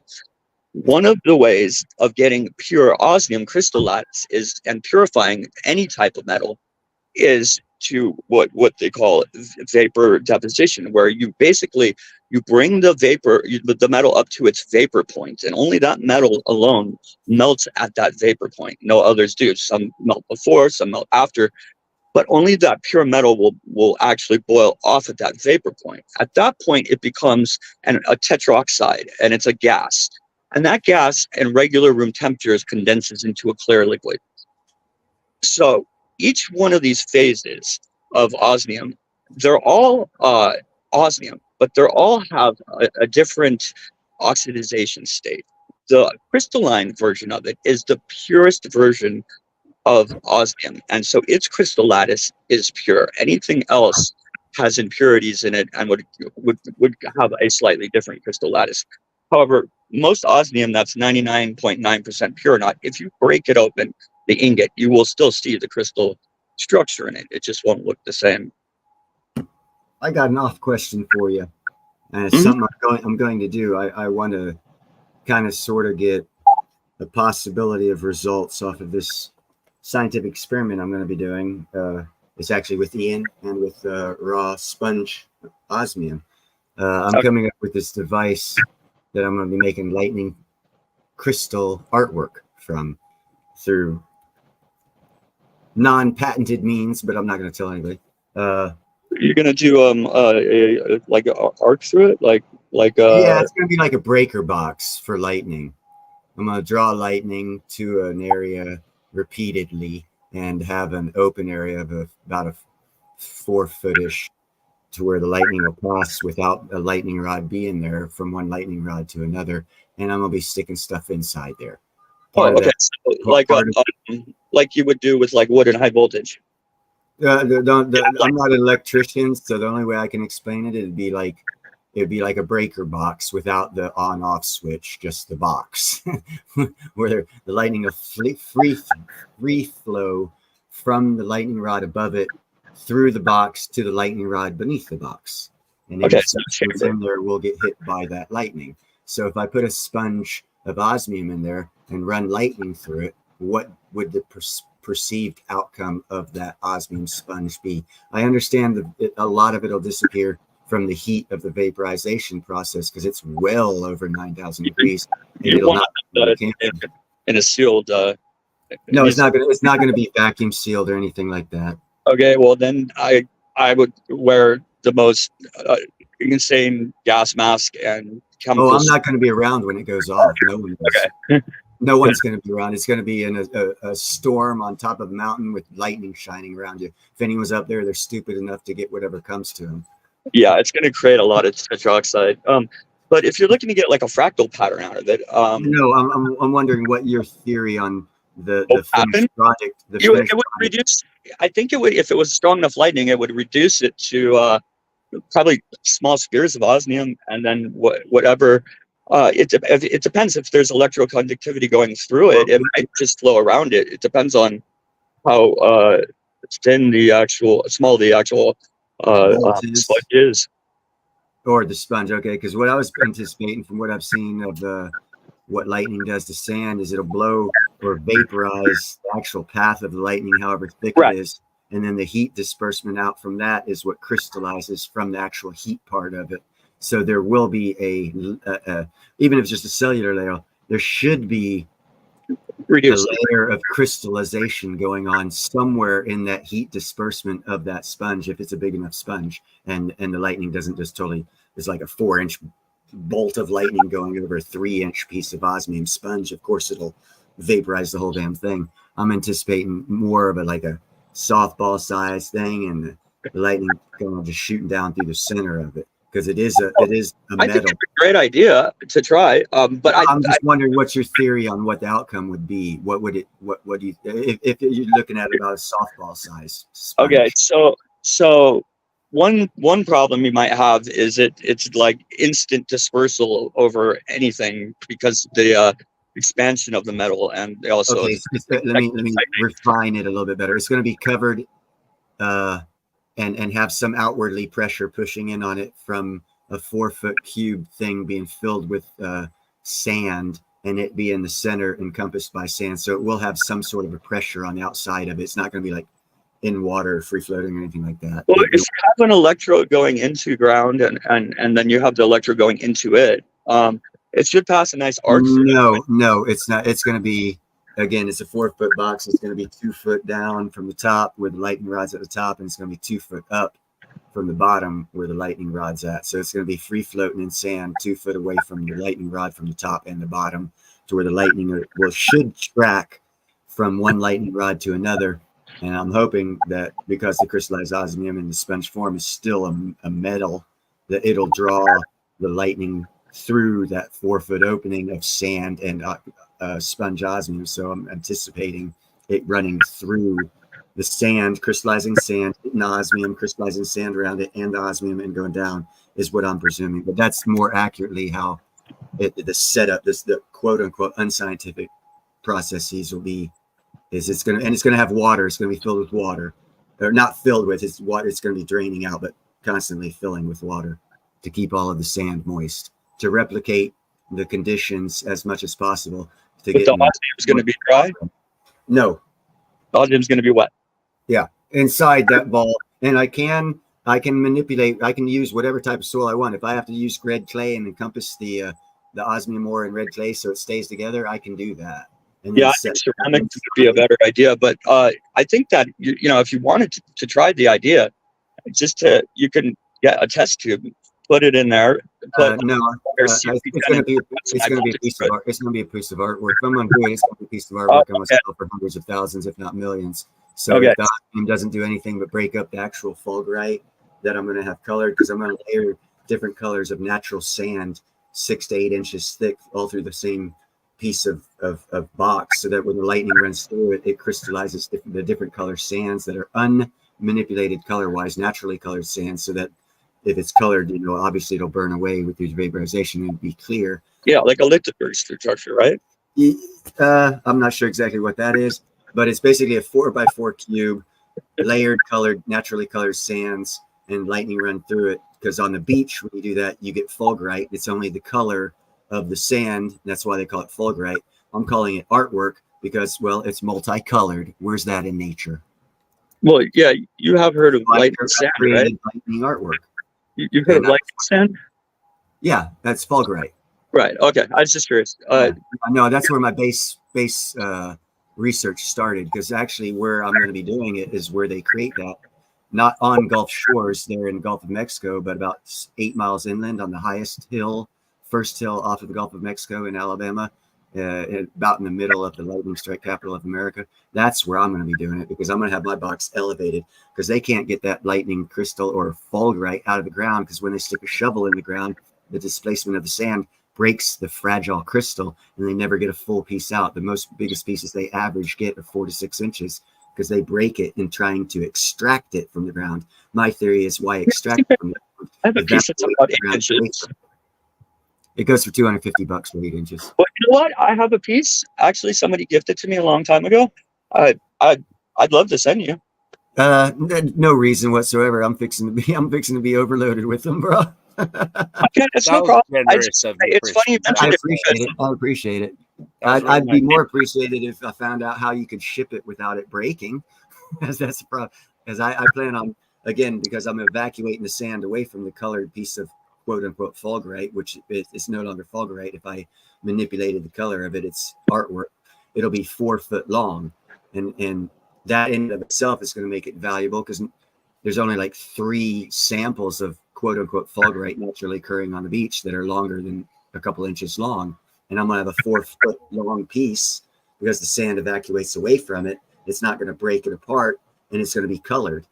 And then I'm going to have little 1/8 inch like stick figures, 1/8 inch round copper. And I'm going to stick them off the side, hoping that the residual shots of lightning will draw to that copper and vaporize it into a crystallized artwork. Like I'll do a smiley face, and I'll have a quote unquote fulgurite smiley face that's colored.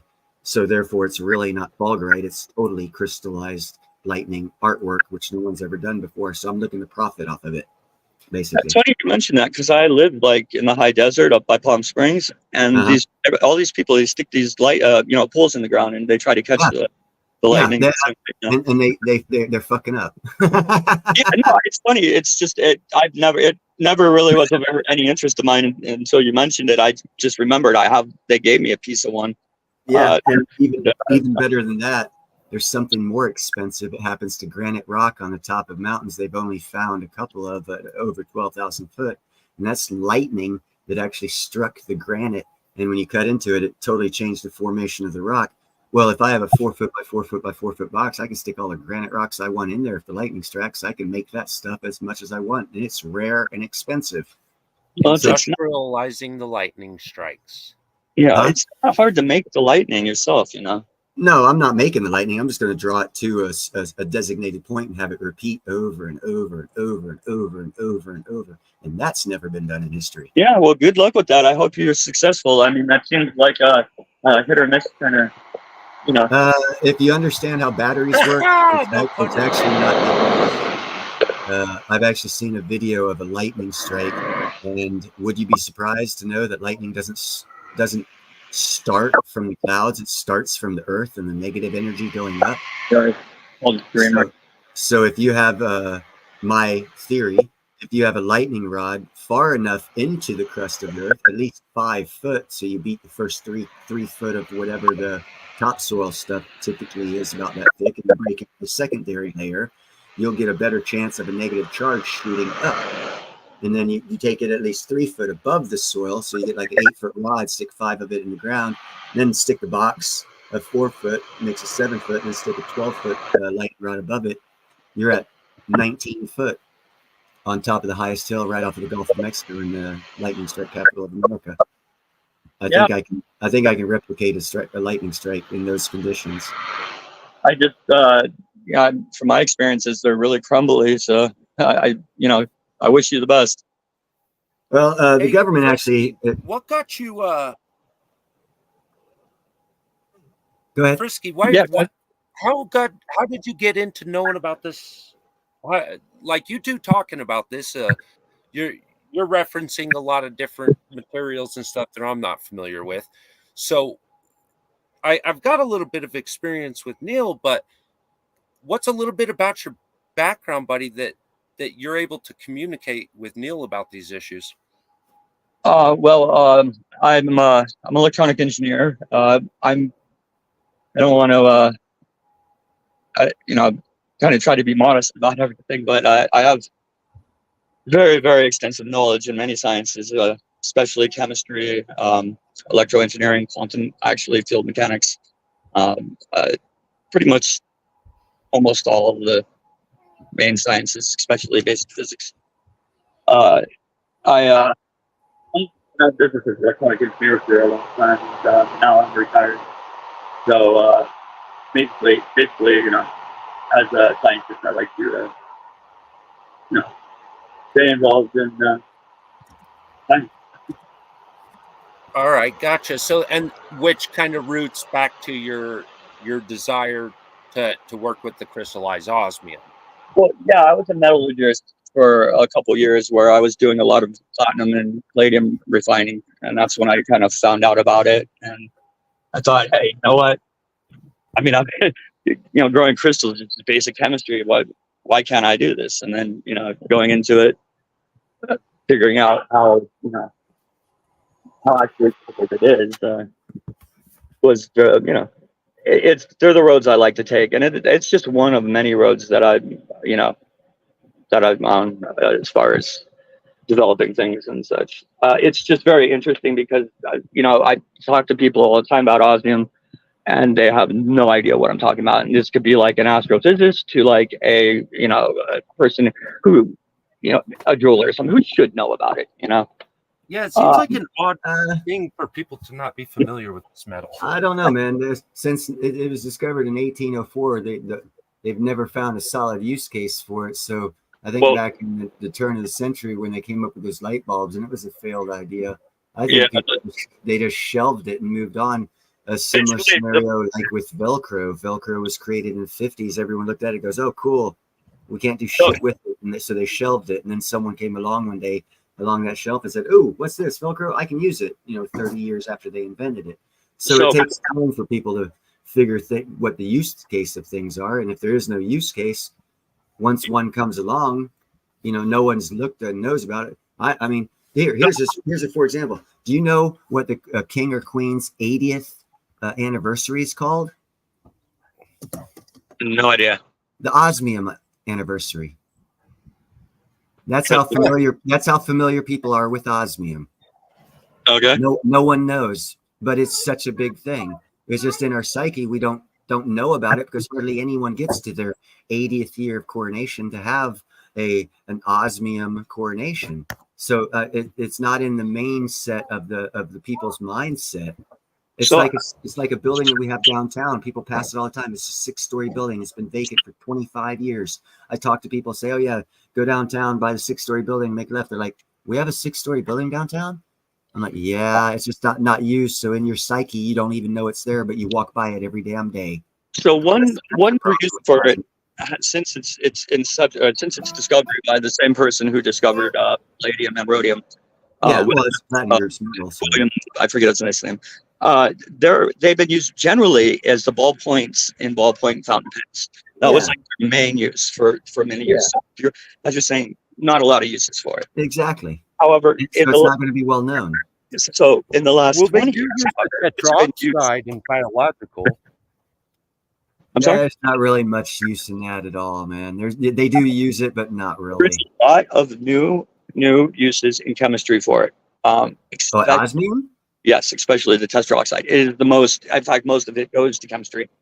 It's Most- biological Huh. staining, right? Oh no, yeah. There's so much. In fact, recently, staining is a great example. Also, a good example for what rhodium is still used for in chemistry. But and where the word rhodium comes from, reading red. Not as much as it's with its price at what it is. Well, right, because just like platinum drugs and stuff that they're using, the amount that you need is so little compared to the product that it makes. So most of it gets wasted in research, whereas actually what goes in the industry is very selective, very very selective. There's I've seen there is a application for vacuum ball bearings that I've seen a use for on um, I think it was a cruise ship container rail system where it was using osmium plated chrome spheres as a roller bearing because nothing could really handle the pressure. And the brittleness of osmium was overcome by the chrome itself. So other than that, really not a lot of uses for it. And I see jewelry as being the number one, new thing. So Well, may I here, guys? I'm going to enter in for a second, and because I want to Absolutely speak not. on This is your show. You're not allowed to talk. Well, I've been really enjoying listening to the dialogue, and I'm gleaning a lot of information out of this. But I mentioned this. I think it was when Neil and I last talked. That I when people are like, there's so few use cases. One of the things I like to point back to frequently is like, look, they've said the same thing about many of our noble metals. You Yeah, look back to gold, especially you stretch it into a foil. You look at, now we can stretch gold hypothetically around the world, or Mhm. whatever. And Technological advances. That's why you Yeah. shelve things until technology catches up, and then you take them off the shelf and see what technology has done for the use case of that thing that was shelved. And osmium has been shelved for a while. well, you've made the great point of that in short, but really, like, I really want to point at more of the psychology of what's going on here, is that we get so wrapped up and tunnel visioned in our minds about resources and application resource that frequently these good material resources are going underappreciated because nobody stepped back to say, oh shit, it's been 40 years since we've worked with this material. What can we do with it with today's technology? And Yeah. that's where new millionaires and billionaires are made, because those few people that look back and look at those technologies and see future use cases jump on it, and they make lots of money doing so. Well, and you look at just like the bearing example, that's a great modern use case. Now, whether or not it was the most economical thing to do is a whole And nother story. That is another Is story. that there was a problem and there was a solution, and the material solution to that problem was osmium. And so it would be ignorance. It would be beyond ignorance. It would be stupidity of us. It would not be ignorance solely. It would be stupidity for us to know of this element and then go on to dismiss it. So if somebody dismisses it before they hear what osmium is, okay, I kind of get it. That's ignorance. But when you tell them about it, then it becomes stupidity on that nature, you know. And so stupidity is often what we are up against. Sorry, it's a bit of a monologue Go ahead. for a second, but so kind of back to what we're all facing is we're facing a wave of built-in institutionalized generational stupidity. Okay, and we have to look, we just have to keep culturing this, which is what reflective of what you guys were talking about earlier. You know, like, people don't know, and that's the biggest thing. And if by the time you culture it is the time your chance to really acquire the crystallized osmium is going to be over. So as far as like financially speaking, this is the time to move. But scientifically speaking, this is only the beginning, you see, because Okay. crystallization brings in a whole new industry in itself. Yes. And so things that Frisky's is doing right now by experimenting and finding different solutions and methods are invaluable, and they're going to be the root of the future financial investments through research and development, you see. That's how science gets their money for new adoption of technologies and new innovation. The only thing I have to say about that is a use case for a resource that's 1,500 times more rare than gold to be used as a railing for a ship doesn't sound like it's the most effective use of that limited resource. Unless you're using it for the research and development aspect. I think it needs to be shelved until technology is there about to where I'm more interested in them taking care of a problem of using osmium as a reflector in space. I think that's the use cases of it out there is a lot more significant than a ship's railing for cargo. Well, I didn't invent it. I'm just telling you. No, I'm not saying you did. I'm just saying that as an investor, I would not look at that type of investment for something that rare. That's all I'm saying. So economics totally comes into play, and scarcity. If you have a scarce product from an economic standpoint, I would, if like say I was controlling that scarcity product, I would want to use it in something that's use case would increase an industry to where I could even more profit from that industry. For example, it's like they've tried using osmium for reflectors because it is actually the most reflective. I don't care what they say about silver. It is the most reflective if you can conquer the technological problems we're having of the chemistry of it that we will overcome one day once we get the science and the knowledge. It's just not today. And I think we will, through chemistry and science, conquer that one day. And I think that would be a better use case for other than jewelry now, would be a better use case, because if you have space technologies advancements because of the reflectiveness and the durability of osmium in the space condition, and the only thing like affects it is the occasional oxygen cell that comes around and hits it or whatnot, chemistry can solve that problem through time. And the use case of the osmium in a space-based technology, I think, would be a lot more advantageous and economically feasible and profitable than a lesser use case, such as, and I'm not saying anything about, I'm talking logically. The lesser use case would be, as a ship's railing for cargo holds. No matter who does the science, I'm talking use cases for economic value, and I see a better use case for that.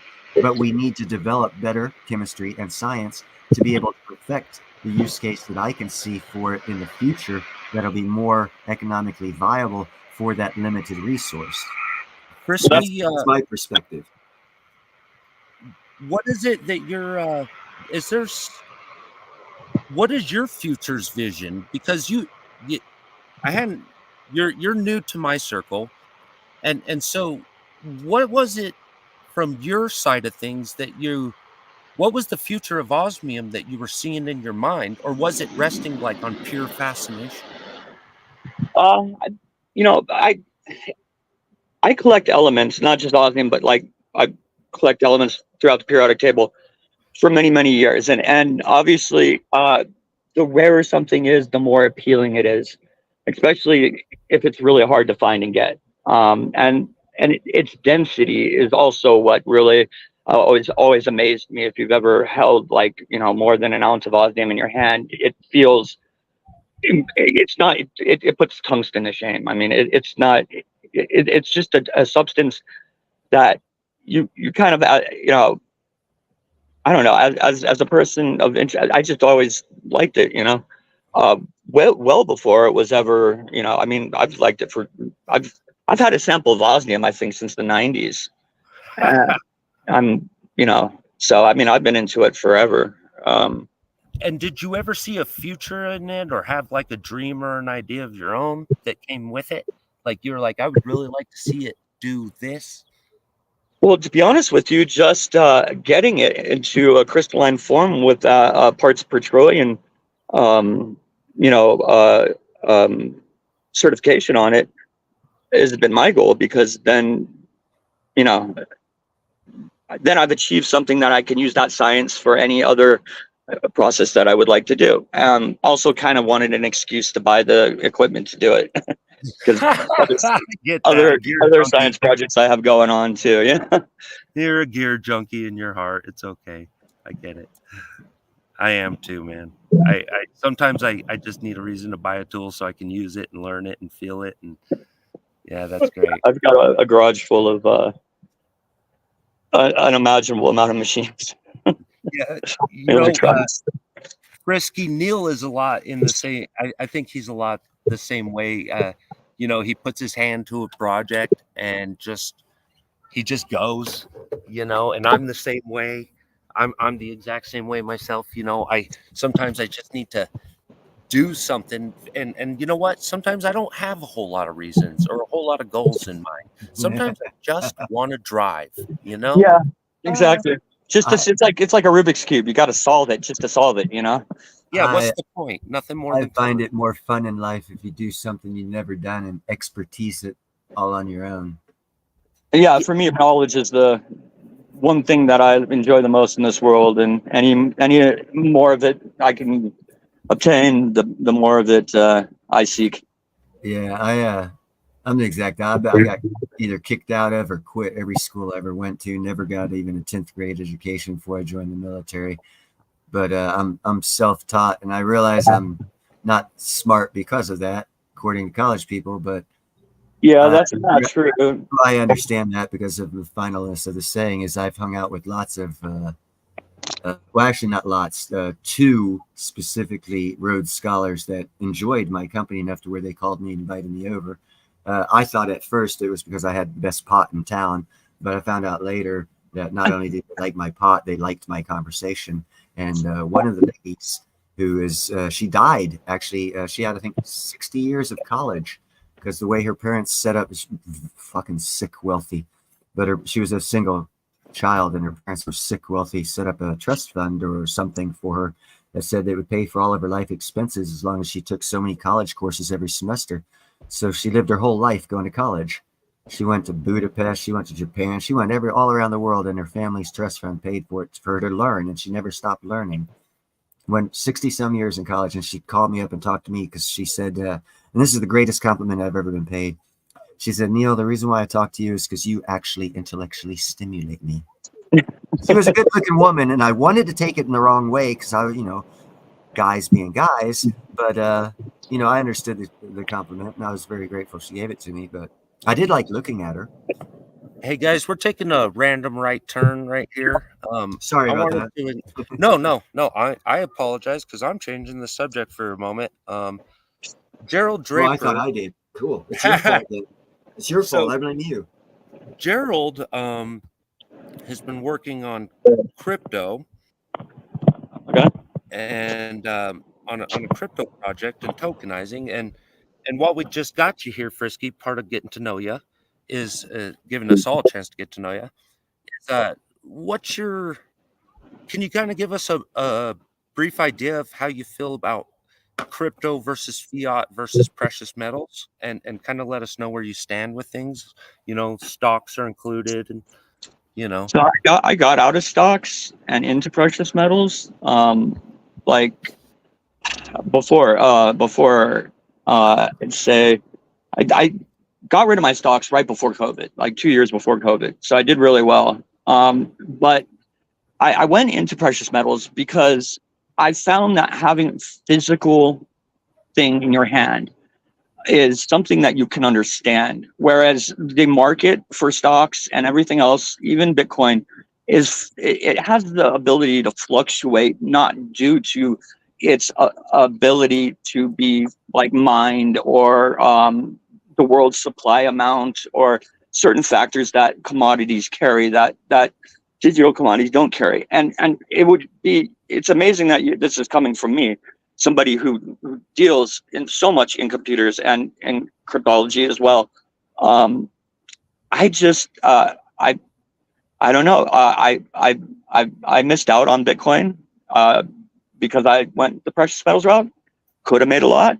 Kind of regret it, but at the same time, I'm not exactly ever sure when to buy.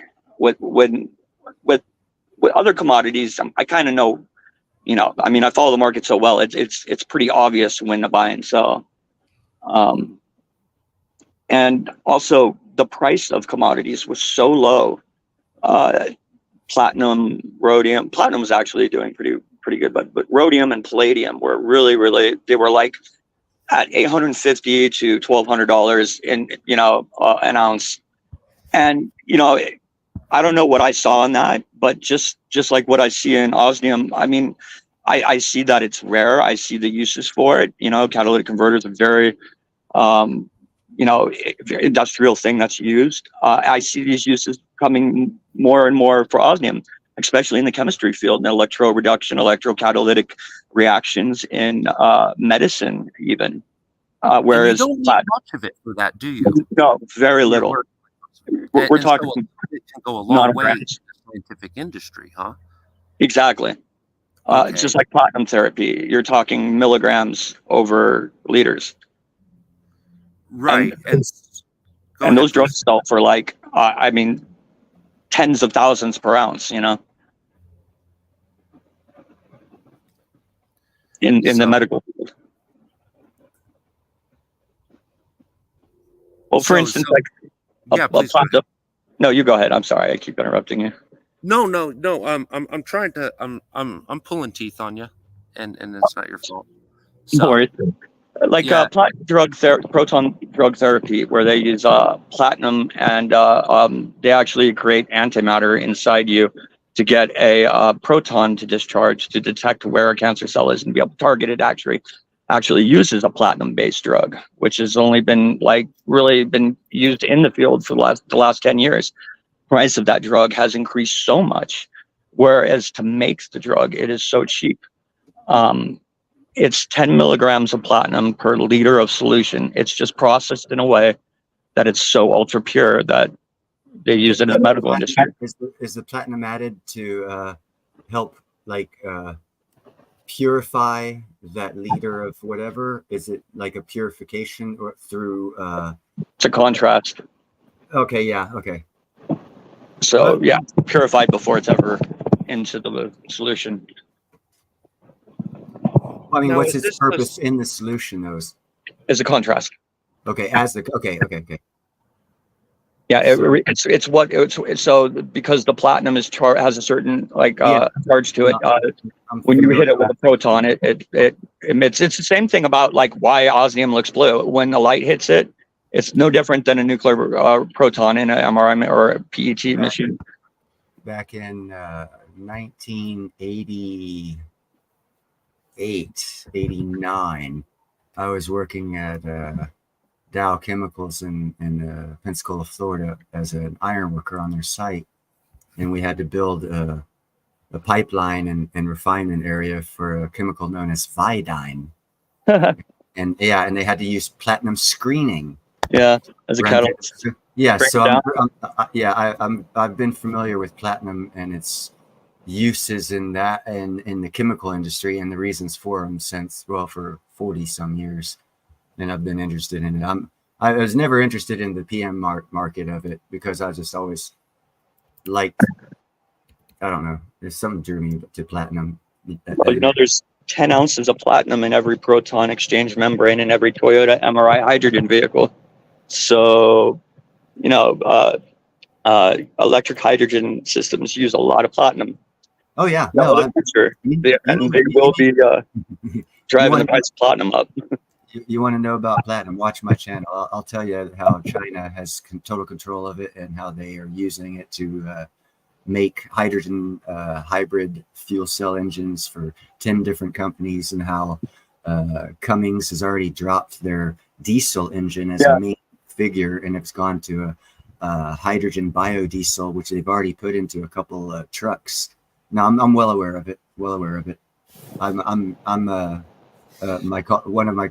My name here is Niels Han Dynasty, but it's also Niels Han Dynasty, Prince of Platinum. Oh no, it is there, Prince of Platinum. Yeah, I know a lot. I know about not all the chemical. I don't know a lot about. I know about the chemical stuff. I'm not versed in it. I'm just not well versed in it. But I'm very well versed in the geopolitics and the mining sector and the economic sectors of platinum. Yeah, it's amazing. It costs $958 to mine in platinum, and they're selling it for like $950. Yeah, it costs $1,300 to get it to you in coin firm. Yeah, there you go. Yeah, no, I'm well aware of that. That's why I tell people it's 75% off right now, guys. You know, I mentioned it's that the generally other night. always. It should be more expensive than gold. It generally holds the place in history as being more Twice expensive the than value. gold. Yeah. It was Now, 40 guys, and gold was 20. Yeah. Consider For that historically. on top of osmium on top of I made this point the other night. Consider you're saying that about platinum. Now consider the osmium, which is found mostly alongside the platinum. Right. And now what kind of lethal effect have you just driven? You know? Because if that platinum is I totally see the industry turning over. Sold for. Yeah, I see there being new. That's where my main interest in it is. You know is in about the new technologies. You know the platinum vein they discovered in Canada that's bigger than the one that was in South Africa? Well, I know that platinum generally comes from South Africa, Russia, or Canada. Yeah, it's going to come from Canada in the future. Well, yeah, that would be nice. No, it's cleaner energy. They already discovered it, and they're not mining it because they said they're waiting until the price of platinum Price goes up, yeah. normal. States are doing that. It's not worth them starting a mine at $1,000 an ounce. Yeah, a lot of the mines are actually going under in South Africa because of that. Yeah, I know. That's why I did geopolitical in South Africa and Burkina Faso, because those areas are the key linchpins of metals and finance of the future and a future money system. Yep, they're definitely in control of it. Do you do a lot of traveling, Frisky? Yeah, actually, I lived in the Netherlands, Costa Rica, South Africa, Brazil. I got a buddy down in Costa Rica does whitewater rafting. Oh, Costa Rica is like actually my favorite place in the world, next to Amsterdam. I Yeah. went to the University of Amsterdam, actually. I want to actually own some land in Costa Rica one day.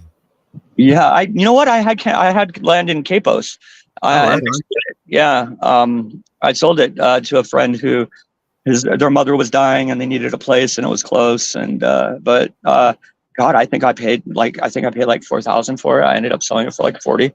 Yeah, and it's it actually just now recently stopped the sale of land down there in certain areas because guy bought one lot and then overnight it like quadrupled in price, and the people who were breaking down the lots and had them for sale stopped selling them so they could readjust the prices. Well, I remember going down there before, basically the tourism industry took over. I mean, I remember walking down the beach and just one or two hotels and coming back like 10 years later and just seeing like a Las Vegas there. It was insane. Yeah, it sucks. Yeah, that part sucks. It is going to change back. A lot of them will get torn down. Yeah, it is the most beautiful rainforest in the world. I mean, and it's got beautiful shorelines too, and they're actually the only one on the equator. Yeah, them and several other countries down there have stopped all ocean exploration in their territorial waters because they found value in the maintaining their environment for tourism reasons to be more valuable than the resources that can be gained by tearing up their like the Costa Ricans. Yeah, so they've actually taken a good stand for for their environment in that country. That's another reason why I like that area over Belize or another country. Yeah, and that your dollar goes so far down there. Oh yeah. So yeah, I guess my phone's got like 13% battery. So if I cut out from you guys, it's not on purpose. Hey, Damn it! Frisky, You hung up on a let me space say miner.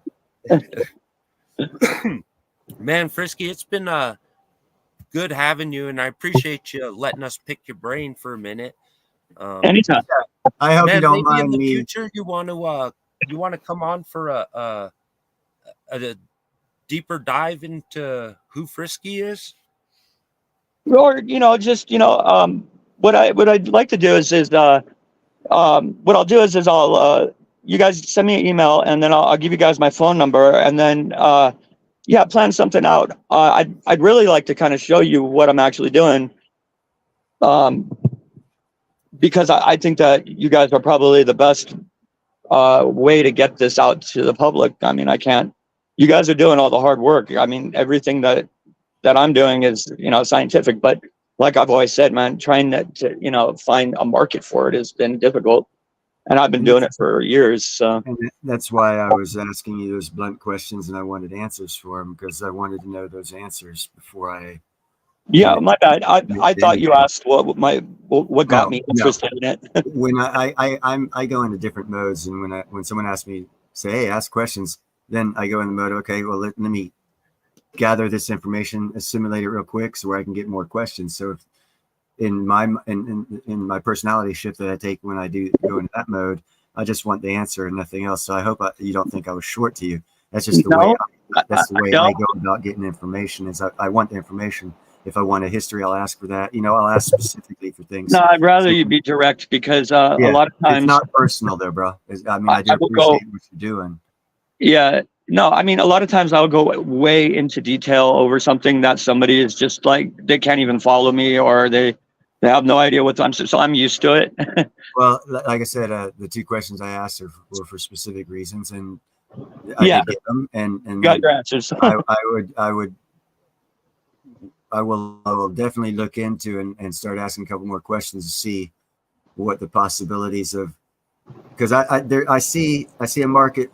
You ain't got a lot of it. I mean, all the conditions are there. It's not the exact same product that Crystallized Osmium is putting out, because and I would obviously suggest colorize the stuff, because that would just change the whole spectrum, the light reflection off of it. And one of the other things high-end jewelry.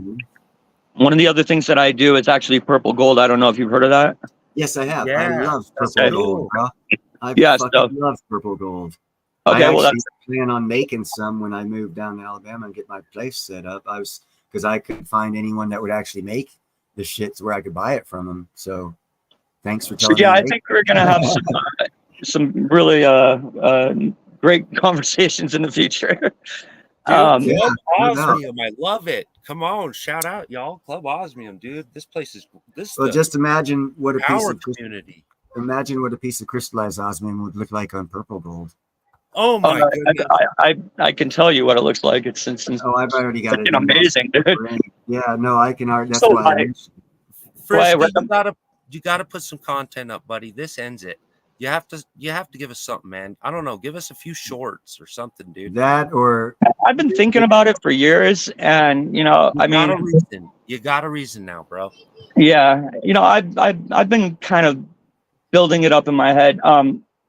Probably gonna, I got a little time for this. I just had dental work done to heal. Yeah. But I was thinking after that, maybe I would probably do something on. I was going to do something on chemistry in general, basically. But yeah, I'll definitely have no problem going on to your place and showing you, what I'm doing and what I've got, and the differences, and any questions or anything. Well, thank you for that, and I sincerely appreciate that. I'm an absolute sponge for that stuff. Obviously you can tell I'm just about questions, not a lot about saying. So, personally, I like them. I love questions. Hopefully, I like problems even more. So, hey, yeah. Speaking of that, I've got a question for you. Sure. It has to do with opal. The structure of opal, the reason why it reflects the colors, and more importantly, You know why it reflects colors? Because the makeup of how it was made. Right. They got this stuff they call potch. I don't know if that's the actual name of it, but it's like an aquamarine color. It's opal, but it's opal that hasn't had the atomic level structure to where it'll reflect color. It's all done in a pattern where it just reflects the aqua blue color, right? Is there like a frequency or something that you could hook that up to change the atom structure of that, not that opal that's known as potch that you can actually buy for like $3 for a damn pound of the shit? That's why I ask, because if there's some sort of system that can change the atomic structure or manipulate it a little bit to make it colored, you could make a killing off of buying potch and selling opal. Well, they do make synthetic opal, and they do actually make it to color. And the way that it's done is by the actual size of the crystal growth and the cut of it. Yeah, I'm talking about taking the stuff known as potch already out there and doing modifying something. Yeah.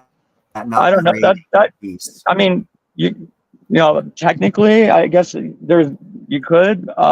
There's just so many problems you would run into that I was just asking because that's always been of interest to me for financial reasons. If I see someone come along with some technology that might work for that, I've got a job for it. Well, I mean, you know, if you want, send me a sample and I could play with it. But I don't have any potch. I only have white Ethiopian opal. Yeah, don't spend anything you don't want destroyed. Well, they don't really sell it because no one's got a use case for it because of the atomic structure of it doesn't reflect the colors as what people know as opal. It is actually opal. It's just called potch because it's only blue. It's like an aqua blue. It doesn't reflect any colors or anything. So its value because of that is less. But the only difference between that and like a black opal is the atomic structure of that opal. So I think that at one point in time, there's going to be a technology out there that can manipulate the atomic structure of materials. And when that comes, you can take potch and turn it into. Yeah, it's done. People do it. In fact, Ruby Lasers used a Ruby YAG, which is, a Ruby crystal, which is 100% Ruby, which is made from chromium and I forget what it is, but basically just two ingredients. But the difference between a natural ruby and a synthetic one is the amount of impurity causes the difference in color, just like any other gemstone. So what you're paying for with opal, just like jade or whatever, you're paying for the color. Yeah, exactly. And that's why I was looking at the atomic structure, if there's any technology out there that did that, because whoever can, and the person who creates that technology probably doesn't even understand the total use cases of it. And that's the best time is to stay up on the technology so that you can find the people that actually come up with this and say, hey, there's a use case here. You could make a lot of money. And then you partner up with them kind of thing. That's the aspect I was looking at going forward with that question. Yeah. I wish I knew more about mineralogy than I do. But to answer your question, there is a way. I don't know what that would be. I couldn't even begin to tell you. I could tell you all the problems you would run into trying to do it. I'm not interested in doing it. I'm interested in the technology. But I'm sure there is. Yeah, well, it's going to come around one day. And I see a technological revolution coming to us within 5 years, and it's going to be pretty awesome. And the problem that you run into is all this. Anything you just mentioned is totally doable. The price of doing it that's the problem. Yeah, forbidden. Yeah, that's why the carbon diamond creation in a lab is as expensive as what they inflate the real price of diamond to be. All right. Well, it was great talking with you guys. I have literally 3% left on my phone. Get out of here, Frisky. But, I give you guys my emails. I will get back to you. I'm having dental work, so just bear with me if I don't answer you right away. And I look forward to coming on you guys' show and showing some of the stuff. Right Frisky, on. Can I get that one more time, buddy? Hey, you're in here. Go into the private chat. Can you drop that for us in the private chat? Yeah, okay. You just hit private chat on the top left on the right. And then get out of here as soon as you can, okay? Okay, hold on. Let me see. Is in the show chat? Oh, there it is again. Chat. What's on our site? Here.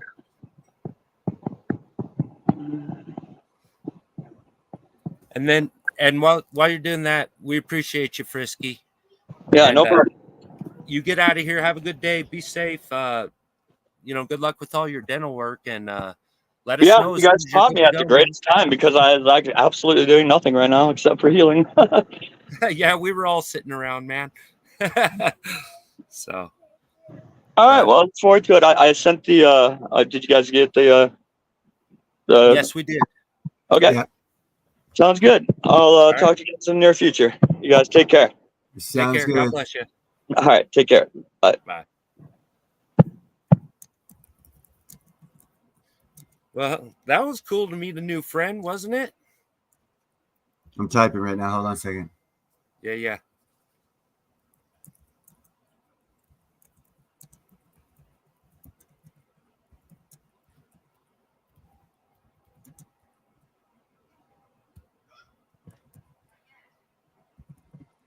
Somehow I scrolled this whole dang screen down. There we go.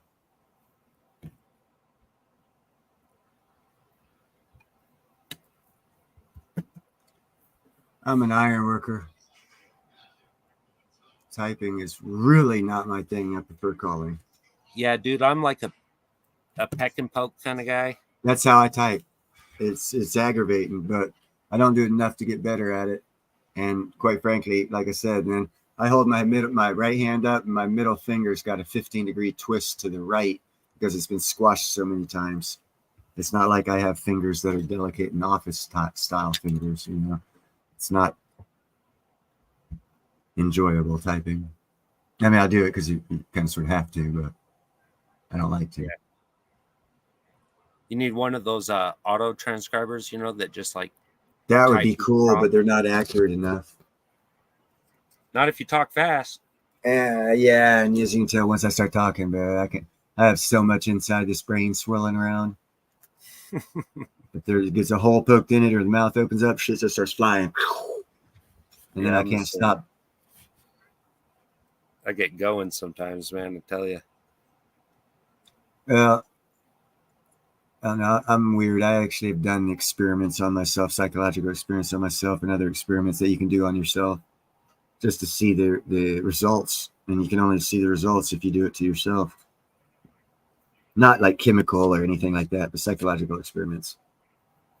Like how to remember stuff and other, rudimentary things.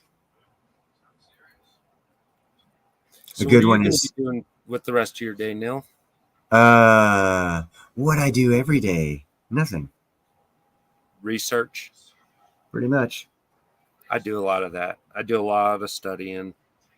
I don't know if it's studying. It's just I call it learning, as I don't like sit there and go over it and over it and over it. But like if an article comes up from a random source or something, and I look at it, and I guess I don't know how I go for my information or how I get it. It's just it gets either I don't know. I told myself a long time, and one of the psychological experiments I've tried on myself, and I give it credit for some of the things I do that I can't explain, is I tell myself before I go to bed several times that I'm going to allow my subconscious to control more of my conscious decisions. And I do that several times, and I've done it for a while. And since I've done that, I've found what I call red flags when I come across information that's not particularly interesting, but for some reason it's, whatever. My brain automatically red flags it. And then I keep going on. And then later on, however long it is, that, when relevant information comes up, I recall that exact red flag and it like puts the pieces together. And the way my brain works is I see connections that other people don't see. I see pathways for things to happen. Not that they will, but for them to happen. If certain things happen, I see pathways for it. And that's kind of sort of how my brain's been working the past couple of years, probably 20 years or so. But I've come up with some great inventions. So I attribute it to the self-experiment I did, telling myself to allow my subconscious to control more of my conscious decisions. because your conscious mind only controls 10% max of your brain. So that means 90% of your brain power is controlled by your subconscious. Not only that, when's the last time you thought about a heartbeat or breathing? Kind of comes naturally, huh? Or blood pumping. Your subconscious controls so much more of life than your conscious. That's Your conscious Neil, mind, Rune. huh? Rune's asking, wait, who's speaking? Maybe his volume's low. I told him it was Neil speaking. Oh, Yeah, he was listening. I don't know. Maybe he's got some noise in his vehicle or something. who knows?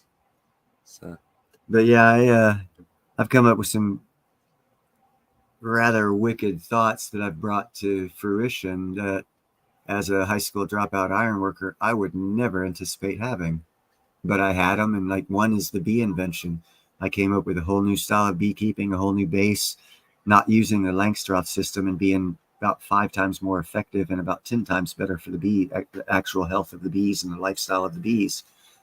I don't know where the hell I got that idea from, but I ran with it and I came up with a model. I got a prototype built. I tested it.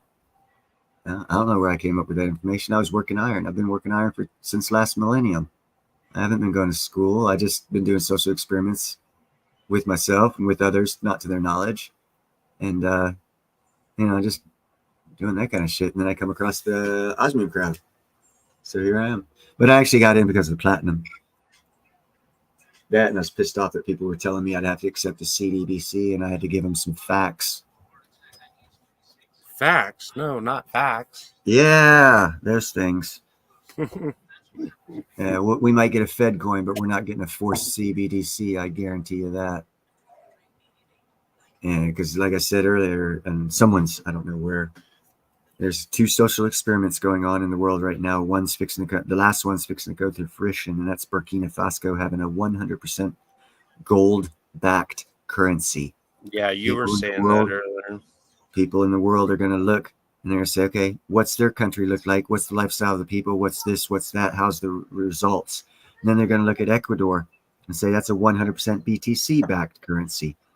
What are the benefits of the lifestyle of the people? How have they done this? And you can do an exact comparison of the 2 systems. Not saying that BTC won't be used. I am saying you're going to discover BTC is not good for a financial usage.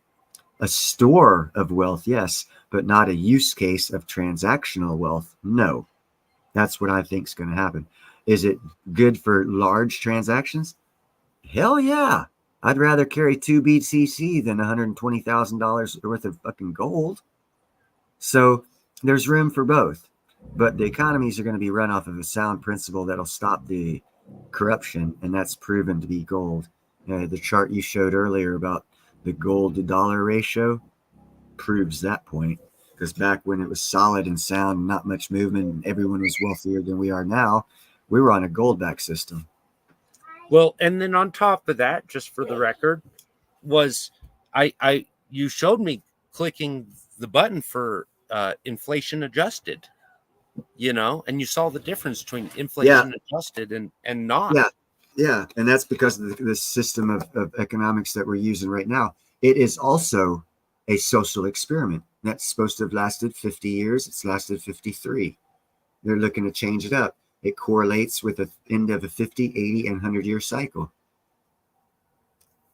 So a lot of things are going to be changing. So a lot of people are going to be given a lot of information about a lot of different things, but you got to have the furthest outwardly perspective inward as possible, so you have a base understanding of what the hell is going on, so you can then come back to earth and handle your business with a better understanding of what's actually going on in the world, because it does affect. That's why I do stuff on South Africa and most recently Burkina Faso, because those are the places that are going to show us the future, because they are developing nations that are going from a 3rd world status to 2nd, possibly 1st world status.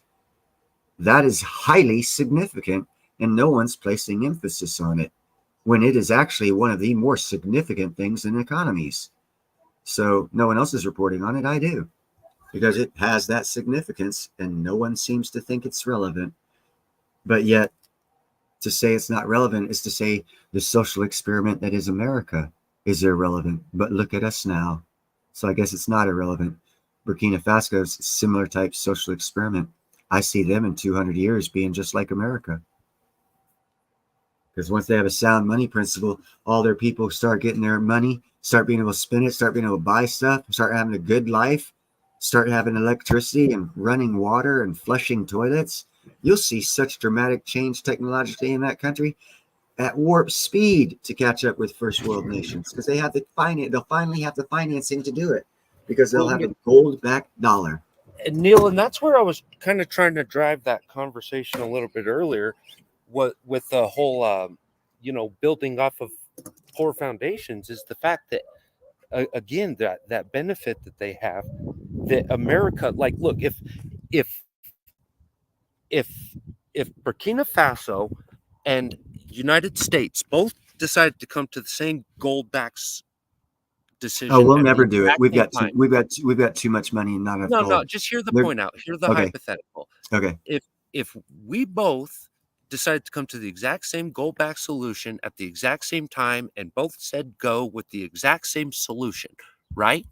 We would still be miles behind one of these smaller countries, just simply based off of the fact that the amount of structure we've already built, or bad foundation that we've already built, what it would Size take matters. to uproot that, it would be phenomenal to uproot it, Yeah. because you'd be Yeah.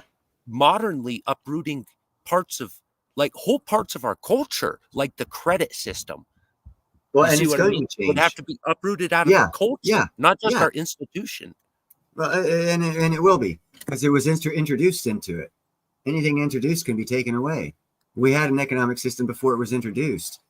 Yeah, We had a which goes to great means complement of your point exchange. about The only Burkina thing, Faso. the only thing about it was, the reason why it was so good before the credit exchange system is because people were dealing with other people.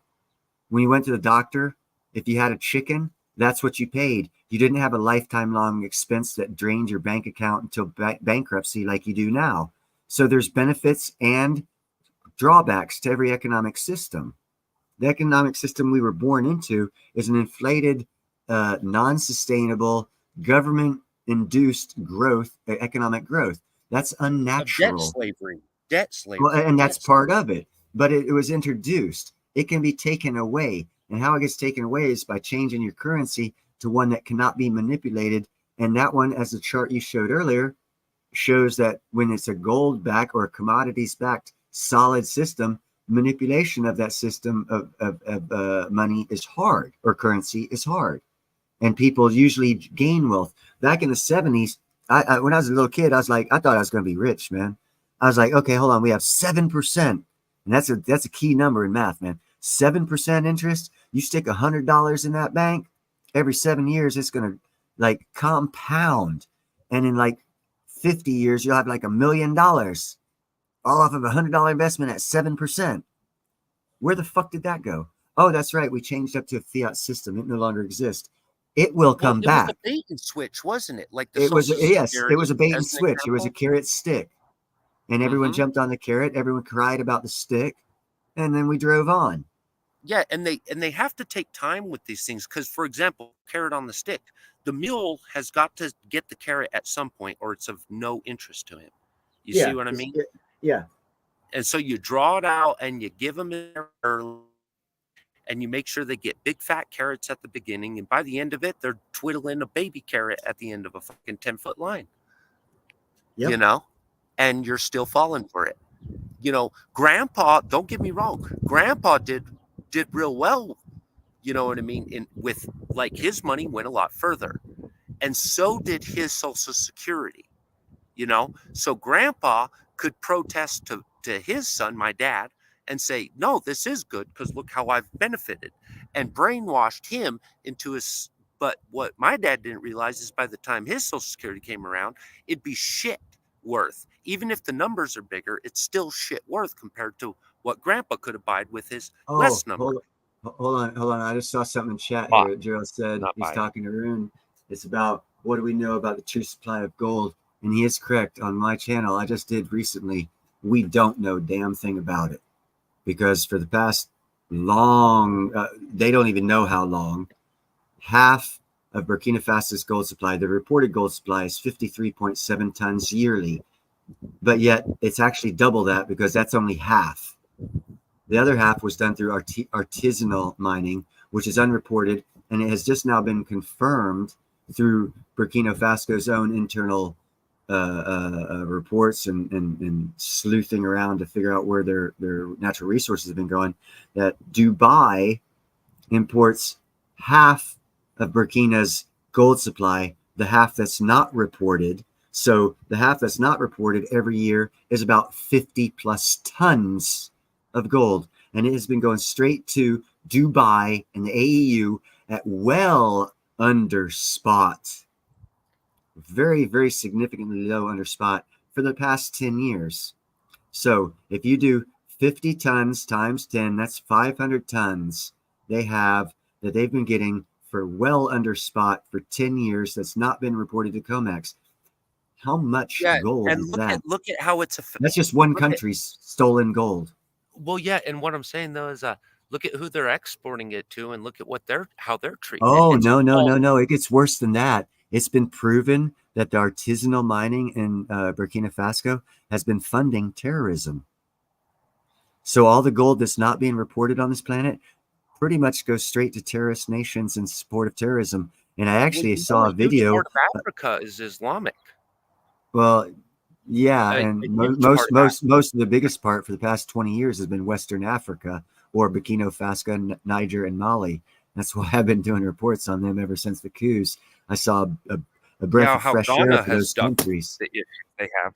And like I was going to say, I just saw a video from the Burkina Faso Air Force where they actively just destroyed 3 terrorist cells in the northern part of their country in the terrorist controlled area of the artisanal mining group.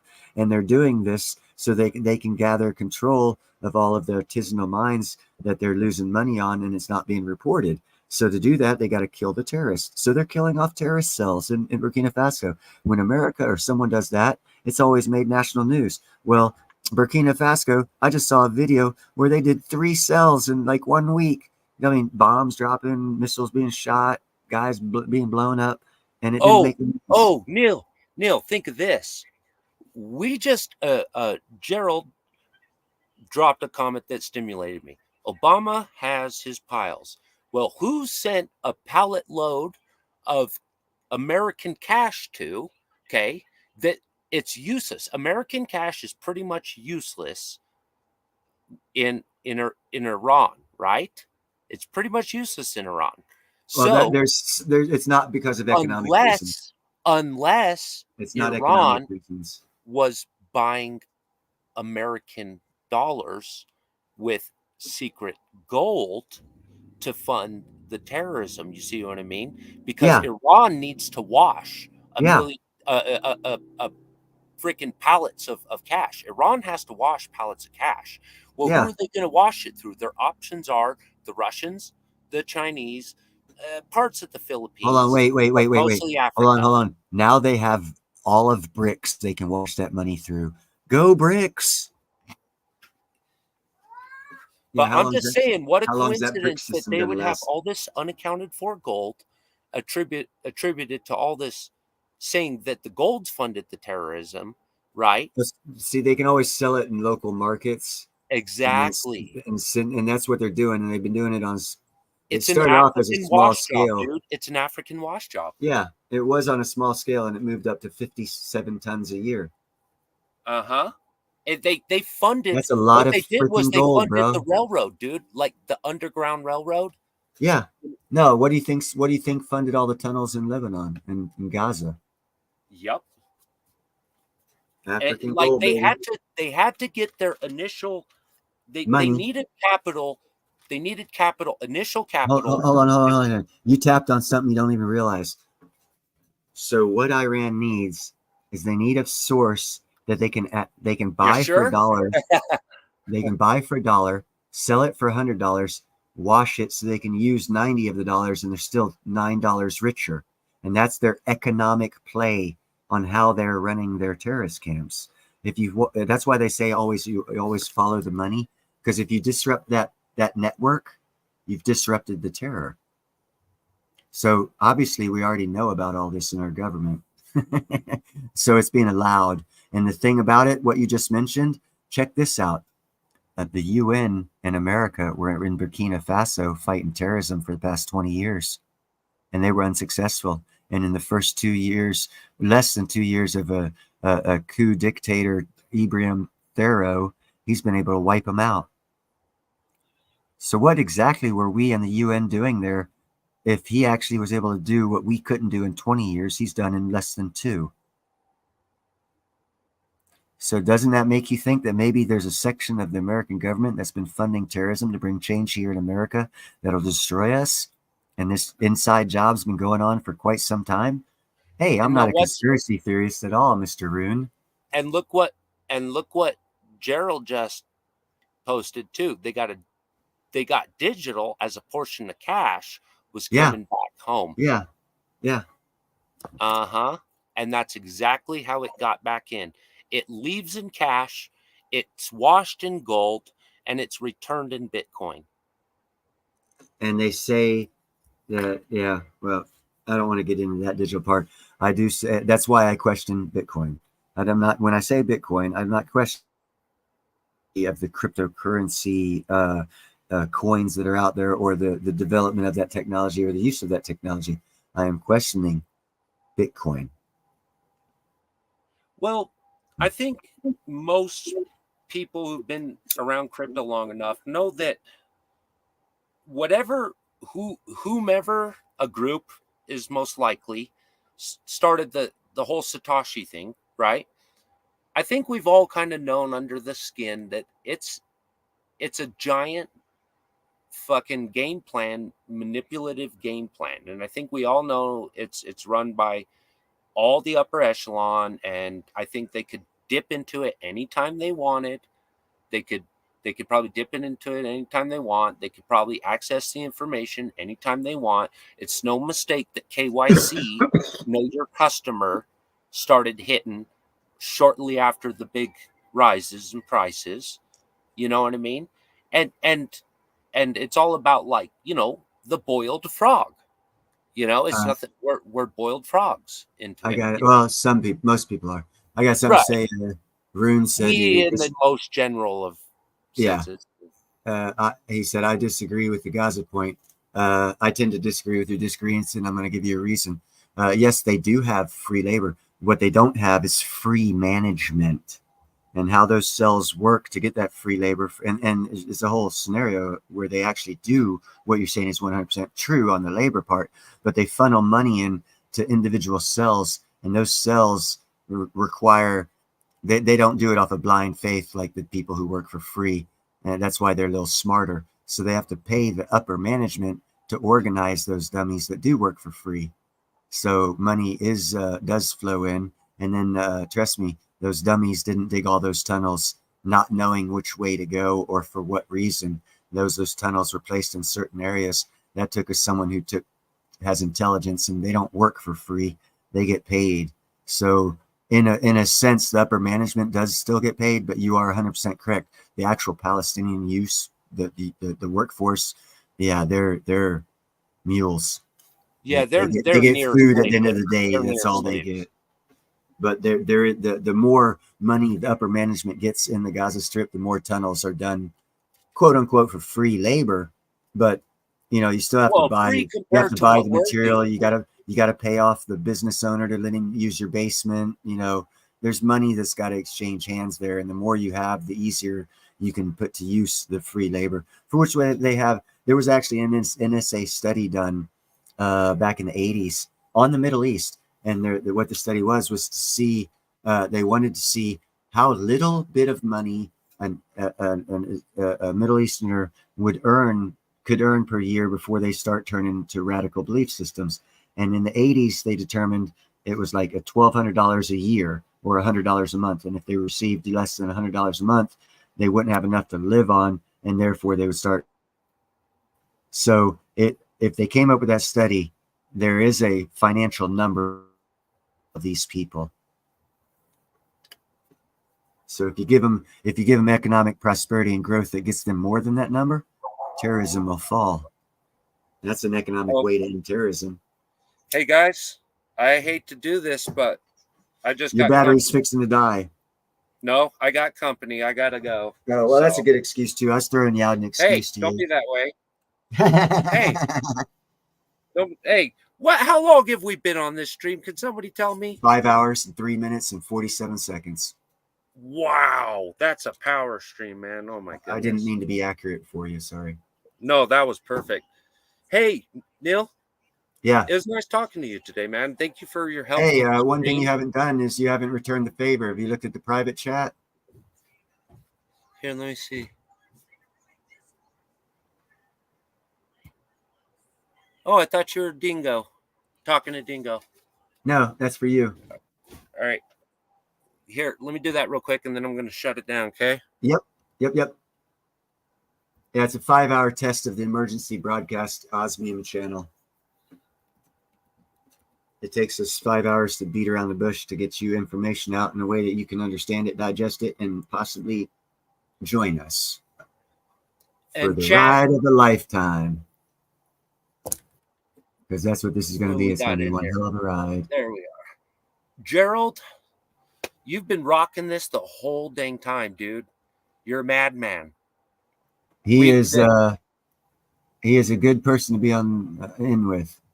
Gerald, you ready to go live soon? Like if I get you on live soon? You think you'd do you think you'd join one of these chats? What Space Miner's asking is, will you do him? Will you do my show, man? Come on, man. Do my show. Do me, baby. Do me. Come do me, baby. If we open it up in one of these hangout sessions, you wanna hop in next time, man? He needs to eventually, if not your stream, mine. I know he needs to kind of let us know what's going on and what his thoughts are, and I need to pick his brain. You gotta wait for the right time. I'm sure it's coming. I'm gonna hop off. Let you do your thing, my brother. Rune, thank you for having me on. Thank everyone in the chat, and I'm out of here. Neil, thank you for all your help, buddy. Thank you. Not a problem. All right, Rune, appreciate seeing you. You came in plenty of time, apparently. Gerald, thank you for all your help, guys. As soon as I end this and I can get back onto my phone with this, I'll go into the YouTube and drop some wrenches down to make sure everybody's taken care of. So, all right, with that, I'm gonna end the stream. Much love, y'all. Straight from New Mexico, Osmium Club.